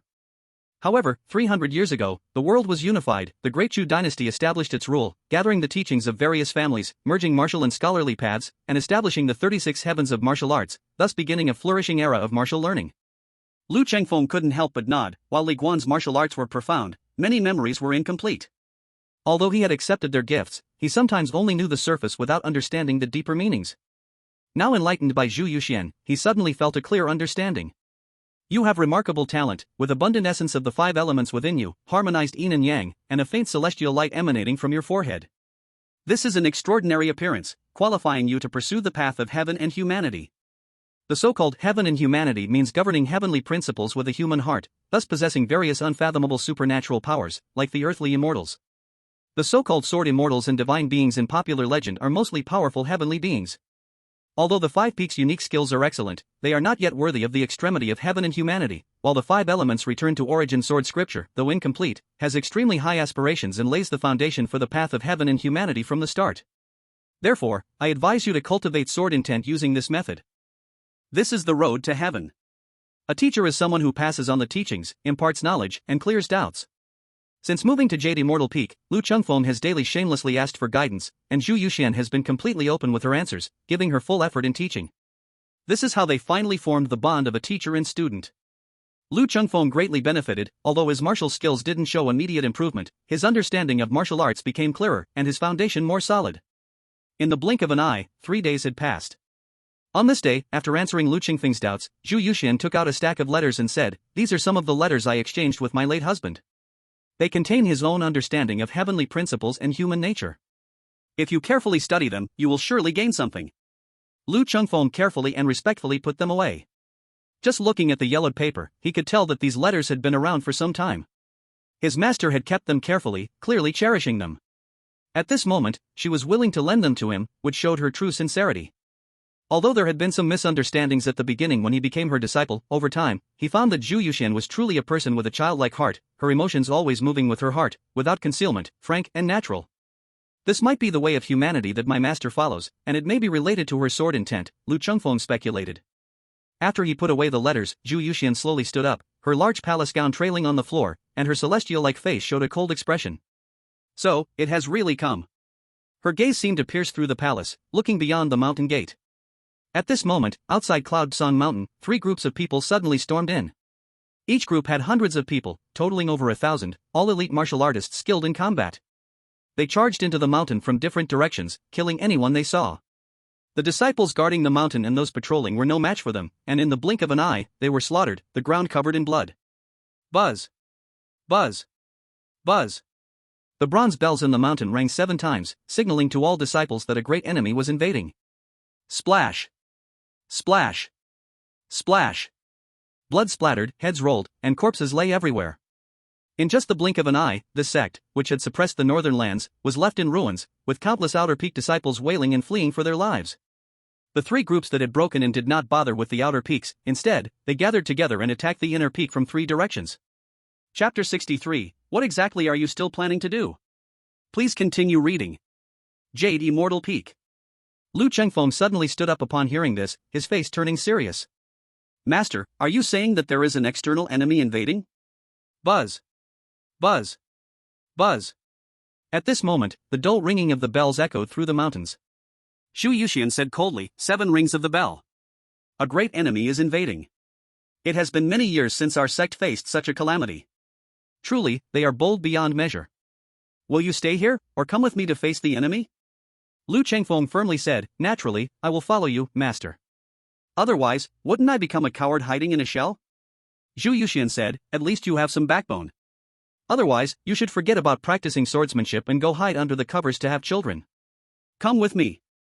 Her words had barely fallen when she used lightness skill to become a phantom, rushing toward the foot of the mountain. Lu Qingfeng did not dare to delay, using all his strength to perform the lightness skill, barely managing to keep up. At this time, when the Cloud Song Sword sect was being invaded, the first to react were the Killing Hall and the Mountain Guard Hall. The disciples of both halls quickly sprang into action, led by the elders and deacons in their halls. The disciples of the Killing Hall wore dark armor, forming a battle formation to intercept the enemy in the path of their invasion. The disciples of the Mountain Guard Hall wore brown soft armor and hid in the mountains. Most of these disciples were familiar with the terrain of the sect, holding the high ground and using bows, hidden weapons, and giant stones to ambush the enemy. After the initial rapid advance of the 3 invading groups, their progress quickly slowed. The disciples of the Killing Hall were the elite of the inner peak. Each one had at least the 10th level of cultivation, and with their well-equipped gear and rigorous training, once they formed a battle formation, they became like reefs in the sea, standing firm despite the enemy's attacks. With the support of the Guardian Mountain Hall, they gradually stabilized their position and suppressed the enemy's offensive trend. At the same time, as the ancient clock chimed, the 108 elders from the outer peaks sprang into action, rushing from all directions to the sword washing pool where the ancient bell was located. This was a 1,000-year tradition of the sect. When the bell rang 7 times, the outer peak elders would bring their disciples to the sword washing pool at any cost, awaiting orders from the law enforcement hall to protect their school. Although many of the 108 peak elders and their disciples had been killed, they still gathered in a mighty force of over 1,000 people. Thus, the dual Killing Hall held the key road, the Guardian Mountain Hall used the terrain to launch attacks, while the Law Enforcement Hall came to aid their comrades, eliminating small groups of enemies and coordinating with the dual Killing Hall. Kill! Kill! Kill! The cries of killing shook the heavens within the sect, as the disciples of the Yun Song Sword sect quickly organized themselves from the initial chaos, starting to fight back and encircle their enemies. Many inner peak elders of the sect also rushed to the scene, dividing into 5 peaks and 3 halls, each taking on their tasks in turning the area into a river of blood. The remaining elders and disciples from the 5 halls steadfastly held their posts, guarding the sect's stronghold and not allowing the enemy to exploit any weakness. In such a large-scale battle, even those who reached the 18th stage of swordsmanship could only barely protect themselves. only the inner peak elders who had achieved sword intent could wreak havoc. With the movement of sword intent, sword energy tore through the air, cutting out several yards. No matter the iron armor or sharp blades, everything was severed, limbs and broken arms flying, creating an incredibly bloody scene. Both sides in the battle had seasoned experts who had reached martial arts' true meaning, and the enemy had even more skilled fighters, nearly 100 seasoned figures among them. As the dual-killing hall and the Guardian Mountain Hall supported each other, not giving an inch, and with the law enforcement hall leading the outer peak elders and disciples rushing in from behind, the situation suddenly changed. Those originally wanting to hide their strength immediately began to unleash their killing intent. Sword energy surged upwards, fist power roared, and true energy swept across like wind and thunder. Pooh! Pooh! Pooh! A portion of the dual-killing hall disciples who had previously formed a battle formation suddenly fell, sending the elders of the sect into a rage. Where are you from, little thieves, daring to invade our Yun Song sword sect? Aren't you afraid of being exterminated later? An elder from the Tsang Jian Peak roared, his treasured sword, nurtured for over 10 years, clanging as it was drawn from its scabbard. In an instant, sword energy spanned 13 yards, killing 3 opponents of the same level with one strike. However, the enemy's skilled fighters were numerous, and seeing him strike with his sword, he was quickly drained of true energy and exhausted. Without hesitation, 2 of them charged forward to surround him. Pooh! One person wielding a spear pierced straight through the chest of the Tsang Jian Peak elder, creating a bloody hole, while another used an incredibly domineering fist technique to smash into his forehead, instantly blowing his head apart, white bone shards and brain matter splattering everywhere. Ah! You dared to kill my senior brother. I will make you pay. Both sides were completely enraged, engaged in a frenzied bloodbath. But at this moment, 2 of the 5 inner peak leaders from Yun Sung Sword Sect had taken a dozen inner peak elders and several dozen true disciples to the Black Shark Sanine ruins, leaving the sect's fighters lacking. Meanwhile, the enemy consisted of 3 combined forces, with many skilled fighters, and under these circums, just guarding the side of Xianyang Dao Run, his eyelids lowered, covering his murky pupils. However, the invading thieves on the opposite side were extremely wary of him, leaving at least 5 experts to restrain him. Even after finding multiple chances to injure Xianyang Dao Run, they didn't dare to make any further moves after being swept by his murky old eyes.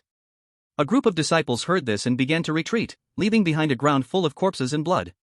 After Lu Chengfeng accompanied Zhu Yuxian down the mountain, he unexpectedly encountered someone at the foot of the mountain. He saw Zhou Tong carrying the heavy Yuan ancient sword, blocking the path of the master and disciple duo. Zhu Yuxian, seeing her, instantly showed an extremely cold expression. Rebellious disciple, what do you want? Zhou Tong lowered his head, speaking in a gloomy and suppressed tone. I just have some words to ask master. What time is it now, and you still block my way? Get out of my way.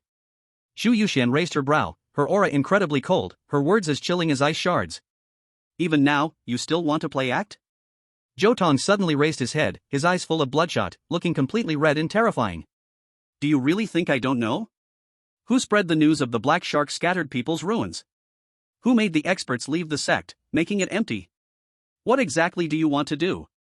He screamed in hysteria, his fists tightly clenched, appearing utterly mad. Seeing this, Zhu Yuxian calmed down instead and said indifferently, I believe you still have not finished speaking. If you have anything to ask, or say, why not just say it all together? Lu Chengfo listened to the distant sounds of fighting and couldn't help but frown. Elder brother, the external enemy is invading. In such times, personal grudges are minor matters. Why not wait until after things are cleared up? Shut up. Zhou Tong coldly reprimanded, what do you think you are? Do you really think everyone is a fool? Zhao Changjin is a traitor of the Tiangui Gate, yet she listened to her orders and recklessly spread the news of the Black Shark scattered people's ruins, causing many experts in the sect to leave, thus making the sect empty. As Zhao Changjin's disciple, you secretly hide your true strength. After Zhao Changjin died, she quickly took you as a disciple. Do I still need to spell out the schemes behind it all? Lu Chengfen's expression immediately turned cold.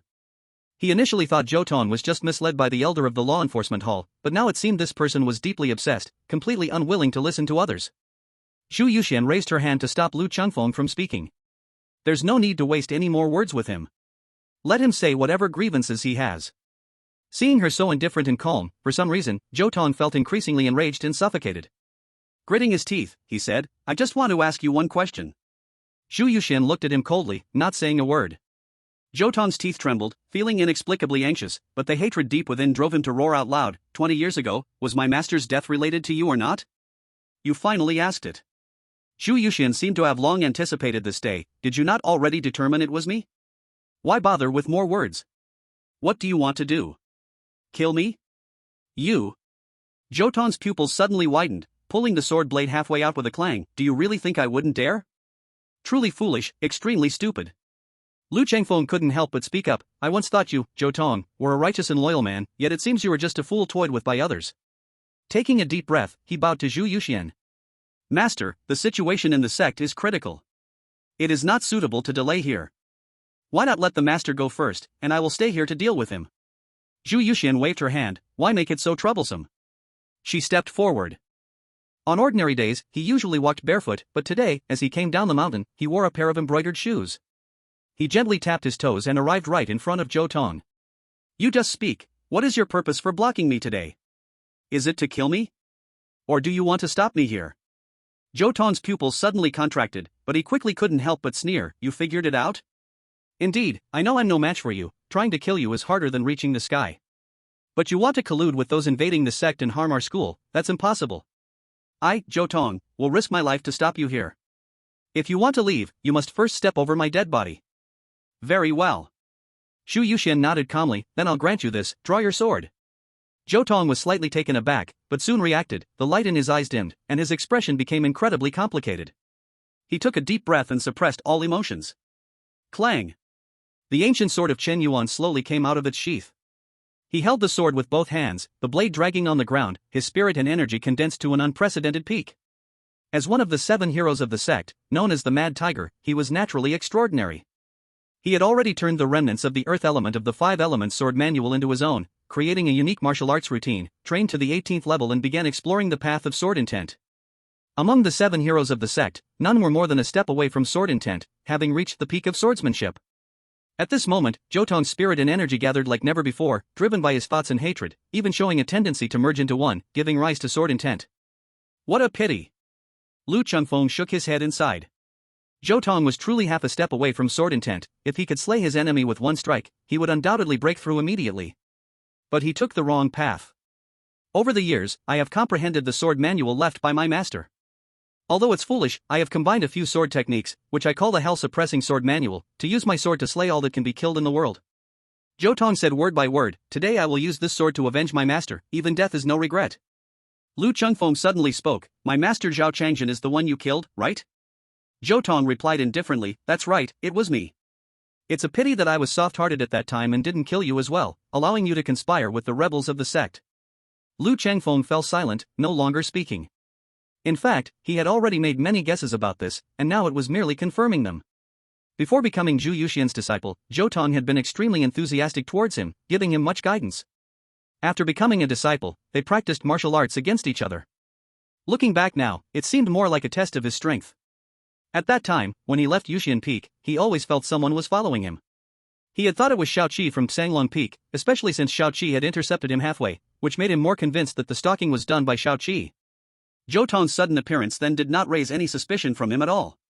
It wasn't until he absorbed the gift from Xiao Qi that he realized Xiao Qi's interception was merely a spur of the moment and that there had been no prior stalking. This made Zhou Tong's sudden appearance seem very suspicious. Moreover, this person acted decisively yet lacked ruthlessness. On that day, when he invaded Bishio Peak, he could have silenced everyone, yet he only killed Zhao Changjian. Zhou Tong's words when he severed ties with him back then made Lu Chengfeng have no choice but to suspect. Often, the truth is just veiled by a thin layer of gauze. Once unveiled, many clues reveal the truth.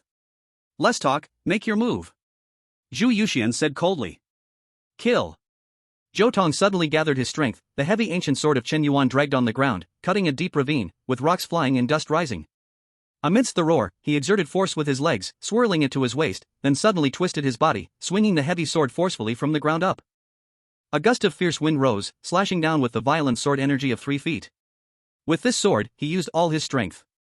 The 3-foot sword energy, with 18 layers of sword techniques, gathered all his lifelong learning, striking like a force that could split mountains and stones, as if to cleave the enemy before him in two. Lu Chengfeng let out a faint sigh. He already realized that Zhou Tong was seeking death. Did he not know he was no match for Zhu Yuxian? But the grudge against his late master must be avenged. Zhu Yuxian had also shown him kindness, caught in a dilemma, just seeking death. Foolish and ignorant, such a fortunate life you have. With such thoughts in his heart, Lu Chengfeng couldn't be bothered to look at him again. At the same time, Zhu Yuxian had already extended her slender, jade-like hand, striking lightly. Boom! That seemingly weak palm merely brushed against it, sending the heavy sword, wrapped in 3-foot sword energy and swirling winds, flying out of his grasp, crashing down 10 zhang away, creating a deep pit in the ground. Yet that palm did not pause for a moment, lightly pressing against Zhou Tong's forehead, causing him to crash to the ground with a thud, never to rise again. Shu Yuxian stepped on his dust-free embroidered shoes, elegantly walking past him. You spared my life that day on Bishao Peak and saved me from Shaoqi. I owe you 2 lives. Today, I return 1. Lu Chengfeng walked past him, whispered a line, then quickly hurried to catch up with Zhu Yuxian. Chapter 65, To Death and Beyond, Seeking Reed. Yuntsong Mountain Range, Duanlong Grand Canyon. This place is the only passage to Longquan, extremely narrow, only allowing 2 or 3 people to walk side by side, with sheer cliffs on both sides, treacherous terrain, easy to defend but hard to attack. The Fighting Hall, Mountain Guard Hall, and Law Enforcement Hall finally gathered together to set up layers of defenses to fend off enemy invasions. At this moment, the head of Qingyun Peak, Xianyang Daoist, the head of Huanglong Peak, Kuzhu Laoren, the Grand Elder of the Fighting Hall, Zhang Shaoren, the Grand Elder of the Mountain Guard Hall, Zhang Weixian, and the Grand Elder of the Law Enforcement Hall, Li Tingfeng, were all gathered together. The remaining 32 Inner Peak Elders, over 100 Inner Peak True Disciples, and over 1,000 Outer Peak Elders and Disciples awaited orders. Aside from the acting sect leader in secluded retreat at Longquan and the other 5 halls guarding the sect's strongholds, as well as the 2 heads and dozens of elders and true disciples exploring the ruins of the Black Shark Wanderer, everyone else was present here. It must be said that as a major sect suppressing Liangzhou, even with 5 halls stationed out and some elites absent, they still held such terrifying power. Just the elders present could sweep through an entire state. If not for the enemy being a combination of 3 forces, it would be impossible to shake this millennia-old sect. Xianyang Daoist stood beside Kuzhu Laoran, the 3 grand elders followed behind them, forming a formation, with many elders and disciples behind them. They faced the dark mass of people opposite, the ground still littered with weapons and corpses, blood everywhere, the scene exceedingly bloody and brutal. The Yuzhou Heavenly Ghost Gate, the Yenzhou Qingluan sect, and the Liangzhou Iron Flag Society. Xianyang Daoist's voice was chilling. The opponent did not hide their identities at all, nearly coming out in full force, uniting the power of 3 to create such a tremendous momentum. These 3 sects are only second to the hegemon of the state, with a long history and deep heritage, only lacking the emergence of a heavenly being, yet in terms of strength are not far from hegemon-level sections. The hegemon of Yuzhou is Yudu. In Yenzhou, it is the Setting Sun sect. In Liangzhou, it is the Yunsong Sword sect. Currently, the Lord of Yudu has stepped onto the path of the heavenly being, his presence shaking the rivers and lakes. The 3 half-step heavenly being masters of the Setting Sun sect even possess the precious Setting Sun bow to suppress their mountain gate, risking their lives to shoot down heavenly beings. However, while the Yunsong Sword sect has the great 5 elements extinction divine light sword legacy, capable of sweeping across the world, with heavenly beings bowing down, there is currently no one who has reached that level. In recent years, there has been a trend of decline. You tiny sects dare to gaze upon Yunsong? Truly, you do not know life from death. The Taoist Xianyang scolded harshly. After today, you shall be made to destroy your sects for this blood feud. The leader of the Tiangui sect was thin and bony, like a skeletal corpse, his whole body wrapped in black cloth, looking as if he crawled out of a coffin, truly terrifying to behold. This man let out a chilling cackle, his voice grating like a knife cutting through. Old man Xianyang, stop wasting your breath. Since we dare to come here today, we have long abandoned our lives. Indeed. The leader of the Qingluan sect was a cool and noble-looking woman dressed in a palace gown, embroidered with the divine bird Qingluan, holding the Qingluan sword, the treasure of her sect. The Yunsong Sword sect occupies the Yunsong Mountain Range, hoarding the unique dragon bloodgrass, dragon scale jade, and Song Jiao divine pearl from the Long Yuan abyss, not allowing them to flow to the outside world. These treasures were born of heaven and earth and should be enjoyed by the virtuous. You have enjoyed them for 1,000 years, now it is time to return them to the people. The leader of the Iron Flag Society laughed ferociously. Your Yunsong Sword sect has oppressed my Iron Flag Society over the years, even destroying 3 of my branches. In just 20 years, 3 leaders have died at your hands. Such a blood feud, how can we not take revenge? Now is the time for your Yunsong Sword sect to perish. In the future, this Yunsong mountain range shall be shared among our 3 families, and the many treasures and divine skills within the mountain should be for all people. The elder of the Dosha Hall was a woman wearing an iron mask, dressed in black armor, draped in a blood cloak, holding a long spear made of dark iron. Her voice hoarse as she spoke. Stop with the grandstanding. You merely wish to seize our heavenly materials, treasures, and divine skills. You think the dark capital dares not to offend? The setting sun is not to be trifled with, yet you set your sights on my Yunsong Sword sect. Ha, you truly think we are soft persimmons? Today, let you all know that you have miscalculated. Any intruder into Yunsong will surely perish here, no one can escape. Ha ha ha, who can't boast? The leader of the Tiangui sect cackled menacingly. With the few of you here, you think to stop us? Everyone, stop wasting words with them. Today, no matter the cost, we must slay them all, otherwise, we will not only lose our previous efforts but will also face reckoning in the future. The reason the 2 sides were at a standoff was that the Duanlong Grand Canyon was easy to defend but hard to attack, and all 3 forces were somewhat cautious, afraid of losing too many personnel here. At this moment, upon hearing the words of the Tiangui sect leader, the 3 sect leaders exchanged glances, their eyes flashing with determination. Since it has come to this, we have no way to retreat. The leader of the Qinghuan sect unsheathed her sword with a clang. The sword blade, made of some rare metal, flowed with a clear light like water waves, even emitting the sound of a clear phoenix cry. Indeed, today is either you die or I die. If we do not eradicate the Yun Song sword sect, we will surely face retribution in the future. In the Iron Flag sect, a member held two black iron maces, crashing them together with a piercing clang of metal. No death, no rest, kill. As both sides were about to clash again, suddenly, a figure shot out from a diagonal rear, its lightness of movement astonishing, seemingly soaring through the air, gliding across the sky. When the invading thieves looked up, the figure had already leapt far away, out of reach. Good courage. Among the three factions, there were many experts. Upon noticing the disturbance, someone immediately sprang into the air to intercept the newcomer. Put. The figure in red merely glided past, and the intercepting person instantly fell from the air like a broken kite, crying out in pain. Looking again, he had been shattered internally, his organs broken. Blood continually flowed from his mouth, and it seemed impossible for him to survive. Seeking death. This scene completely enraged the members of the three factions, and in an instant, more than a dozen elder-level masters rushed out, their sword energy, fist power, and true energy swirling together, covering him like a net from heaven. However, that figure moved like a fairy on the waves, lightly touching the ground with her toes, her embroidered shoes stepping on the enemy's sword energy and fist power without suffering any harm, gliding through the net like a dragonfly touching the water. Puff! Puff! Puff! The next moment, blood splashed into the sky, dyeing large areas of it red like scarlet silk. That figure did not stop after evading the interception, moving like a ghost, darting past those who had just attacked him. A total of 17 elder-level masters bled in the air, crashing to the ground amidst painful screams and wails, killed on the spot by her bare hands. Where do you think you're going?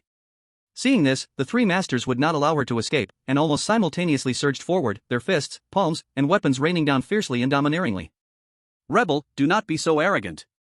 Seeing the reinforcements arriving, Taoist Qian Yang and Old Man Kubu were ready to act without hesitation. Two masters, wait.